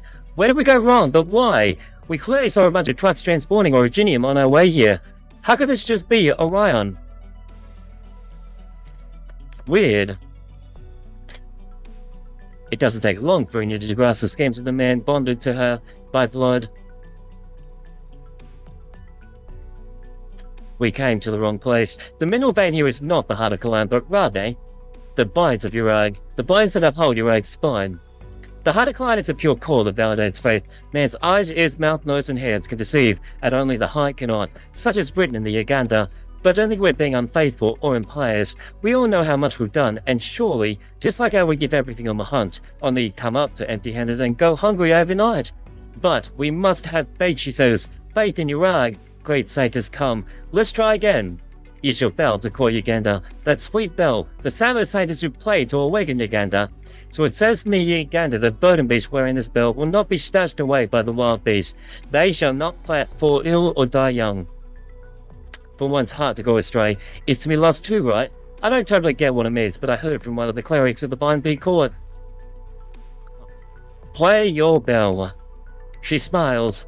Unlike her two dejected companions, the girl shows no signs of discouragement and is eager to try again. That's right, we should keep trying. Perhaps Uganda will listen. She rings the bell. The silver bell rings on high, its engraved pattern shimmering beneath the hazy light of the mining lamps. She's tried to call out like this before, at the Bind Bee Court in her own bedroom, among her books, while resting among the snow-capped mountains. Ring, ring, the clear, cold sound of silver bell echoes through the empty cave. Well, that's... What? Wait, something's actually happening? God, look at that spike difference! The sound is frequency. Why does it sound so alike? That frequency! The echoes of your bell of the cave sound just like that one audio recording from the observatory. Almost identical even. Is it just a coincidence? No. In nature, no two snowflakes are exactly alike. Satyrs, where exactly did that bell come from? That would require going back to ancient legends. In Kjerag history, there was a long span of time where Uganda fell into a deep slumber until she was awoken by the devout satyrs. It was Uganda's gift to the satyrs. It also heard that the subsequent craftsmen made bells for the satyrs. They sought to imitate the sounds of the mountains. The sounds of the mountains? What kind of mountain could make a sound? Wait, of the bells? The mountain? A theremin? What? It's kind of coming together. Impossible, how could that be? Snap out of it, Alina. You're a scientist. How could you let your faith falter at a time like this? Alina, are you saying that the day before the catastrophe something fell onto Mount Galan that created that sound? Based on my previous conjectures, yes, she confirms. So think about it this way. If we think the mountain has a huge bell, oh, and the bell rung when whatever it was that hit it, doesn't that mean there's probably a huge hollow inside of it? Theoretically speaking, that would be possible, but do you know where a massive hollow like that could exist? There's a rumor, not recorded in Iran's official history, but it happens to be related to the satyrs who awakened Uganda. A long time ago, there was once an uprising against the Bind Bee Court in Kjerag, and the people were growing dissatisfied because Uganda had not performed any miracles in a long time and they marched. And during the chaos, a number of clerics took their precious scriptures and took refuge. And yet, regardless, the classic works of the Bind Bee Court still suffered a break in continuity around that time. What if The account of Uganda leaving her people within the scriptures is actually a description of this event. Great sanctus. If this sanctuary truly exists, we find traces of the Uganda there. Where should we even look? Behind the Vine Beat Court, she instructs, the place leading to Mount Kalan's summit. Anya tightly grips the silver bell in her hand. She seems to hear the wind and the snow, as well as the footsteps that would occasionally shadow her while she worked at the Vine Beat Court. I can't believe that, so maybe the bell was actually made from elements that were part of the mountain, and somehow the mountain has made the same sound as a bell when something struck it, and then the catastrophe happened 32 hours later. Whose voice was that? Who was calling to her from behind? Who would pat her on the shoulders and bring honeyed crystal milk to her while she was burning the midnight oil to organize the scriptures? All she can hear and see is a pure white snow that never stops blowing with the wind. O Uganda on high, she says, grant us your guidance. May the path we walk be true. What a story, chat. What a story. A cleric from the Vine Beat Court in collusion with Victorian agents. Great Elder Asser confessed to some of these allegations and agreed to fully cooperate with the investigation. There is considerable evidence. Kalan Trade is also assembling scientific researchers to assess the possibility of an espionage catastrophe. As a reminder to all citizens of Kjerag, if a foreign national approaches you under the guise of offering charity, business, or gathering news, please be extremely vigilant. Yeah, you'd have to be aware of everyone now. We're in the streets. And angered the local. I knew it, he accuses. The great elder of that Victorian Duke are in cahoots. Couldn't it just be one misunderstanding? You've been mucking about with Victorians and you still give them the benefit of the doubt? Hasn't the Kalan Trade seemed to trust so much about dealing with Victoria this whole time? The only reason you can even hear all this Laredo is thanks to Kalan Trade. Stop your bickering. I don't give a damn. I need to make sense of all this. Sir Wilson, you're highly respected by Her Grace the Duke, as well as an expert on the Kjerag affair. We'd like to ask you, how should we proceed? It has seen nothing more than a way of quelling the public discontent of Kjerag. Don't you find that somewhat difficult to believe? Even based on publicity, available information, it is an indisputable fact that Victoria has been the primary beneficiary of many of the trade contracts strongly spearheaded by Ensudas himself. With the help of the Kalan Trade, Kjerag's development has almost certainly entirely come off the back of Victoria's aid. In return, Ensudas is committed to handing over more than 40% of Kjerag's natural resources to the Victorian development. Not long ago, Kalan Trade also handed over a mining site.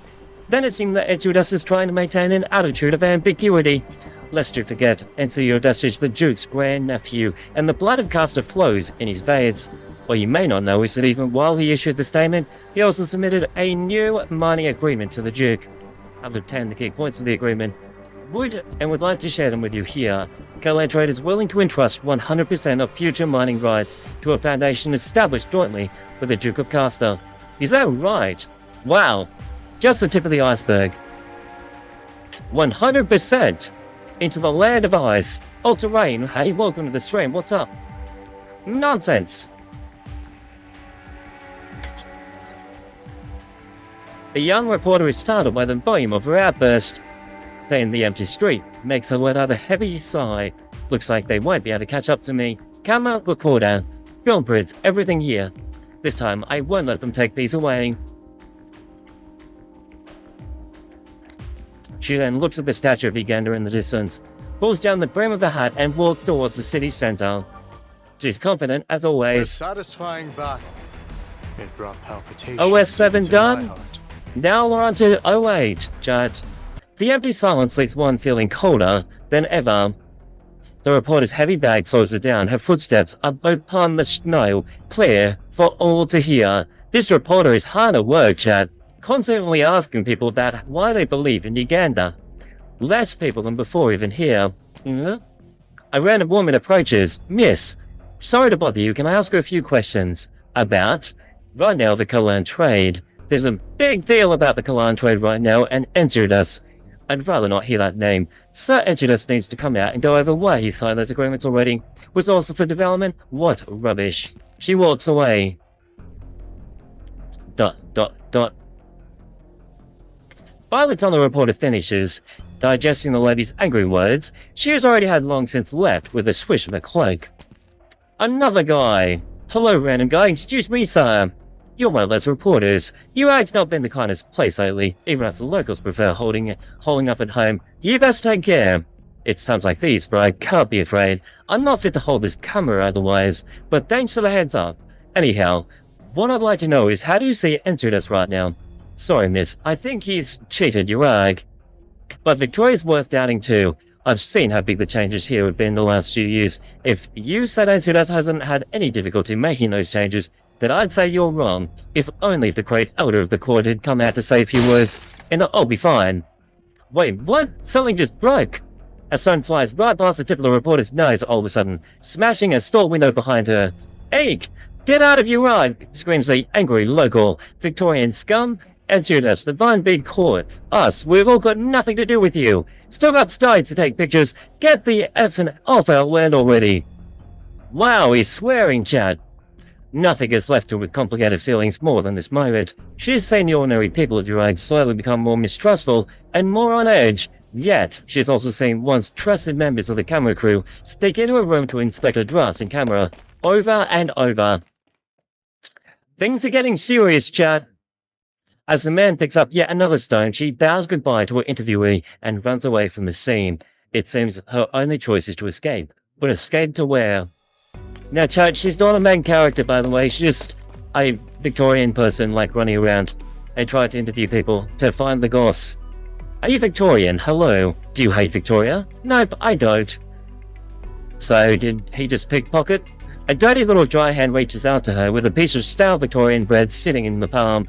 But my papa told me to throw these all away. He said we wouldn't have any Victorian charity in our house. But your Gabby taught us to love our neighbours, and with kindness, so I wanted to give it back to you. Hey, what a sweet kid! But he's also rejecting kindness. As she watches the child hurry away, the reporter feels as if the dry bread in her hand is choking her throat. Her eyelids tremble, and she clenches her teeth. No! What the heck? Did she just get hit with a baseball bat?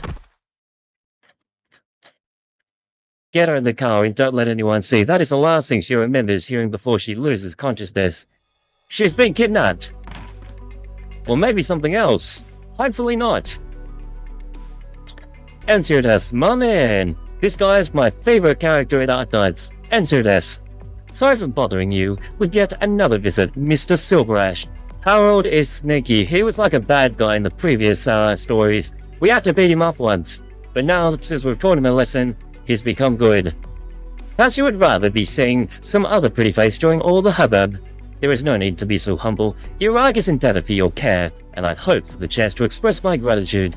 Hardly, he says. It seems my long away to return has left me awash.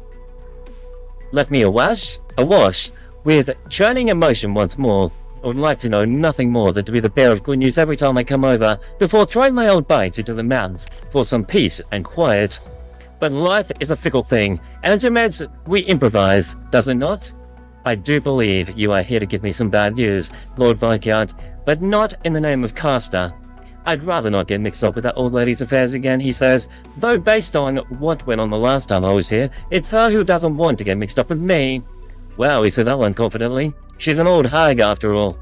With all that said, my lord, yes, on to business. I know you're a busy man. I'm here to bid you farewell, Mr. SilverAsh. If the recent shift in public opinion against Victoria's troubled you, that I can... No, nothing of the sort, he interrupts. I had hopes against the old Caster who was also reaching the age where she spoke from the heart. That tends to bring a bit of sweetness to the tongue, no. But as you can see, things have come to this. I may seem a dotard these days. I still find myself compelled to ask you one thing. He said truly, no other way. You know her plans involve more than just a few minds, my lord. From the moment she laid her eyes upon Etia, the negotiation has become wholly unacceptable to me. So how do you plan to handle her? Are you really prepared to cross swords with her?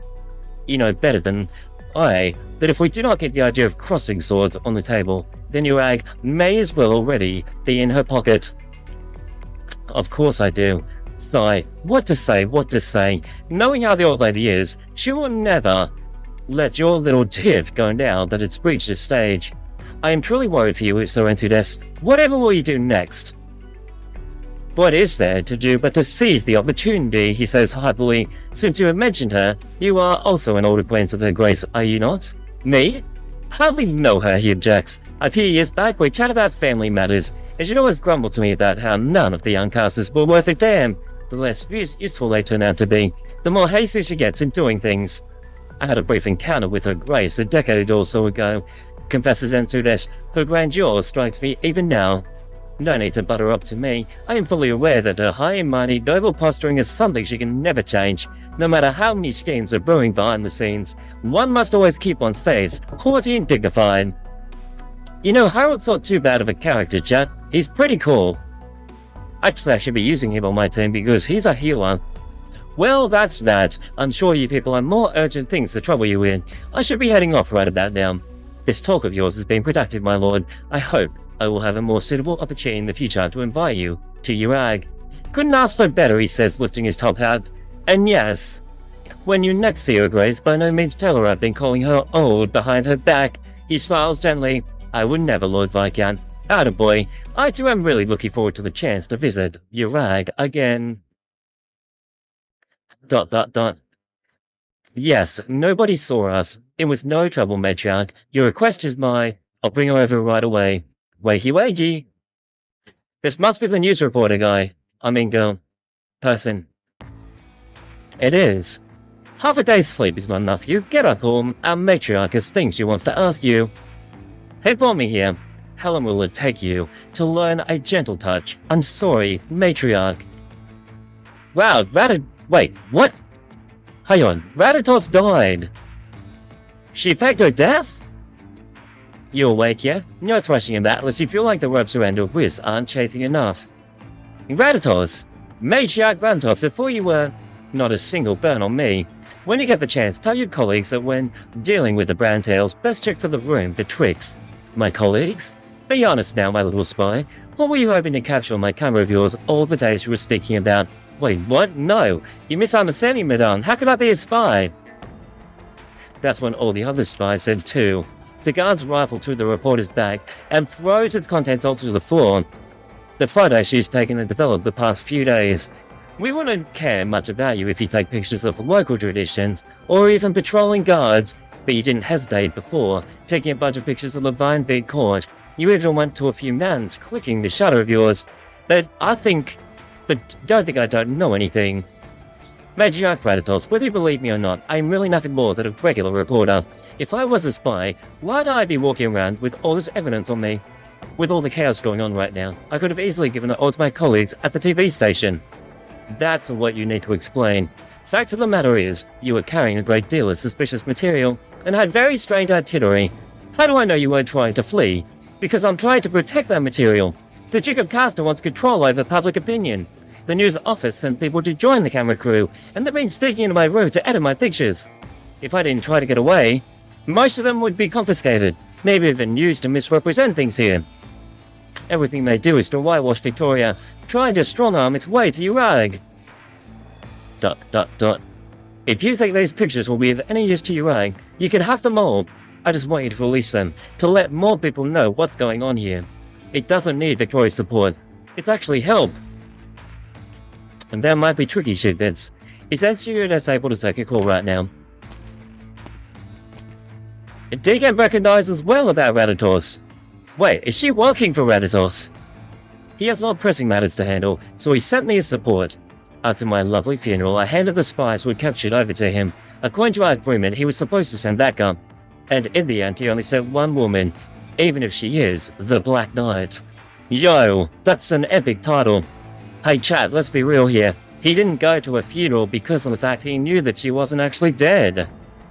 SilverAsh is a boss. I love this guy. Not sure if I should call him generous or stingy, yeah. ... So what's his plan of dealing with Castor? We're still gathering information on our enemy. I was also sent here to help with your interrogations. The most critical thing to find out now is if this reporter has taken any photos of things in the mountains. Ah yes, our little friend here. I can untie your restraints, but first you need to promise me you'll answer all my questions. That sound alright to you? She smiles gently. I wouldn't be trusting Ratatos right now if I was a reporter. But in that situation, you'd have no choice. Proclamation! I shall protect the team. Impurities must be purged. That would be you. Yes, you Everything shall is under protect the control. team. Come forward, Make my your decision. favorite character, Fast. SilverAsh the Reignfrost. Now, 13. Thy trampling of this hallowed Your ground turn. shall beget bitter rue. And summoning Kjerag caster. No matter the environment, I can see them just fine. Hang on, I think it's enough. It's enough. Okay, excellent. As ice yields to gentle warmth's embrace. 1 up. We're changing the stripe just a little bit, chat. Hide your smell. Okay, Broken icicles. We've got a big one. Wait, there's no reason for these guys to come in. Okay, I have confidence. I have confidence. I no longer have confidence. This thing's gonna make a run for it. You Okay, it's want okay. my- use your Play skill. Kill them all. She's too strong. Right. What a ruckus. We're gonna need to do this because there's 2 of them this time. For Kjerag! For Uganda! Can we try something? Okay, yeah, look at that. It like halves the HP. yields to gentle Epic. warmth's embrace. Use your weapon to tell me who you are. Okay, she cleans him up. She cleans him up. Let's assist up. You thought I couldn't see you? Okay, hit it. Yo, yeah, thank you so much for the freaking raid. Let's go! Thy trampling of this You hallowed rock, buddy. ground How's it shall going? beget bitter rue. What an epic moment you've come in on. We're in the final You stage. disrupted my train of thought. What's You up, my want boy? opinion? Come on, get him. Get him. Welcome, Chad. Hey, Chad. So freaking love you. Thanks for coming Still in. running things, still soaking yourself in the past. Play this. Activate for the big guy. Activate for the big guy. We got him. I'll give you a shout out in a second. This is the final stage, is it not? You know, there's only 8 stages, right? Hit him again. But there's no boss, I've noticed. It's just this little, Ice yields this to little gentle thing. warmth's Well, embrace. Chad, behold the execution. Great minds think of You disrupted my train of thought. Do you see the game? Well, Chad, Still manning conviction will throw you Dead. off pace. Hey, what's up with the FGO grind? What's up? Thank you so much, yeah, for the epic raid. Let's give you a shout out. Thank you for this solid raid. Hey, viewers, I stream Fate, but right now I'm streaming some Arknights. What's up, you guys? What do we have here? We have Gnosis being crazy as well. Is unused to the side. He walks to his desk, and under his mug, filled with steaming hot fresh coffee, is a document with SilverAsh's signature, letter of appointment. Would it have killed you not to come over and say goodbye? He asks. It's a flashback. It is signed, he says. You know how risky this is. Minerals and lands are inseparable.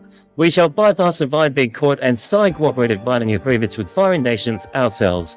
This will cause a lot of headaches for us in the future. SilverAsh agrees, but if we do not pay them their pound of flesh now to close the gap, they shall simply demand much more from us later. This is the lowest price we were able to bear. Your calculations are rather optimistic, SilverAsh. And you have always been less optimistic than I am, no matter the topic, he responds, which means most times you have been able to look further than me. If it wasn't for that optimism of yours, I would not have the confidence to take a single step in the darkness. It has been a long while since I heard such praise from you. Go, see our players through, Gnosis. He's amazing. Gnosis is such a boss as well, chat.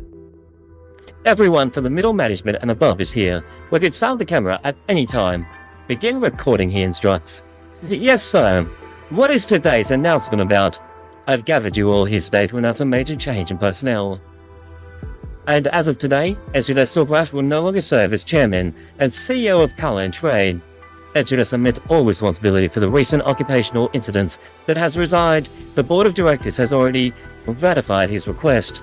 At the same time, the board has decided that I, Gnosis Edelweiss, shall take over all of SilverAsh's duties. Allow me to make the first proclamation of Clan Trade. New era.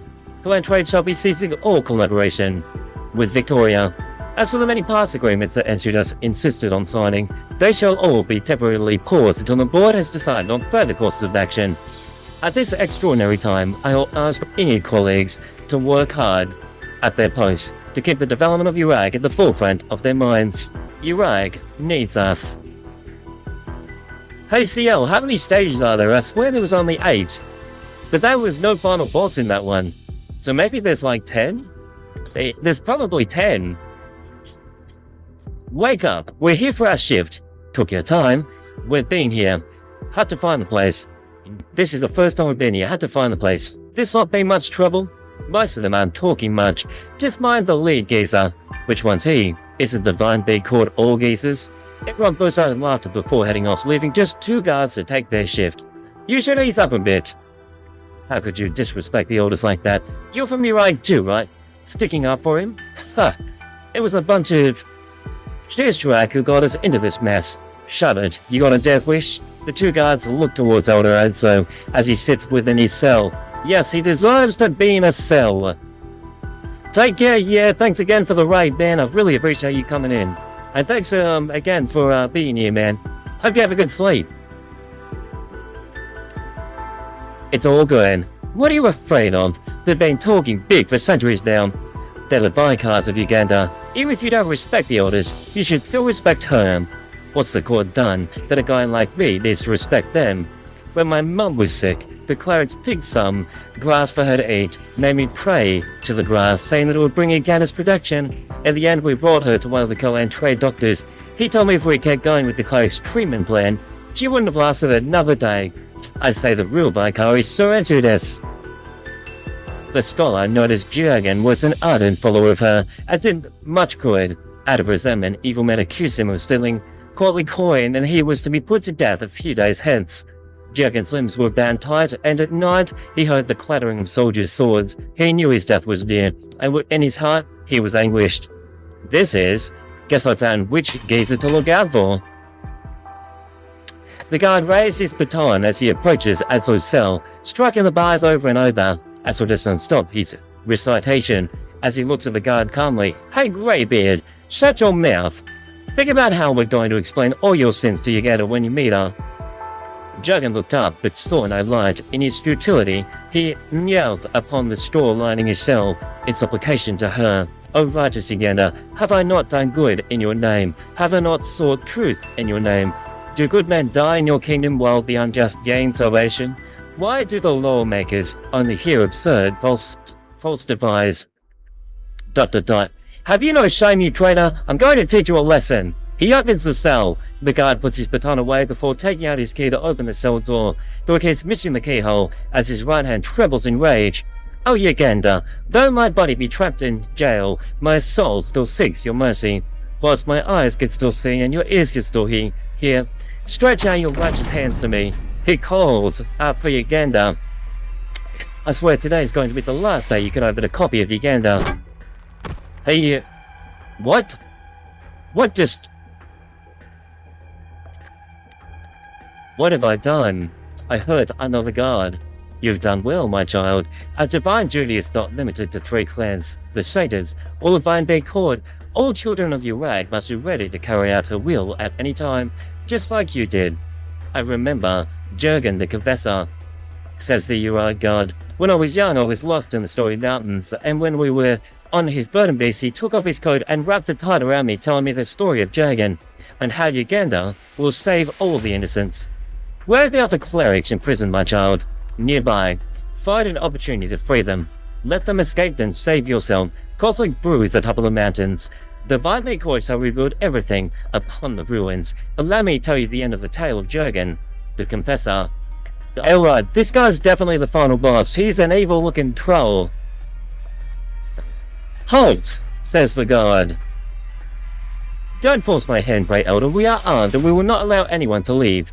I will walk by you. If you insist on using bows and crossbows to run counter to her will, then aim at your own hearts. Try it. You? They stared in his way. Wait, what? The guards who rushed over look at their comrades with raised eyebrows as they form 2 lines. Many of them have chosen to stow their weapons, opening up a narrow passage. Why are they cooperating? Adzo lowers his head as he walks through the guards, leaving behind faint footprints in the stone. Why are they not stopping him? He's a prisoner and he is escaping. As the words left Jagan's mouth, the entire jail began to sway as wind and snow entered through the cracks. The walls around the imprisoned devotee were as rotten trees, shuddering into dust as his body was enveloped in blinding light. The soldiers were thrown to the ground and their weapons shattered, but they themselves were unharmed. They prostrated themselves at Jagan's feet, weeping as they confessed their sins. See transforming? Jagan the Confessor then watched the lands of the three clans, preaching this miracle the rest of his life. And thus again stretches out her hand to those who call for her to enact her justice. No.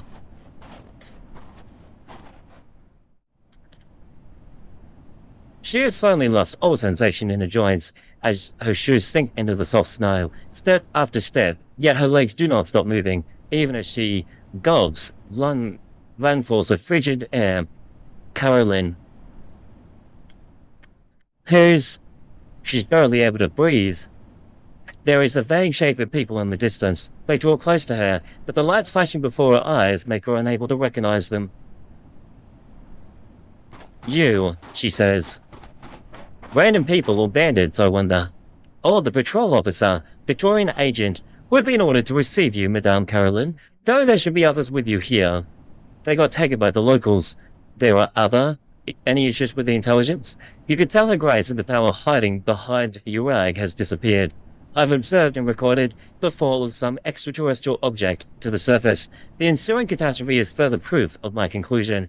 Whether it's the energy field theory of the Ferrimut hypothesis, it explains the changes that happened to Kjerag. Take this folder, she explains, or my research into several hypotheses that Kjerag is in it. You can. What the? They pull out their guns. I'm terribly sorry, madame. Did you really believe you could hide your personal communications with the Maylander Foundation from us? Her Grace has asked us to bring back only the data. I believe she is very interested in the fact that Kjerag has lost its protection. You! Extraterrestrial objects. Theramut legends. There are still so many marvelous things we don't know the truth about across this great land. But all you care about is deception, robbery and murder. Everything else is worthless to you. If I don't need you to escape from Kjerag, I would never work with people like you. I shall pass on your complaint to Her Grace. Verbatim. Goodbye, madame. Thank you for your patriotic service. Oh no. Are they going to do... They're going to kill her! She sighs deeply, unsure of whom she's actually feeling sorry for. What happens? A smoke grenade? Someone's had to save her! Enemy attack. Look for cover. Carolyn is one lucky Carolyn. The night is enveloped in smoke and gunfire, leaving the snowfield in utter chaos. They're driving off, at least until a black off-roader courses out of the smoke. In his wake are the Victorian agents, futilely shooting at the vehicle as it drives into the distance.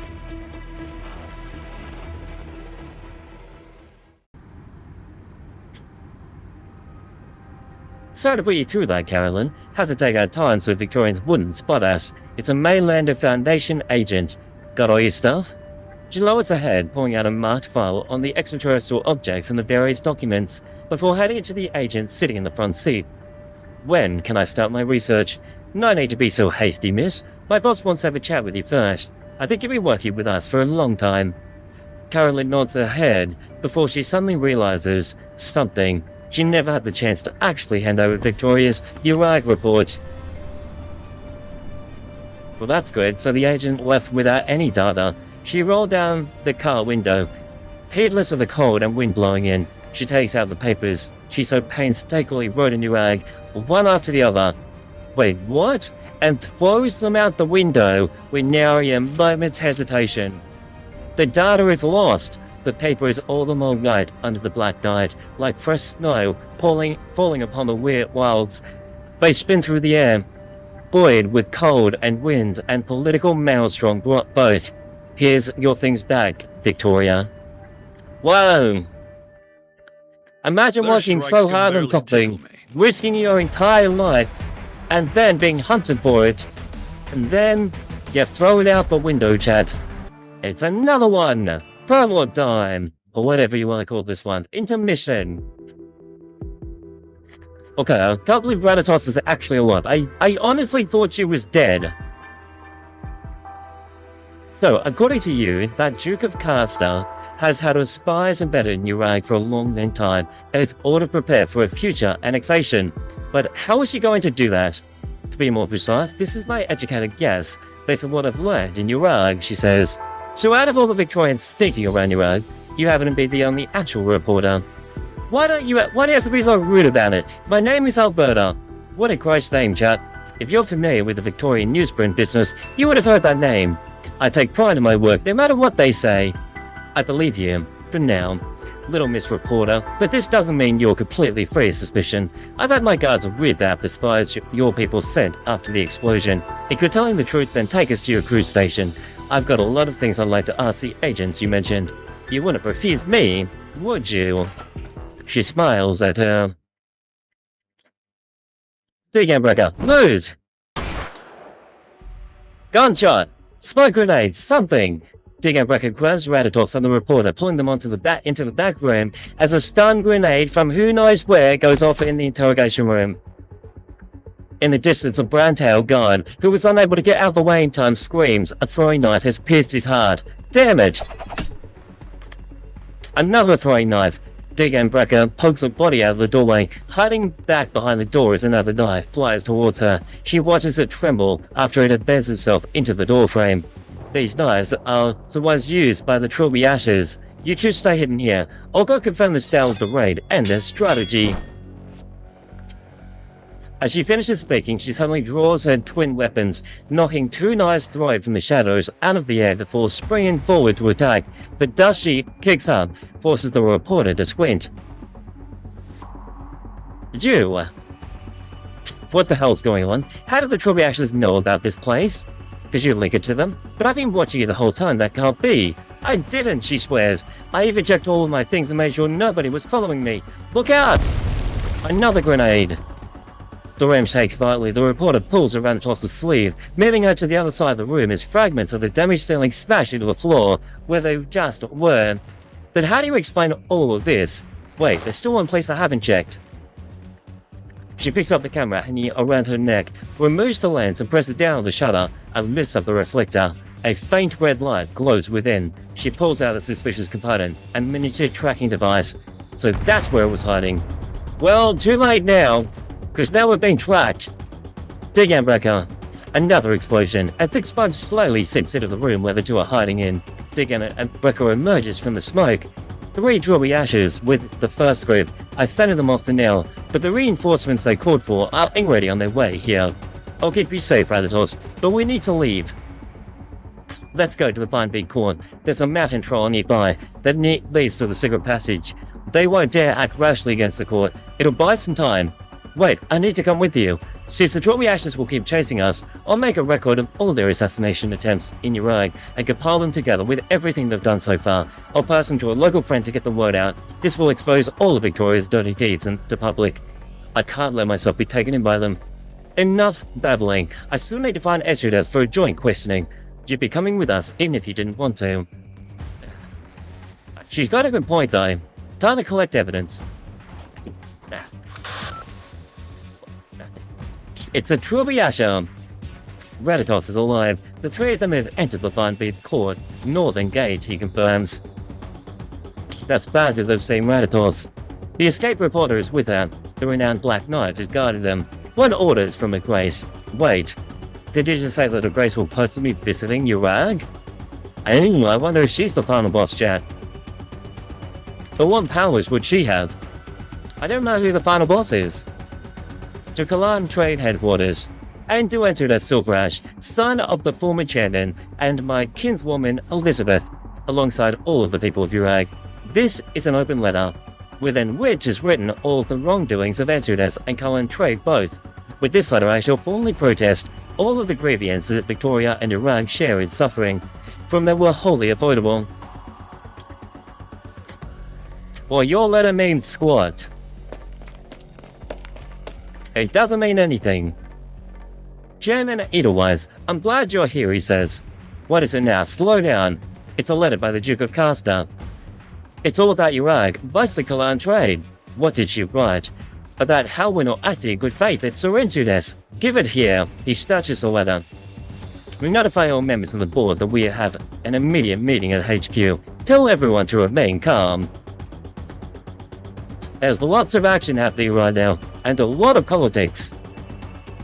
Exodus's first offense, and the source of all this tragedy, was to seek benefit from Colombia, reinforcing the carving out of a great pit and the construction of an observation station atop of Mount Kalan. In the wake of it, catastrophe descended upon Kjerag. This much is undeniable. Amidst this terror and disarray, he committed his second offense. The humanitarian aid sent by Victoria was instead pocketed by him in the name of negotiation. To legitimize the shameless act, Exodus went on to attack against Victoria, leveling baseless accusations and slander against Victorian tourists and expatriates. This was his third offense.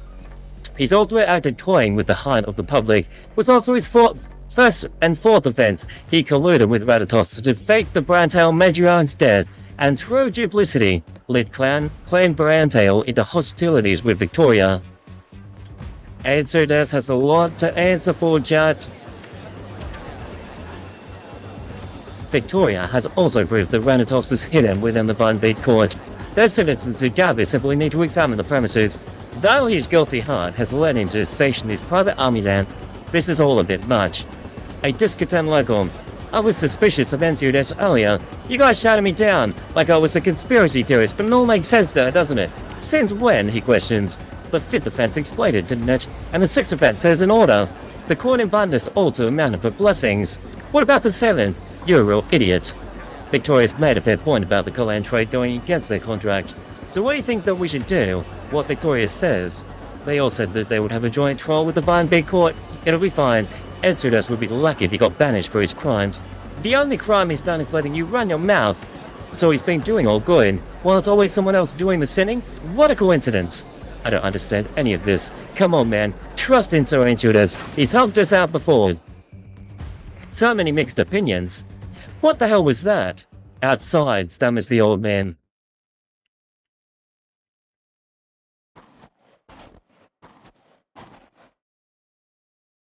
I heard a lot of trouble talk on the way here. Tell me you've been doing more than admiring the snow.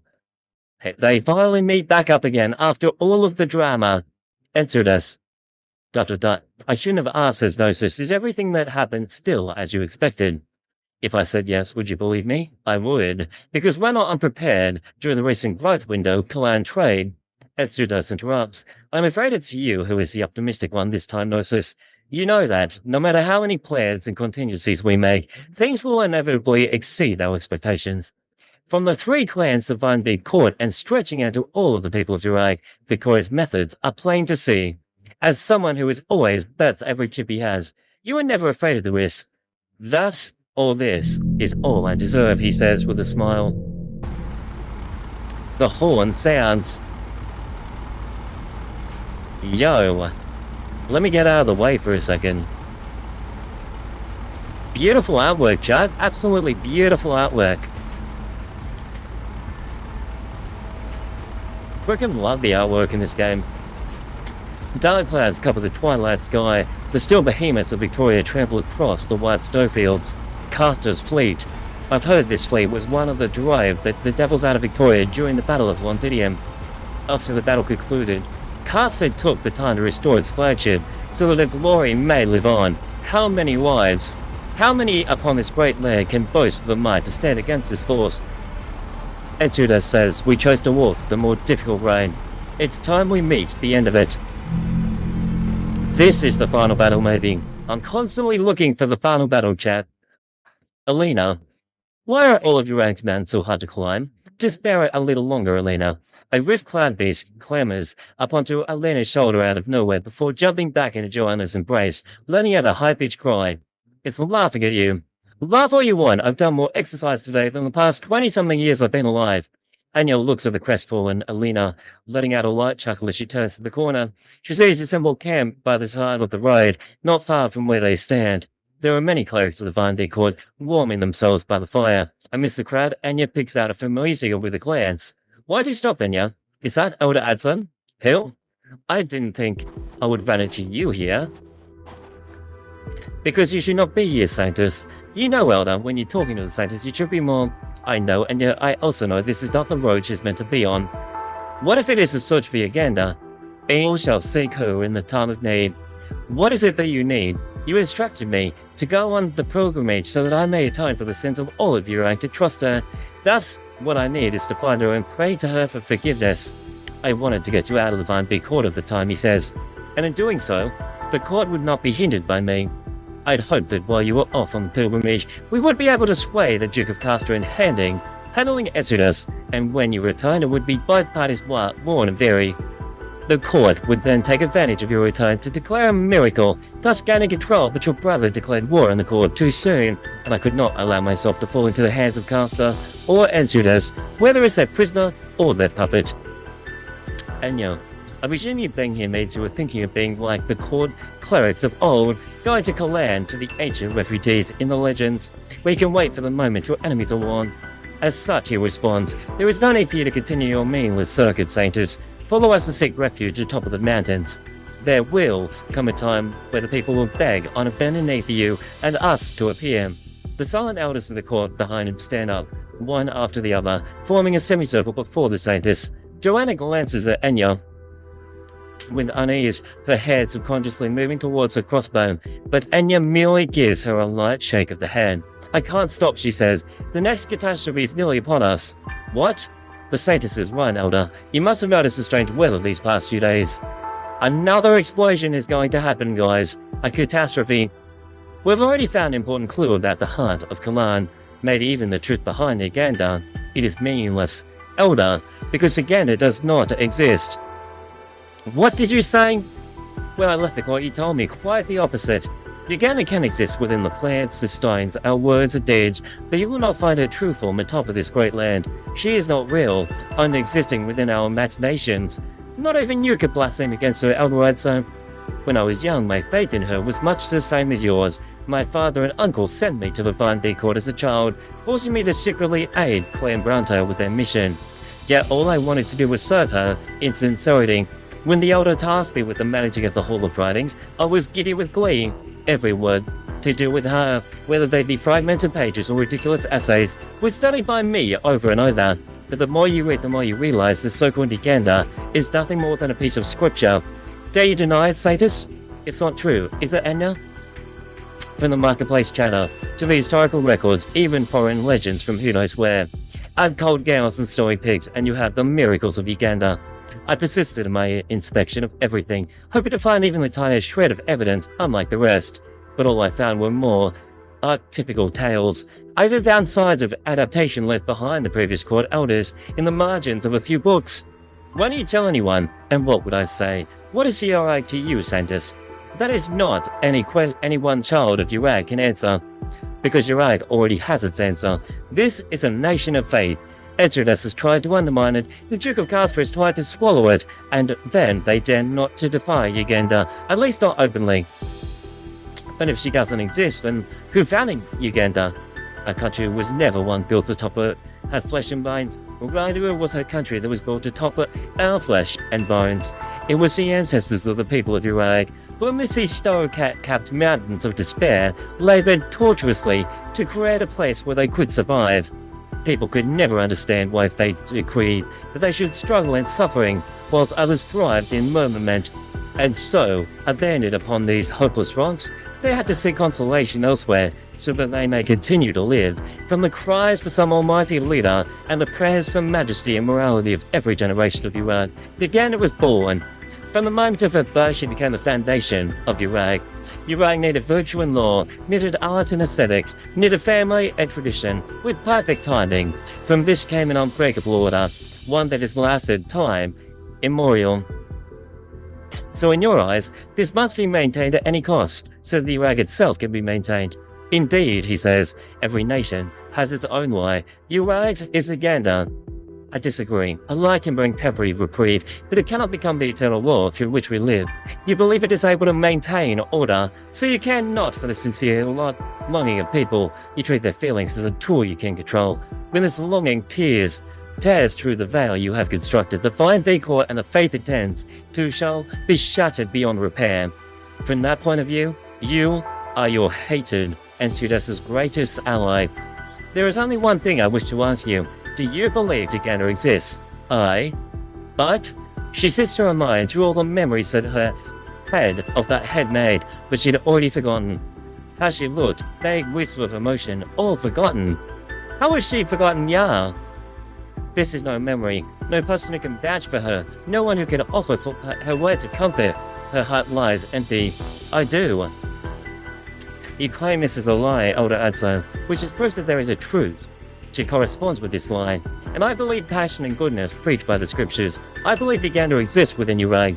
I've already found the path to her. If you must refute me, then come witness alongside of me. Your faith is pointless, Sadist. Even greater disaster awaits, Kjerag. Exodus's short-sightedness has already left her faith on the brink of collapse. This is our last chance to save her. Ever since the pilgrimage began, you've treated me as part of your conspiracy, says I now. Because we have not both dedicated our entire lives to the faith, it is impossible for you not to understand my devotion. Then what is it that you wish me to do? At a suitable hour, return with me to the Vinebed Court to regain control. We shall have to look at our specific circumstance to deal with the Duke of Castor. But Exodus must be eliminated. You are a kind soul. It cannot bear to harm your brother. I understand. Exodus must leave Kjerag. This is the most we can allow him. This is pure coercion. It would turn out take you back to the place you see. When I was young, I searched for all of Kalan. Since you must face the truth, this is the quickest way to do it. I accept, she says. And you? But one condition. If we really do find proof of Uganda, you shall renounce all your schemes regarding Exodus. Very well. Uganda above witnesses our vows. He doesn't even believe in Uganda. But she will witness it. The rumblings of some distant commotion disturb the scent. The scabs snow atop of the trees. What should be silent trees filled with ominous warmth. This used to be a road to the foot of the Mad Kalan that led to the Vinebed Court, but now Victorian soldiers bar the path as the treads of their tanks crush its surface, a blatant, impassable barrier. The loudspeakers atop of the tanks play a message in clear Kjerag. People of Kjerag, do not panic. In accordance with Victoria's policy regarding the current situation, we will ensure everyone's safety. This operation will not disturb the everyday lives of residents. We simply suggest everyone stays at home in the weather. We also have a warning to the criminals who have abducted Victorian citizens, and for those who associate with them, release the hostages immediately, or we will take immediate action. It's a war. Boss stage is going to be a bit hard with just a Kjerag team, to be fair. Fun. Lots of fun. If we need Harold, or if we need Athena, or whatever her name is, Alita or Athena, I don't know, whatever their supporter's name is, we'll add her in if we need to. Say, mister, mind if I cross the road? I need to head home to get the fire going.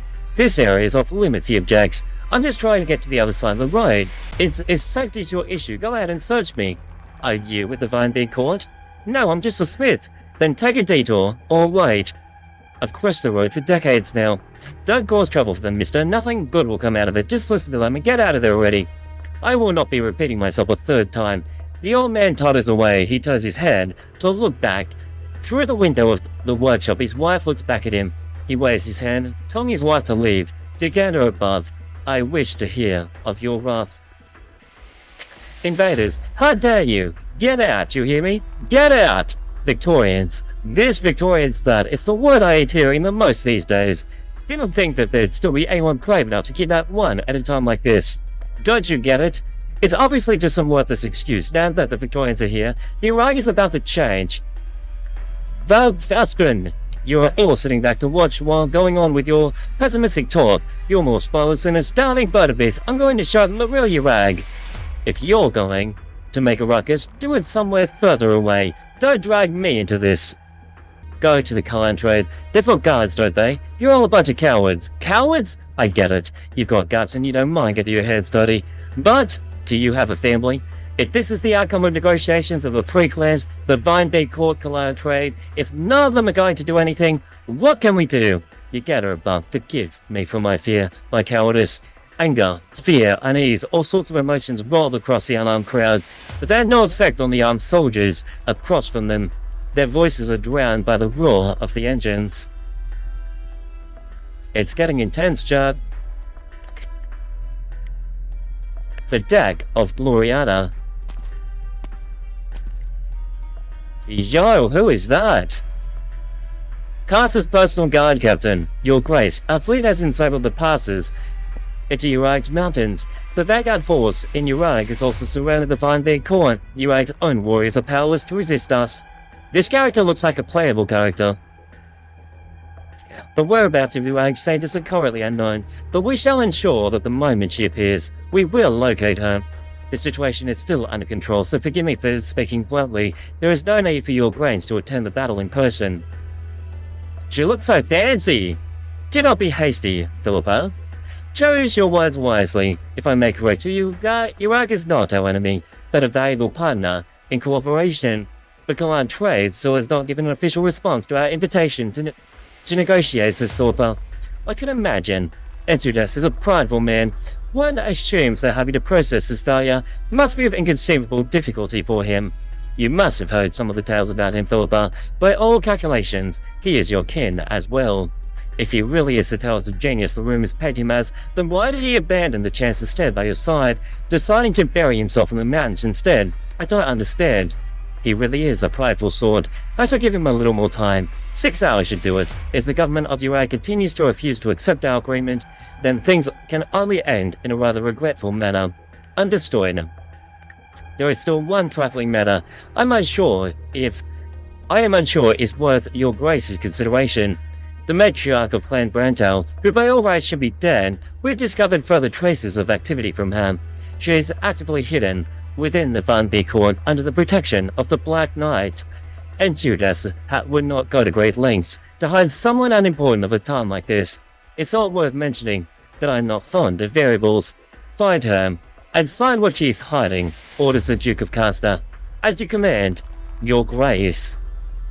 Philippa seems like a cool character. She should be playable, chat. Understood. I shall carry out this assignment to a limited extent, then await further instructions. All hands to take note. Team 1, guard the front. Team 2, head to the north gate. Team 3 and 4, find high vantage points to watch the court. Be on guard. If you allow even a single soul out, you shall have to answer to a grace in person. Anything but that. I have not received any orders to allow Victorians in, sir. I understand. We shall await for a reply. The chairman has informed me not to accept any invitations. No matter, I'm happy to wait here patiently. How do you people prepare for winter? I'm rather curious. I fear you may not have the opportunity to learn for yourself. I'm not here representing myself. My experiences are not important, Mr. Edelweiss. I believe these terrible conditions call for giving everyone an equal chance to express themselves. Don't you agree? Why are you here? With easy Chairman Edelweiss of Kalan Trade, I've come here for one very simple task, to invite Mr. SilverAsh to the negotiating table on behalf of her grace. A simple, peaceful conversation, also protecting the bond between our two nations. You are brazenly sent an army to surround Kjerag, aimed your cannons at civilians, and dispatch your troops to blockade our markets. Are these actions meant to be part of this peaceful conversation? Mr. Edelweiss, Her Grace simply wishes to let the true master of Kjerag know that a speeding warship cares not where the people atop its deck run. To most, their best choice is to hold the handrail tight. Profound understanding can come over the passage of eons, or it can come in the blink of an eye. It all depends on the commands you have received, sir. So true, though, what Edelweiss just said. Notice is so right. Get to the point, Victorian. You shouldn't need me to teach you on what to say here. I would much rather call it sending a request, Mr. Edelweiss. A request from Victoria is rather rare sight these days. We cordially invite Mr. SilverAsh to a spirited discussion with Her Grace about the future of Kjerag. We shall ensure the meeting goes smoothly. Her Grace has also commanded that none be harmed. Then we must have our own request, she says. Victoria is admittedly deceased this military invasion. I regret to inform you that such a thing hinges on the results of Mrs. SilverAsh and Her Grace's talks. I am unqualified to make a promise in Her Grace's stead. How should you present yourself when you face her, is the question. I've asked myself that countless times, until tears of remorse flowed down my face, for I could not find an answer. Just like how as I waver in the cold wind, I cannot find anything.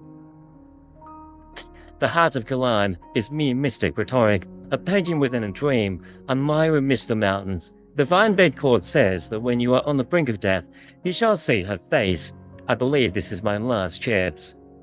Yet I am unable to prove anything to you. I see only my mother by the bonfire, my wife underneath the curtains. The life I should have. You have come to end of this faithless follower. Epitaph, one written for him and by him. His last request to you is to wipe away the stone upon this tomb. A lonely grave stands by the road, and yet an Adzo stop in front of it. All I did was bury him. He only had time to carve himself a marker before he died. So the binds we saw along the way are the binds of humans. Other human beings would use value and meaning to paralyze themselves, to climb Kjerag, to walk to her side, to witness her existence. They are willing to give their lives. The Saintess's right hand brushes against the worn wooden marker, completing its master's last wish. Cold wind sweeps past her fingertips, as if urging her to grab hold of something. She lifts her head towards the snow-capped peaks, as her ears catch the sound of a young woman laughing. Elder, did you hear? Someone's laughing? She swallows down her unfinished question. The laughter echoes between the mountains and fades until it becomes nothing more than a memory. I didn't hear anything. Please proceed, Saintess. Nadia was in her head. Anya hesitates for a moment before nodding, continuing onwards towards the darkening horizon, towards the peaks laden with thick snow. The winds pick up, tangling itself in Saintess's clothes, and leaves behind snow, stuck to her brow, like how it sticks to the withered trees she walks past.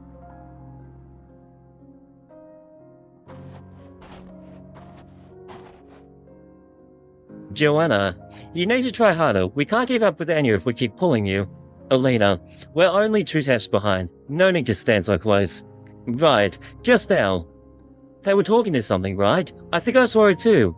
But there was nothing here except stolen rocks. Whatever, doesn't matter. Did I miss the grave or the pile of bones? Alina forces herself forward with a few more steps. Behind her, the snow where she stepped is suffused with a deep blue glow. At the same time, she has a faint sensation of someone watching her, though only one by her side is Joanna, gritting her teeth as she pulls Alina's arm. The billowing wind has numbed her brain. It must have been her imagination. As a thought, this runs through her mind. Alina hears a sigh. Alina! Wow, the artwork is so pretty in this game. You took it upon yourself to enter a gamble you are fated to lose, Saintess. This is the depths of the mountain. He explains the location of the heart of Kjerag. Yes, it is the heart of Kjerag. I did as you asked, and yet I dragged you all the way here. We're here. Don't just stand there. Huh? Wait, this no, it can't be. Alina puts all of her strength into shaking her head and patting her cheeks before taking out a bevy of instruments, waving them against the cave wall. It is an ordinary cave, one that can be seen anywhere in Kjerag. Its only unusual property is its proximity to Mount Kjerag's peak, and yet heads deeper within. The deepest part of the cave is only 100 meters in the entrance, barely wide enough to fit 5 or 6 men. The rocks are covered with a thin layer of snow and moss and lichen. The air is permeated with the humid scent of fungi and soil. You are not the first who wished to find her, and neither was I. My greatest wish during my youth was to witness her true form, to prostrate myself before her, as though I checked every book in the Hall of Writings, read every line of every poem, all to find proof of her existence. Many before me have left behind records and analysis. One mentioned this place, the only cave atop of Nat Kjerag. I followed the endless or rugged mountain trails before finally finding myself here. Anya, the records say that the clerics of the court once sought refuge in the depths of Kjerag. Just so, he explains. Perhaps you still recall the story of the Saintess who roused Uganda. According to the legend, when Uganda sank divine punishment, the Vine Big Court chose 100 girls in succession to ascend the mountains of prey. The last of the girls was the one who quelled her fury. But in truth, the final girl was the daughter of a clan leader, which incited the great clans to ally and lay siege to the court. And during the massacre, he explains, the surviving clerics fled here, after which came the so-called miracle. Peace returned to Kjerag. How would you explain this miracle? Look at Kjerag as it is now. The answer shall be clear. Who has ever heard of a war that came to an end for no reason? If that even the murder of a girl can transform into a sublime miracle, so too can political compromise become the stuff of legend. Murder. That's how you see the actions of the court of old. Indeed, to use murder to seek comfort, to allow ignorance to stir on the heart. This is the bloody death the court is born in the name of the Gander. With no God to promise us eternity, our every step is on thin ice with no room of inattention. I brought you here to learn the truth behind the Gander, Saintus. And now I shall wait for you, no matter how long you struggle to process it. Enya, come over here quick, she calls. This pile of rocks at the deepest part of the cave doesn't seem natural. It's more like a door that someone built. The clerics of old made this place into a sanctuary. Finding things here is hardly strange. In other words, behind this door is most likely the hiding place of the ancient clerics, a place where countless secrets of Kjerag are hidden. Oh. What's more likely behind that door you will find absolutely nothing. Then let us bear witness, Elder answered. They stare at each other, and then go to the door. Enya half shuts her eyes as she walks past the old man, droning on about history, slowly approaching the end of the cave. She takes a deep breath and presses her body against the cave wall, like a reunion hug after a long time away. Soil sticks to her hand and cheeks, and moss pokes out from under her hair. It's as if she were fast asleep atop of the earth. She pushes open the door. I can feel it, she whispers. According to my readings, Enya, behind this super thin rock wall, there seems to be a giant cavern. There's no other way in. I could buy this door open if we have to. Wait, this is holy ground, she objects. Do it, Enya? Oh, dear Gander above, pardon the intrusion. It's all in the name of truth. Blow it up! Respectfully. Okay. 09, cold steel. Good.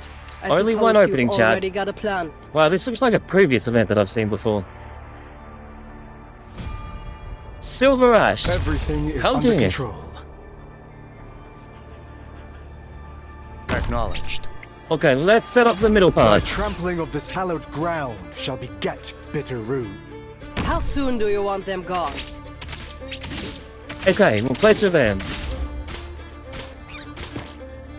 Forwards! We need more power. Made up your mind? Thy pleas falleth upon deaf ears. Wait, for the snow shall bury this on. The question is, how many servants do I actually need? I'll play just one more. Fine choice. Wait, what is that guy? That's a huge monster. Oh, we're gonna need some help. Okay, whoa! At your service. Okay, Nose is still carrying that, but also the stage as well. You want my opinion?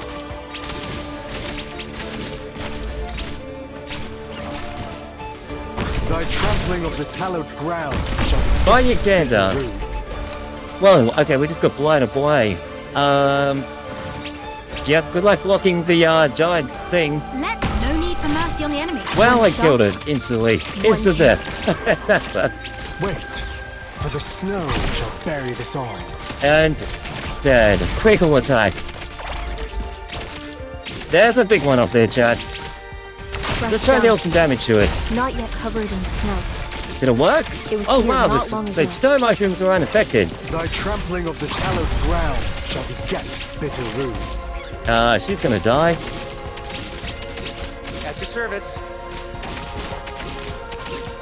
Have that Enya with her little bells. Right. You disrupted. Okay, activating wait a second. The stage just pushed them all away from it. Activate skill, do it. Still Play soaking you. yourself in the past? That leaves only 3 left.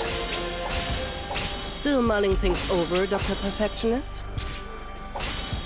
And the stage is gonna blow them in a second. Let's do it. Thy trampling One. of this hallowed ground shall beget bitter rue. SilverAsh! You Hang disrupted on, let's my just train test of this At your out. service. How strong are you, SilverAsh? It's a long Pokemon battle. Beat the mushroom. Wow. You don't have much attack, do you, buddy? But at least you can hold it. Well, I'm gonna go get a coffee, chat.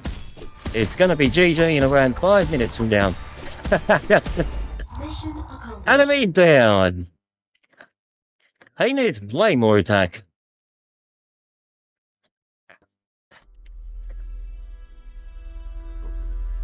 I am in position, says the Trilby Asher. As her Grace's latest instruction state, Ratatoss's feigned death must have a reason. She's most likely carrying important information on her person, and is to be captured alive. That's an order. This is the front. The courtyard is empty. Prepare for direct contact. Do not attract attention. Enter quickly, he instructs. The only thing to watch is for the Black Knight, who is most likely still here. But where is she? The intruder's look warily, holding its weapon high. Not good. No! That's an epic attack. That must be Digenbrecker. A black Digenbrecker flies at unbelievable speed towards him. The intruder is sent flying by the incredible force, slamming against the walls.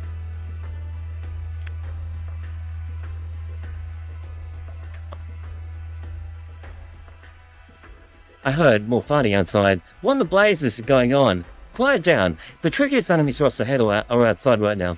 Digenbrecker is risking her life to protect us. The only thing you can do right now is to sit down, shut up, and do not be discovered. I heard the broadcast say that I'm a hostage, abducted by Kjerag, but why? Your fellow Victorians got their weapons out and started up their tanks. They're not letting anything out of this place. So, they're here to rescue you, or they're here to keep people and they know locked up, so that they can't get their other plans done. The answer is obvious. You mean they're using my rescue as an excuse to invade Kjerag? It's what you said, and it seems reality agrees with you. How did it all come to this? If you've got a way to get the information out, you could ask your fellow countrymen that question. When I came to this place, I thought I could help the oppressed people, says Alberta, with my camera and my words. I'd better let more people know about the truth of Kjerag. I believed all that I did had meaning. Should I be thanking you for your kindness or something? Alright, says Ratatoss. I'll treat you as an actual kind-hearted lady then. So don't play dumb with me now. Why do you think what you've seen is the true Kjerag? And who do you think is doing the oppressing here? Victorians are... Kjerag seems like such an innocent place until you enter the Vine Court. Melting snow atop of the roof becomes water, dripping into the courtyard, causing ripples and the intruder's pooling blood. Before him, the face shrouded in light looks back at him. Within the great hall, the candle flames are like chained bloodthirsts, raging and rolling. He stands up somehow. Such power. No wonder why the reports on Kjerag emphasize the Black Knight's presence. I knew you people would try to sneak in. You have. To tell you the truth, I can't tell which of you is underneath those masks. That colleague of yours who came to Kjerag before, surely he told you this land is not one you could trample as you please. I love her confidence. Indeed, your fame is known to us. We made sure to make ample preparations. Well, there's 3 of them. Wait, they just split up. So you intend to win through numbers. None of us could hope to claim victory over you. It is only a mission and nothing more. Your claims may mark you as elites, but here is something you wouldn't know without feelings of pain. If you wish to pass, it would only be as a corpse. She pulls out a sword again. Come, she invites. It's rare that I have the chance to go all out. I suppose I should consider you all willing to die. She takes up a killing stance as the air is filled with the muffled cries of unsheathed weapons. Go! With drawn blades and cold gleams, they slowly step forward, stepping onto the puddles reflecting a muddled sky. Upon this holy ground, a savage melee is about to begin. The human air is warm and dries, and falling snow melts, steam rises, droplets splash about, and from the clash of steel against flesh comes sparks of scarlet. Whoa! They're fighting! Nice! She takes out another one! Double kill! Wait, there's another one! She blocks them both! Take one! Slashes the other! Yo, that's her ultimate! That's a level 3! Huh! Not bad! Again, she invites! Digenbrecker is insane. I never thought it would be like this.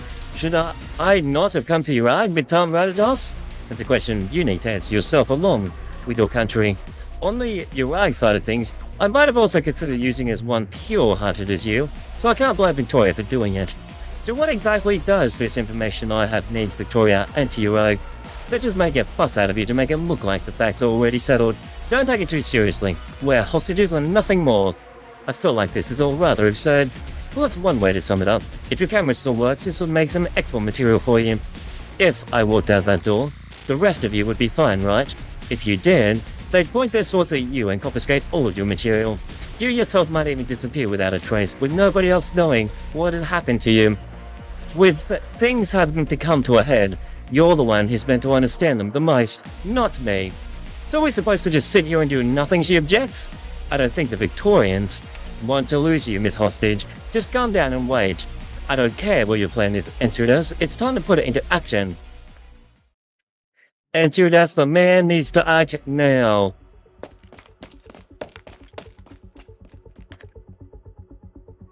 Reporting in, we'll build some temporary fortifications just like you ordered, Sir Actos. The enemy fleet hasn't fired yet. They're marching towards a place, they're 3 clicks you must. How shall we respond? Finally, Artos is back in action. Our explosives reserves. When left all we could, we'll be risking our lives, but at the very least we could delay the Victorian advance for a while. Good. Go get the troops in formation. Meanwhile, I'll have a chat with these Victorians.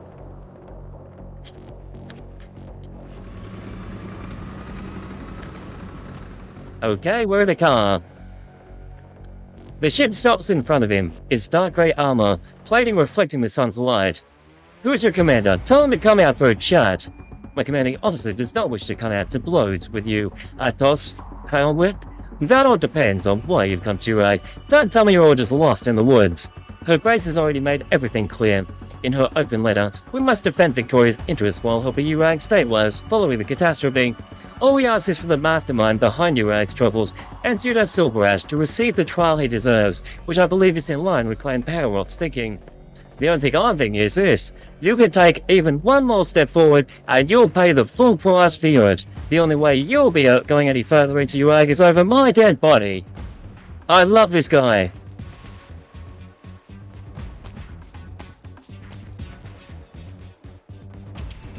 Back already? What are the commander's orders? No changes. We keep guarding the final checkpoint.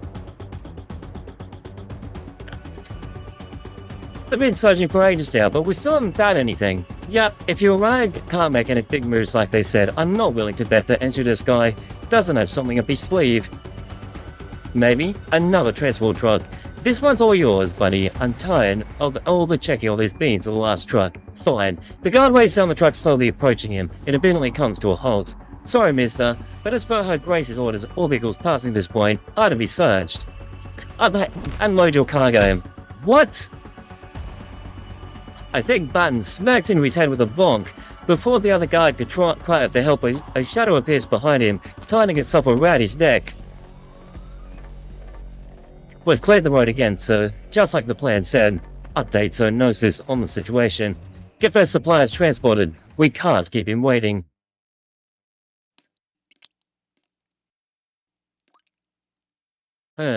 She's unsure as to whose blood is blurring her side as it runs down her cheek onto the corner of her mouth. That's gross, chat.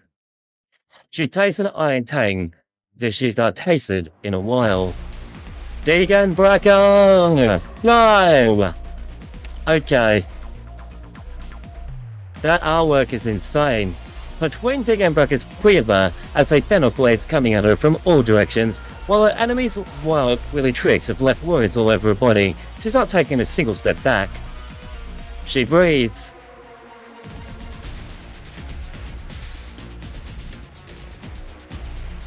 Seven or 8 of her foes lay slumped on the floor around her.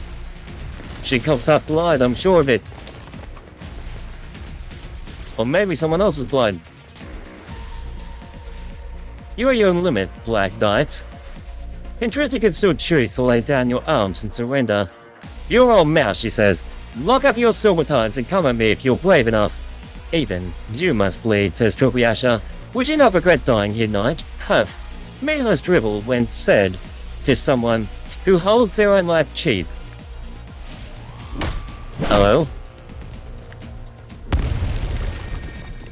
Clang! She takes advantage of her foe's moment of complacency, starting him flying. Most times she could not let out a blow this strong, but now her strike is fueled by a rage that has not burned in a very long time. She's enjoying this. The mere sight of a scar, Latin Knight's purest form, is enough to strike fear into the hearts of her enemies. Some of them take a half step back. That's right, you're messing with the Queen right now. What are you so afraid of, she asks.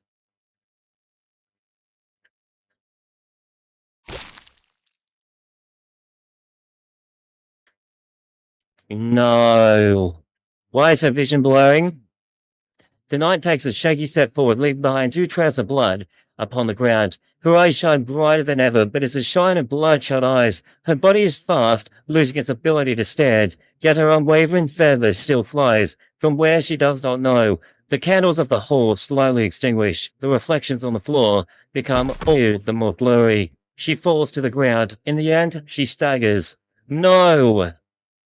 No, no, no, no, no! Digger Bracket, no! That was your mimate! Several smoke grenades fly into the courtyard, covering everything in a cloud of fumes.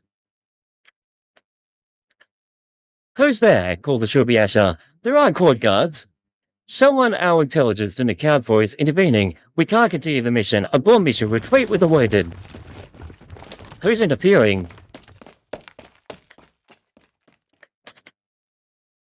Made it right on time. Victoria's elite hooligans won't be sorted that easily. We need to find somewhere safe. Wake up. This is no time for a nap. Sharp? You're sharp. Take it easy with the talking. You're wounded. Did the doctor send you? SilverAsh has been in contact with the doctor for the whole time. After hearing about the catastrophe in Kjerag, the doctor figured you'd run into trouble. While we do have our hands pretty full at the moment, the doctor did promise that if you ever found yourself in a pinch, we wouldn't just stand back and watch. Let's go, Sharp! And let's go, Doctor! I've already called Rhodes Island for reinforcements. They should be here any minute now. What about Antiochus? No need to worry. I believe SilverAsh has managed to take the reins of this situation. Just hang in there, Diggenbreaker. You're through the hardest part now. Yes! We're alive, Chad! Are we able to maintain our current output? Yes, ammunition stocks will be expected, but Chairman Edelweiss, I can't help but doubt things. If we're facing the Duke of Castor's fleet, then even if we raise our efficiency tenfold, we wouldn't be able to compete with them. No need to worry, just follow the plan. We will handle the rest. I've worked for the Kalan trade, says the man. For 11 years now, Chairman. I know what it's brought to you, Rag. I believe in the both of you.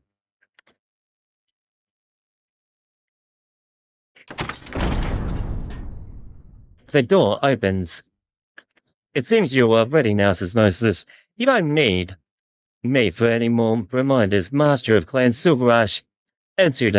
Since this is to be a negotiation, I thought I would change it to something more friendly. Oh? Is this the revealing of the altar? Joe! It's the revealing of the altar form! Castor's army has laid siege to Kjerag, while her advanced forces have taken control over several of our streets, forcing civilians back into their homes.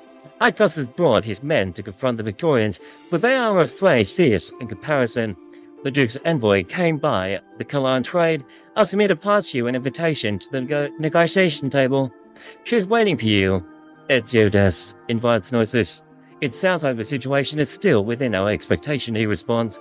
Look at you. Admiring this lonely battleship. Does it not seem weak to you now? Lately I found myself overthinking about a day from many years ago. The day my parents received an invitation from Clan Browntail. My father told me that the reason why the Browntails and the Power Rods did not support us was because they had not seen what he had seen. If someone could take a step forward, even if it is only a single step, even if it is the infamous Luca Browntail, they know the worst case scenario, but they did not hesitate. Now I'm at the age at which they passed away, and looking back, it seems that some things haven't changed. But at least now I know why they did not hesitate. In the wake of their passing, I followed my clan as we left Kjerag to head to Victoria. It was a rough start. I was learning almost out of habit as I got used to the disdainful looks of my Victorian classmates. The only thing that kept me going was the knowledge of that one day I would return to Kjerag. But in the end, you went to Victoria too, he says. I fear I shall never forget the look on your face when I first greeted you at school. I was simply surprised by the way you greeted me, asking me if I still remembered our childhood promise like some sort of naive fool.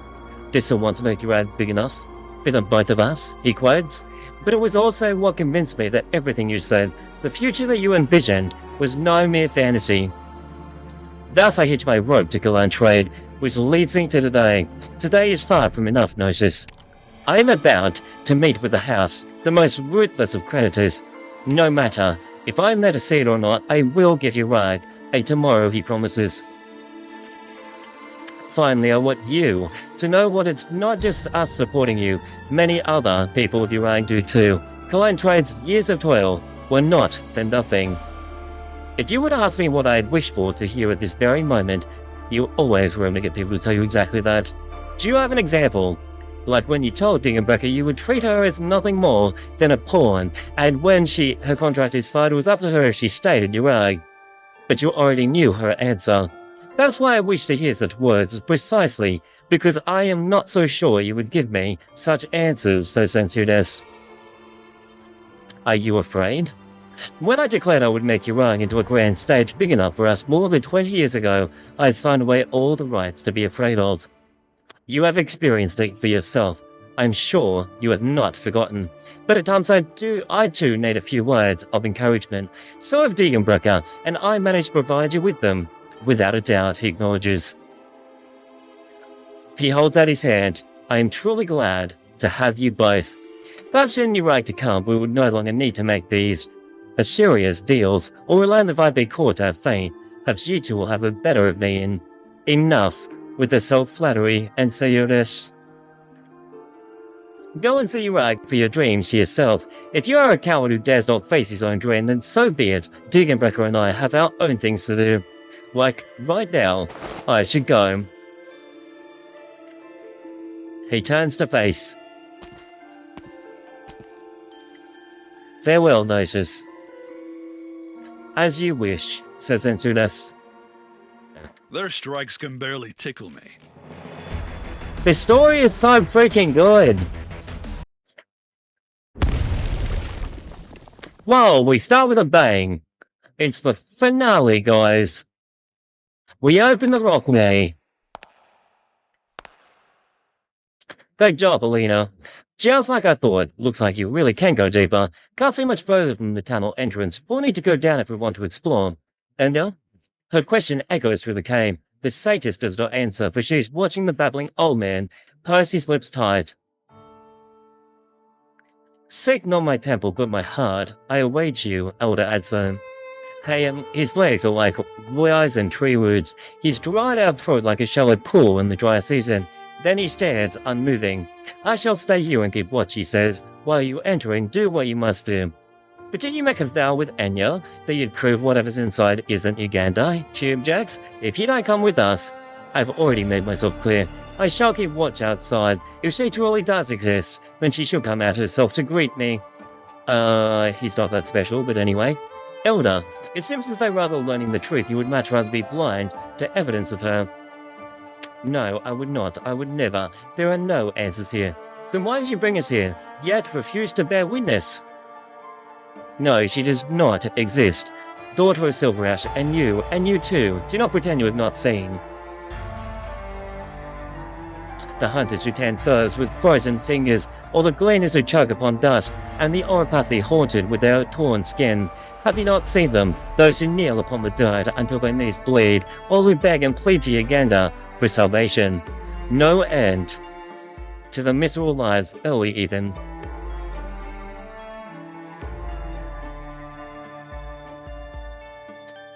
While you huddled together in your warm houses making merry, it was I and the vine they caught. It was also I who showed them. As well, I kept preaching to them that none shall be abandoned, even if you were born into a lifetime of suffering. There is still a God who loves you. It was we who built the nation, where people can greet their ends with a smile. But Uganda, the arbitrary liege lord, this king who sees all her cattle, she can, should, and save these people, save all of Kjerag. Yet she's aloof, magicking up some miracle every once in a while to show her power. Why is it only ever barely a handful of people saved, he objects. Now, you even wish to see this monster, this tyrant, to ask her to deny me, to deny the order we've so painstakingly built. I cannot. He kneels once more. One more is left that could support this old man. He collapses into the dirt. crying out in anguish as if his frail body was struck by some invisible hammer. Speak. Tell me, why does she not know? Why does she not understand? Why do you stay silent? Great Elder, why is he so upset? Elder Anso, I understand where you're coming from, says Enya, sympathizing. We are not allowed to witness the true face of God. Only through her admonishments, her creations can we describe her. But I still wish to believe that no matter what I see at the other end of this cave, my faith shall not be swayed. The virtues and commandments, the knowledge and wisdom she has conferred upon us, they have meaning.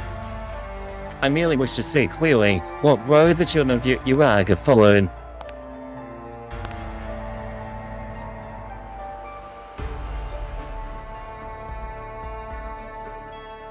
Anya turns and walks into the cabin without the slightest hesitation, towards where her father lies.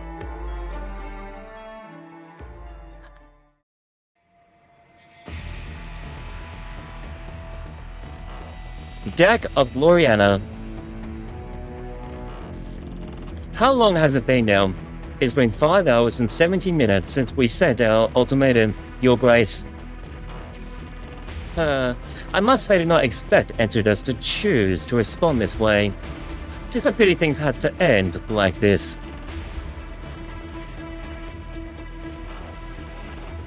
I'm concerned.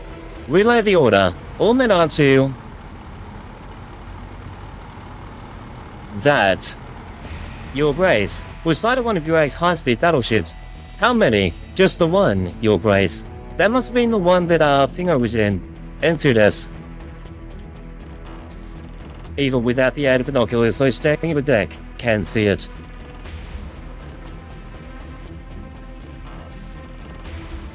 In the distance, a battle slowly emerges from the star-draped valley.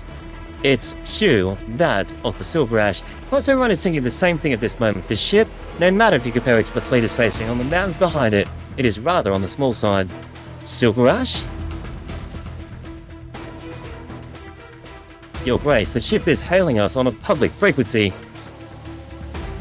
Their message states that this is Kjerag's high-speed battleship, and the captain is Entidus SilverAsh.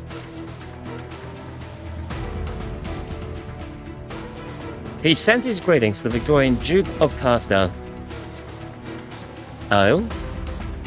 But does this stunt of this mean that he's here to negotiate, or to start a war?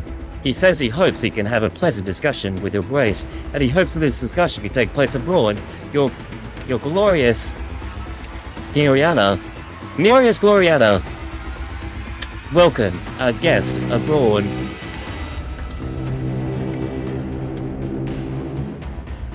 Welcome to Clan SilverAsh.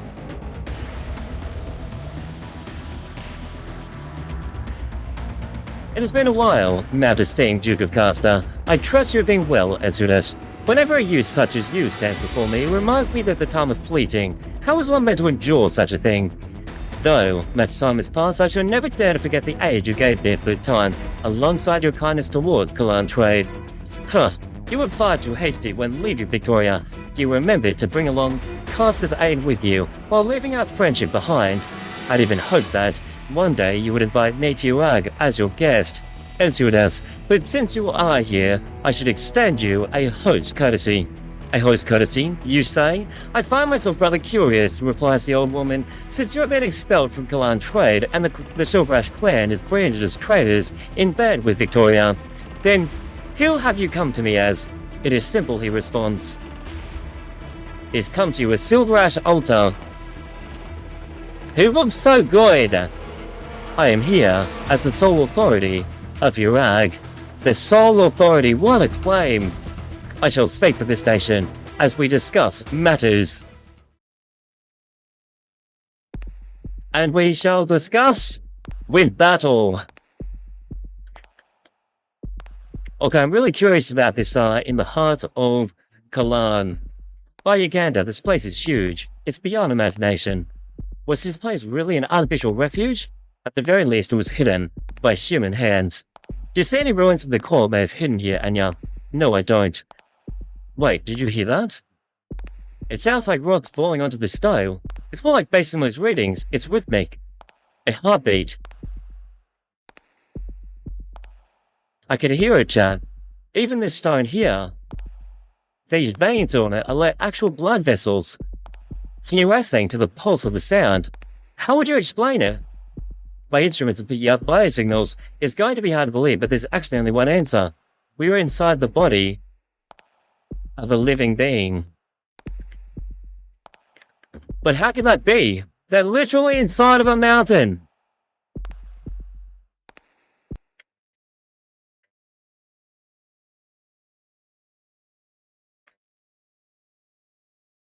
Whoa. What is this? Nearly tripped over it. Seems like there's some sort of statue here. I nearly bumped into it too. Let me turn my emergency light on. Much better. The shimmering light dispels the darkness, revealing that the thing that is blocking their path. An ice sculpture. Why is it crawling across the ground? It's not the only one. Look, there's another one there. It seems like there's even more of them coming this way. They're clothed the same way of the ancient peoples of Kjerag are described in historical records. But did those people have the technique to sculpt like this? Crafted sculpture of the time were cruder. Anya, what do you think, Anya? I'm afraid that these are not statues. They're not? They're past statuses. They are from the land time Uganda vanished. They who offered themselves up as sacrifices to beg her to return to Kjerag. Anya brushes her fingers against the sculpture's face. Her wrinkles, her flesh, her cheeks puffed up by the gritted teeth, her eyelashes, her tears, staining her cheeks. A girl dead from hypothermia, her delusional relief and trembling from the cold, merged into a single expression. They were encased in ice after their deaths, preserving their faces and postures. They were all looking in the same direction. That can't be a coincidence. They were all looking for her answer.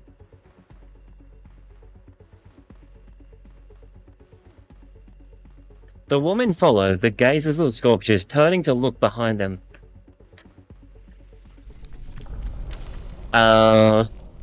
What is that? Is that like a seaborn chat? What is that? I've never seen anything shaped like that before. I'd be really concerned. It is. Uganda. No, it's not. Is it? Wait, what? I've never seen anything shaped like that in Kjerag. It is Uganda, says Anya. It's what people of the past saw, and also, its height and scale are far beyond the ancient techniques. It couldn't possibly be a relic of the past. But this cave has been sealed off for ages. Who did this and why? I'm really confused. So, yeah, because I thought, like, Yah was actually, like, Uganda. Like, you know, the one that they see as their god. A frigid wind from nowhere, laden with fine snow, slams into them, and you look out. Wait, is it alive? The statue is calling me.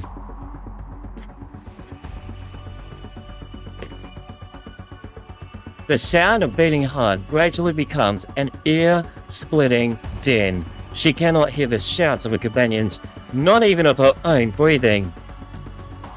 The only thing her senses take in is the statue's icy radiance, alongside an irresistible urge.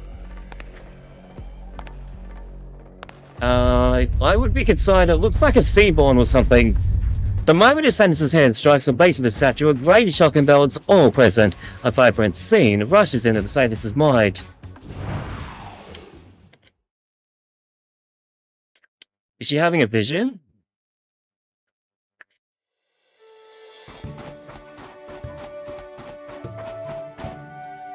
Where'd it go hiding now? I just saw it. Wait, what? Are we having like a vision or what? Past experience advises her to stoop down.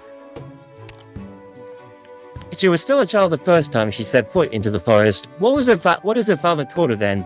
Listen up, Joanna. Hunting isn't easy. You need to be careful and you need to be brave. Pay attention to the tracks left by every animal.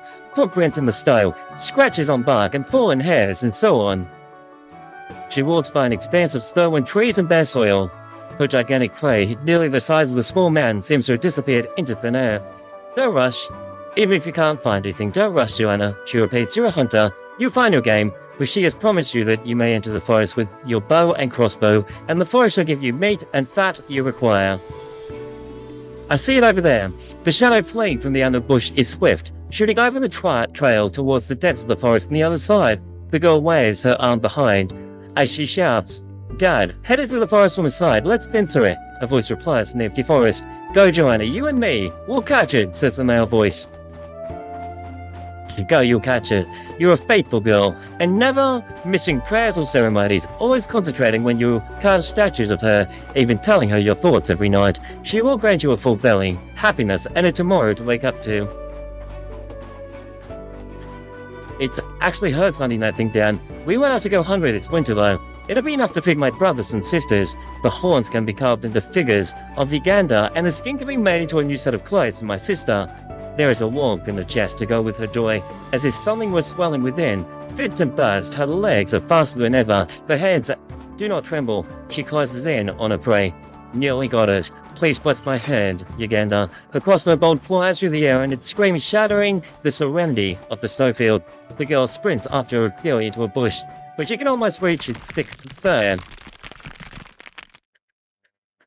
Oh, what just happened? There is nothing in her grasp, or in the chunk of originium crystal in her arm, growing like wildfire. What use is your faith? Says the savage beast. Uganda will not protect you. The land shall have its fill, and you are but its prey. Oh, was that like a change of history just now or something? That's weird. Adso, it's your turn now. This room is familiar to me. I've never seen it, but I'm well aware of what this is. The cramped, gloomy room is filled with the scent of pine oil, thick to the point you can barely walk through it. It's joined with a dry heat that resists description. This is one of my thoughts. The old man gets up from his chair and steps forward. 1, 2, 5 steps, 10. 10 steps. 10 is enough. A narrow compartment, soundproofed, insulated, unknown to others, suited for clandestine discussions. If I had to put it that way, if I had extended the invitation that way, then the SilverAshes. What did I say when Luca came to meet with me? Did I advise him not to commit this unpardonable sin, or did I not? Did I agree with him, or did I not? Did I not tell him how to build a hidden room with the parlor of the Browntail Manor, or did I not? He keeps questioning. The fragrance intensifies to the point that it stings the nose. You forgot our deal, brother. You were supposed to take control of the Vine Bay Court and work with me, says Luca Browntail. All that of you right would serve under the Browntail name. Why are you always such a do-nothing coward? No, it wasn't supposed to be like this. You know how much blood is on our hands just getting us to this point. Look at these two girls, Branados and Cyrus. They're your own flesh and blood. You're not going to close your eyes, as the SilverAshes and Power Rods put them to the sword when they grow up, are you? All my life, I have told many lies and cheated many people, including those I loved and those who loved me, those I trusted and those who trusted me. I once sincerely believed that the great power was the answer to everything, but I was wrong. My decades in the Hall of Writings washed my heart clean of my arrogance and stupidity. I understood that the only thing left in my life was a mission. A mission to serve the truth, a very virtue that Uganda carved upon each and every one of our souls. And so, to repent deeply for the injurious plots against my neighbors, my despicable tearing away from parent from child, for my lust for power, for the lies abhorred, from my deceitful tongue. If Uganda truly existed, how could she ignore all that I did? Wait, what is he? Fire, a fire singe out of nowhere, or rather it's a fire lit decades ago, a well-crafted trap that has finally found its prey, a fire that is burned for thousands of days, fire which swoops in furiously, engulfing all that Adso sees. Did he just set himself on fire?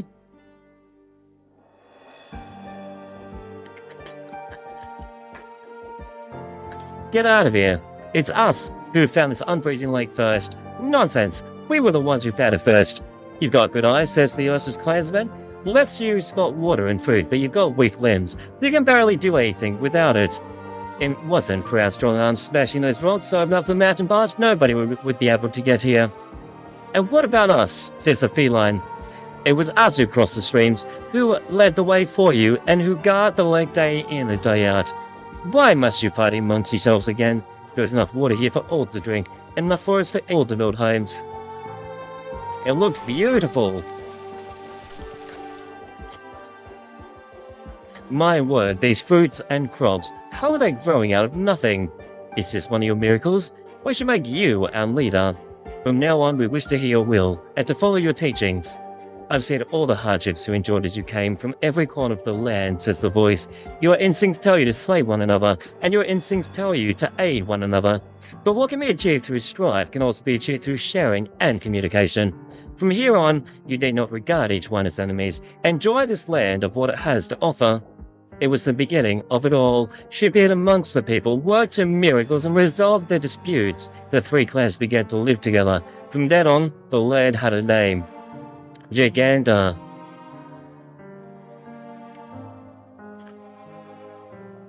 Your Majesty, this book recording the history of Uganda is complete. Pray and look over it once more. Would you not dare forget a single line of your teachings? There's no need. You must remember my words and the road you have followed here, but most importantly, remember the first kindness you felt in your hearts. You must reflect upon yourself.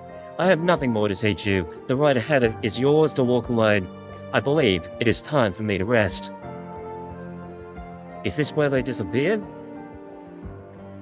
And are they really a godly being or just someone who's like supernatural? Her Majesty has left. She told us to live as we have, but if there is no one to command the great three clans, how can we have faith in others? We must hurry back to the lands and warn our people. Uganda left and she did. She returned authority to her people. The wheel of history turned back to the beginning, and it seemed that the peaceful days of the past were but a fleeting dream. Humanity returned to where it started.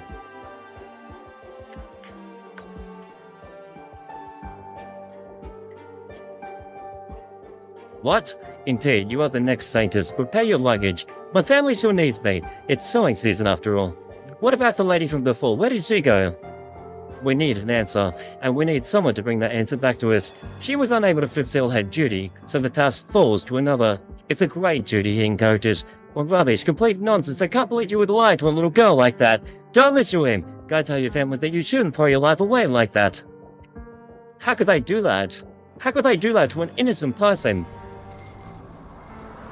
O watcher above the clouds, God of Kjerag, Uganda, I ask that you return to us. I beseech you, respond to my voice. Mama, I'm cold. What must we do, Uganda? I'm shivering so much. No matter the wrongs we've done, I beg you, do not abandon us. Oh great, Uganda. And that's where she probably died. Enough, enough, don't come any further, you'll die. Why all this for a lie? Uganda has never, say ye saw. Yeah? Yar is finally back! Did you really only just figure it out, says Uganda? And yeah, you're more muddle-headed than I thought at times. She smiles at her. Finally, she's back! Yep, Uganda got bored and just killed everyone. Okay, alright Jack, let's do it. This stage is insane. Shh. Don't disturb the beasts. Be a little courteous Don't disturb to the our beast, guests, or boys you're the and one waking it girls. up. Okay, play this. 10. I'm gonna shove Harold here as well. Here, amateurs are doomed to fall to their death. 14. scenery. Harold. Shame about the fighting. I need to where she can hit the boss. Yes, I agree. Your orders. I thought about that at the end of the last run. I'm like, she's really hitting the boss time. Let's do that. Over here? Here, I got you! Grab. Here To IKEA. That's you. No soldier may Skills. cower in the field. Yep, he is not healing that great, is he? He may as well not even be on the field at this point. Here, my hook never misses. I got this. Yeah, I played this guy here last time. That worked really well. What are you planning? Ice and snow know not Never mercy. mind. Therefore, not knowing what to avoid doing. Yeah. At your service. Yes, they keep doing avalanches. Everything is under control. She is omnipresent. That's you. All casualties retreat! All others, cover! How soon do you want them gone? Okay, put her there. That seemed to work out. Let's Alright. put an end to this as soon as possible. A fine choice. What? Still manning to use your weapon to tell me who you are. Wait, for the snow shall bury this all. Leave it to me. You can drop her there for just a moment. Your mind? Here, my hook never misses. I got this. Fall in! Heals. This. Gnosis. Gnosis. Okay. Gnosis is not enraged after all. Okay. No. Gnosis is working. Art thou mine worthy enemy? SilverAsh name. Go on. They're attacking. Okay. They're about to come down. Okay. And then we're back. Why is he on skill 1? I don't know. Oh no, I deployed him, Alan. In my other runs. Start this one. Oh no! Oh no! Harold died. Okay, Harold is dead. I repeat, Harold is dead.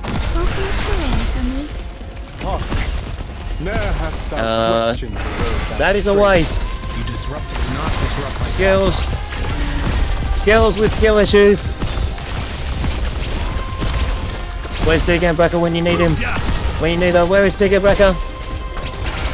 Acknowledged.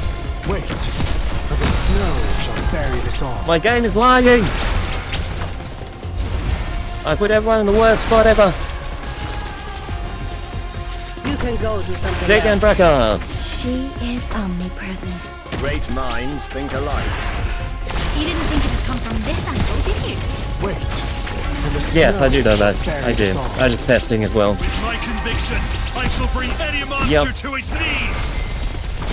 That's yours. I say this once, protect your own life first. I'll bear the onus. She's out. Let it be mine. Art thou mine worthy enemy? Or art thou not but a jester? Let's put an end to this as soon as possible. Okay, damage is on, Chad. Damage is on. My shield is ready. I think that's it. Your orders. Okay, I Hydra's think we actually did flushed it. We actually Ne'er did hast it. thou questioned the road Let's thou go. Wow, hunting a healer makes a freaking difference, doesn't it? I can't believe we did that. Abe, I'm thankful for the Retracing Alter doing all the damage. The icy wind suddenly comes to a stop, and Azure lake gleams above the vast tranquil fluid? Snowfield. Your ice winters are cold, and the water freezes over naturally, yet its surface remains a mirror, simply reflecting the blue of the sky. A figure appears at the center of the lake. Anya! Ya, is that you? It is! Anya, Ya? What should I call you? Ya or Uganda? Surely you haven't forgotten. Uganda is what the people of the past named to be. But Ya? Ya shall always be headmaid to Lady Anya. She smiles back at her, and you thought of many things she wanted to say during her long journey here. These thoughts sway through her mind, alongside all the questions she wants to ask, like a cup filled to the brim. From time to time he would make some noise, but now that she looks inside after her eternity of waiting, she finds it dry, long dry. What should I say? What could she say? The friend she was searching for stands before her, her warm hands caressing her cheeks and the tip of her nose, just like she always did. While I can't say it's entirely unexpected, I'm still pleasantly surprised you managed to find this place in the end. I was really worried about you, I didn't know where you went, and therefore terrified after the catastrophe struck. I had no choice but to go on the pilgrimage as a scientist. I went by many places before ultimately discovering these ruins atop of Mount Kalan. Did you say you went on the pilgrimage in this season? You idiot! Well, forgive me. As a maid, I should not speak to the satyrs in such a manner. Anya, I'm just glad you're alright. Her friend's voice is still as dear as it ever was. Yeah, those visions I saw just now, were they the Kjerag of the past? They were, she confirms. Those were my memories. Memories when I walked alongside of the land, alongside the people countless years ago. The tale of how Kjerag of them then became the Kjerag of today. You are here on the forbidden land of Uganda's body, and so through her eyes you may witness history 1,000 years past. I'm in Uganda's body? Is she referring to the mountain? I think she is. How shall I explain it? You started in my arm and crawled your way into my chest. This lake, is it an illusion? Is this the heart of Kalan? The heart of Kalan is actually the name of this lake. What you see is how it was 1,000 years ago. At the time, in the depths of the mountains, there was a lake that remained unfrozen year-round. Desperate wanderers discovered this precious source of water, and here they took root and multiplied. In time, they came to see it as a heart. The heart pulsed, and Kalan's flesh began to grow, she quotes. And so the people built an altar here, so they may honor the miracle that Uganda blessed them with. I saw the statue in the ruins. It was huge, exquisite, completely unlike the statue by the lake. There were referenced Asian texts for, but it was something only people who had seen the real you could have made. What are you, Ya? Now that's a question and a half. What a headache, she says. A very, very long time ago, I only knew that my body was massive, no different from the mountains and rivers themselves.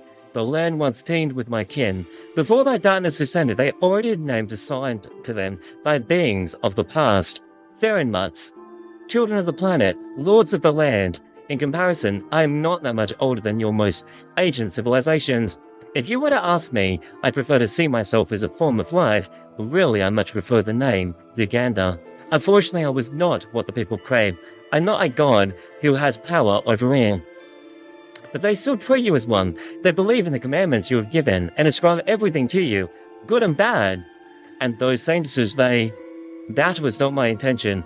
I once went to sleep for a time, but apparently my departure terrified the people, and they tried to search for me. To rouse me, they became lost. I sealed this place away, in hope that people would forget this terrible mistake of the long past.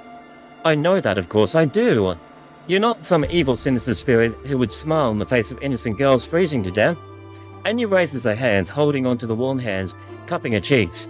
I am not the god that people need, nor have I ever given any commandments. I am nothing but another one of the liars born upon this land, born without rhyme or reason. How could I possibly have any wise words of survival to pass on? Well, there you have it, guys. She's not a god. That people treat her as one. But when I took the form of man and walked among you, I discovered to my surprise that, though your people are frail, you possess an innate, near instinctual power, one that allows you to help one another, to overcome all difficulties and survive upon this dangerous land.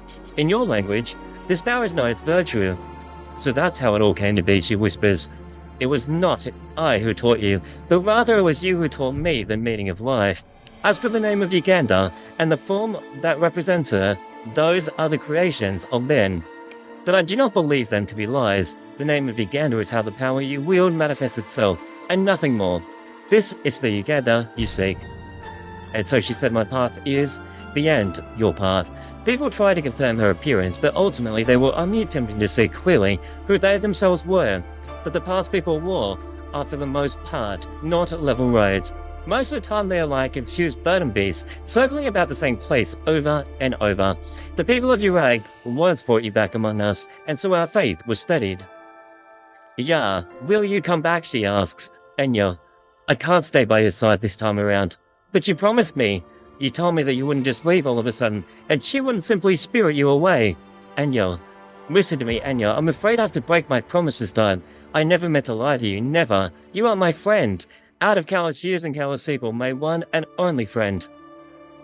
I wanted to accompany you forever, until the end of your days. I even thought that I would become one left behind to endure our separation. But what happened? What could you possibly have happened to force you to leave? There is no such thing as eternal union. Parting is simply a matter of time, and my time has come. That is all. I just didn't want the day to come so quickly. Things happen at their most suited hour. You are unlike the other children who call out my name. I started out as the same as them, says Anya. But now you walk the path of your choosing. You are able to find the solution in your own heart. You have braved great trials that I know nothing of, experienced great danger I could not help you with, and now you stand before me. You are my Anya, my sweet, sweet Anya. You are the little burden beast who managed to jump the fence, and you have a heart that resists all discipline and a bright, witty mind. You are the first satyrs to come prey with resentment and bitterness in a heart. The stars of Kalan are tall and far, as pure white as stacked clouds. The wind blows from deep ravines, greatly sweeping by the great land of Kjerag. Snowflakes fall from the wind's embrace and melt into the spring. The sun's rays lift the water, the mist returning to the horizon. They pile up into clouds before turning into the next round of snow. Their hands refuse to let go of each other, the world as they lean upon one another lights a spark in their bodies. Go, Anya, she says. But where? Go drive away the last of the darkness and usher in a new tomorrow, she says.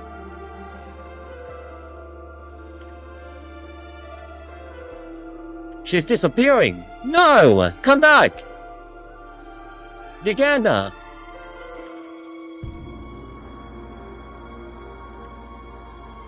This illusion disappears, like waking from a dream. The cave is still as gloomy as it was earlier. Drive away the last of darkness and usher in a new tomorrow, she repeats. Broken clumps of snow spiral around her before being dispersed by the wind. A single snowflake remains in the palm of her hand, a perfect hexagon. It does not melt, nor flit through the air, it simply waits quietly like a guardian, unmoving of eons. Not even asking me my opinion before giving this to me, you know I don't like taking the spotlight. You're just so willful. But you awake. Did I pass out? You did. I didn't think I would be that short a time. Did you see it? I did. I had a terrible nightmare. But then I saw someone who looked like a Uganda. She cured me in my dream. Then she comforted me, telling me the stone disease isn't Uganda's punishment. That I'm not a bad girl. Satis, could she have been Uganda herself? We found her, right? We did. That must have been Uganda you saw. What are you talking about? How come I'm the only one who didn't see anything? Don't worry about it. She simply gave us each an answer we needed. And yeah, maybe I need to revise my hypotheses and calculations. It wasn't a special vein of ore that protected Kjerag from a catastrophe for a millennium. Add that to all we've seen in this cave. I still can't bring myself to believe in things like pheromones, which are completely incompatible with our scientific system. Having eliminated everything false, then the only possibility left must be the truth, no matter how absurd it may be. Anya, could you tell me? The Uganda you saw. That was... The satyr stretches out her hand, softly stroking the perplexed woman's head, treating like any other devotee who had come to her for confession. I can't explain what the Uganda is in our hearts, in scientific terms, but as a scientist, how could you possibly fear the unknown? I would never. Uganda might be something completely incompatible with science. Perhaps you have discovered a little corner of a field that science has yet to set foot upon.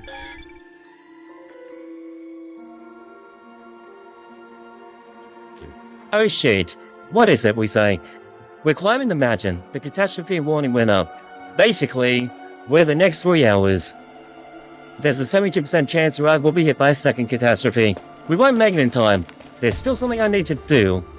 Wow, okay. So we're about to get hit by a catastrophe. Where are you going?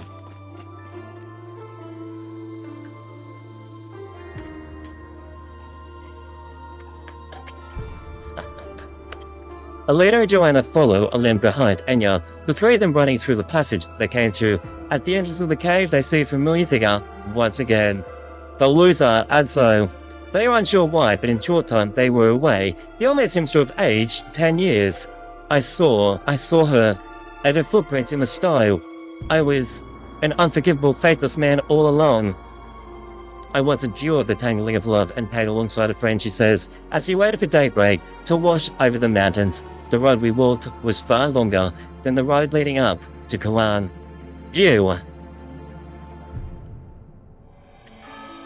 Wow.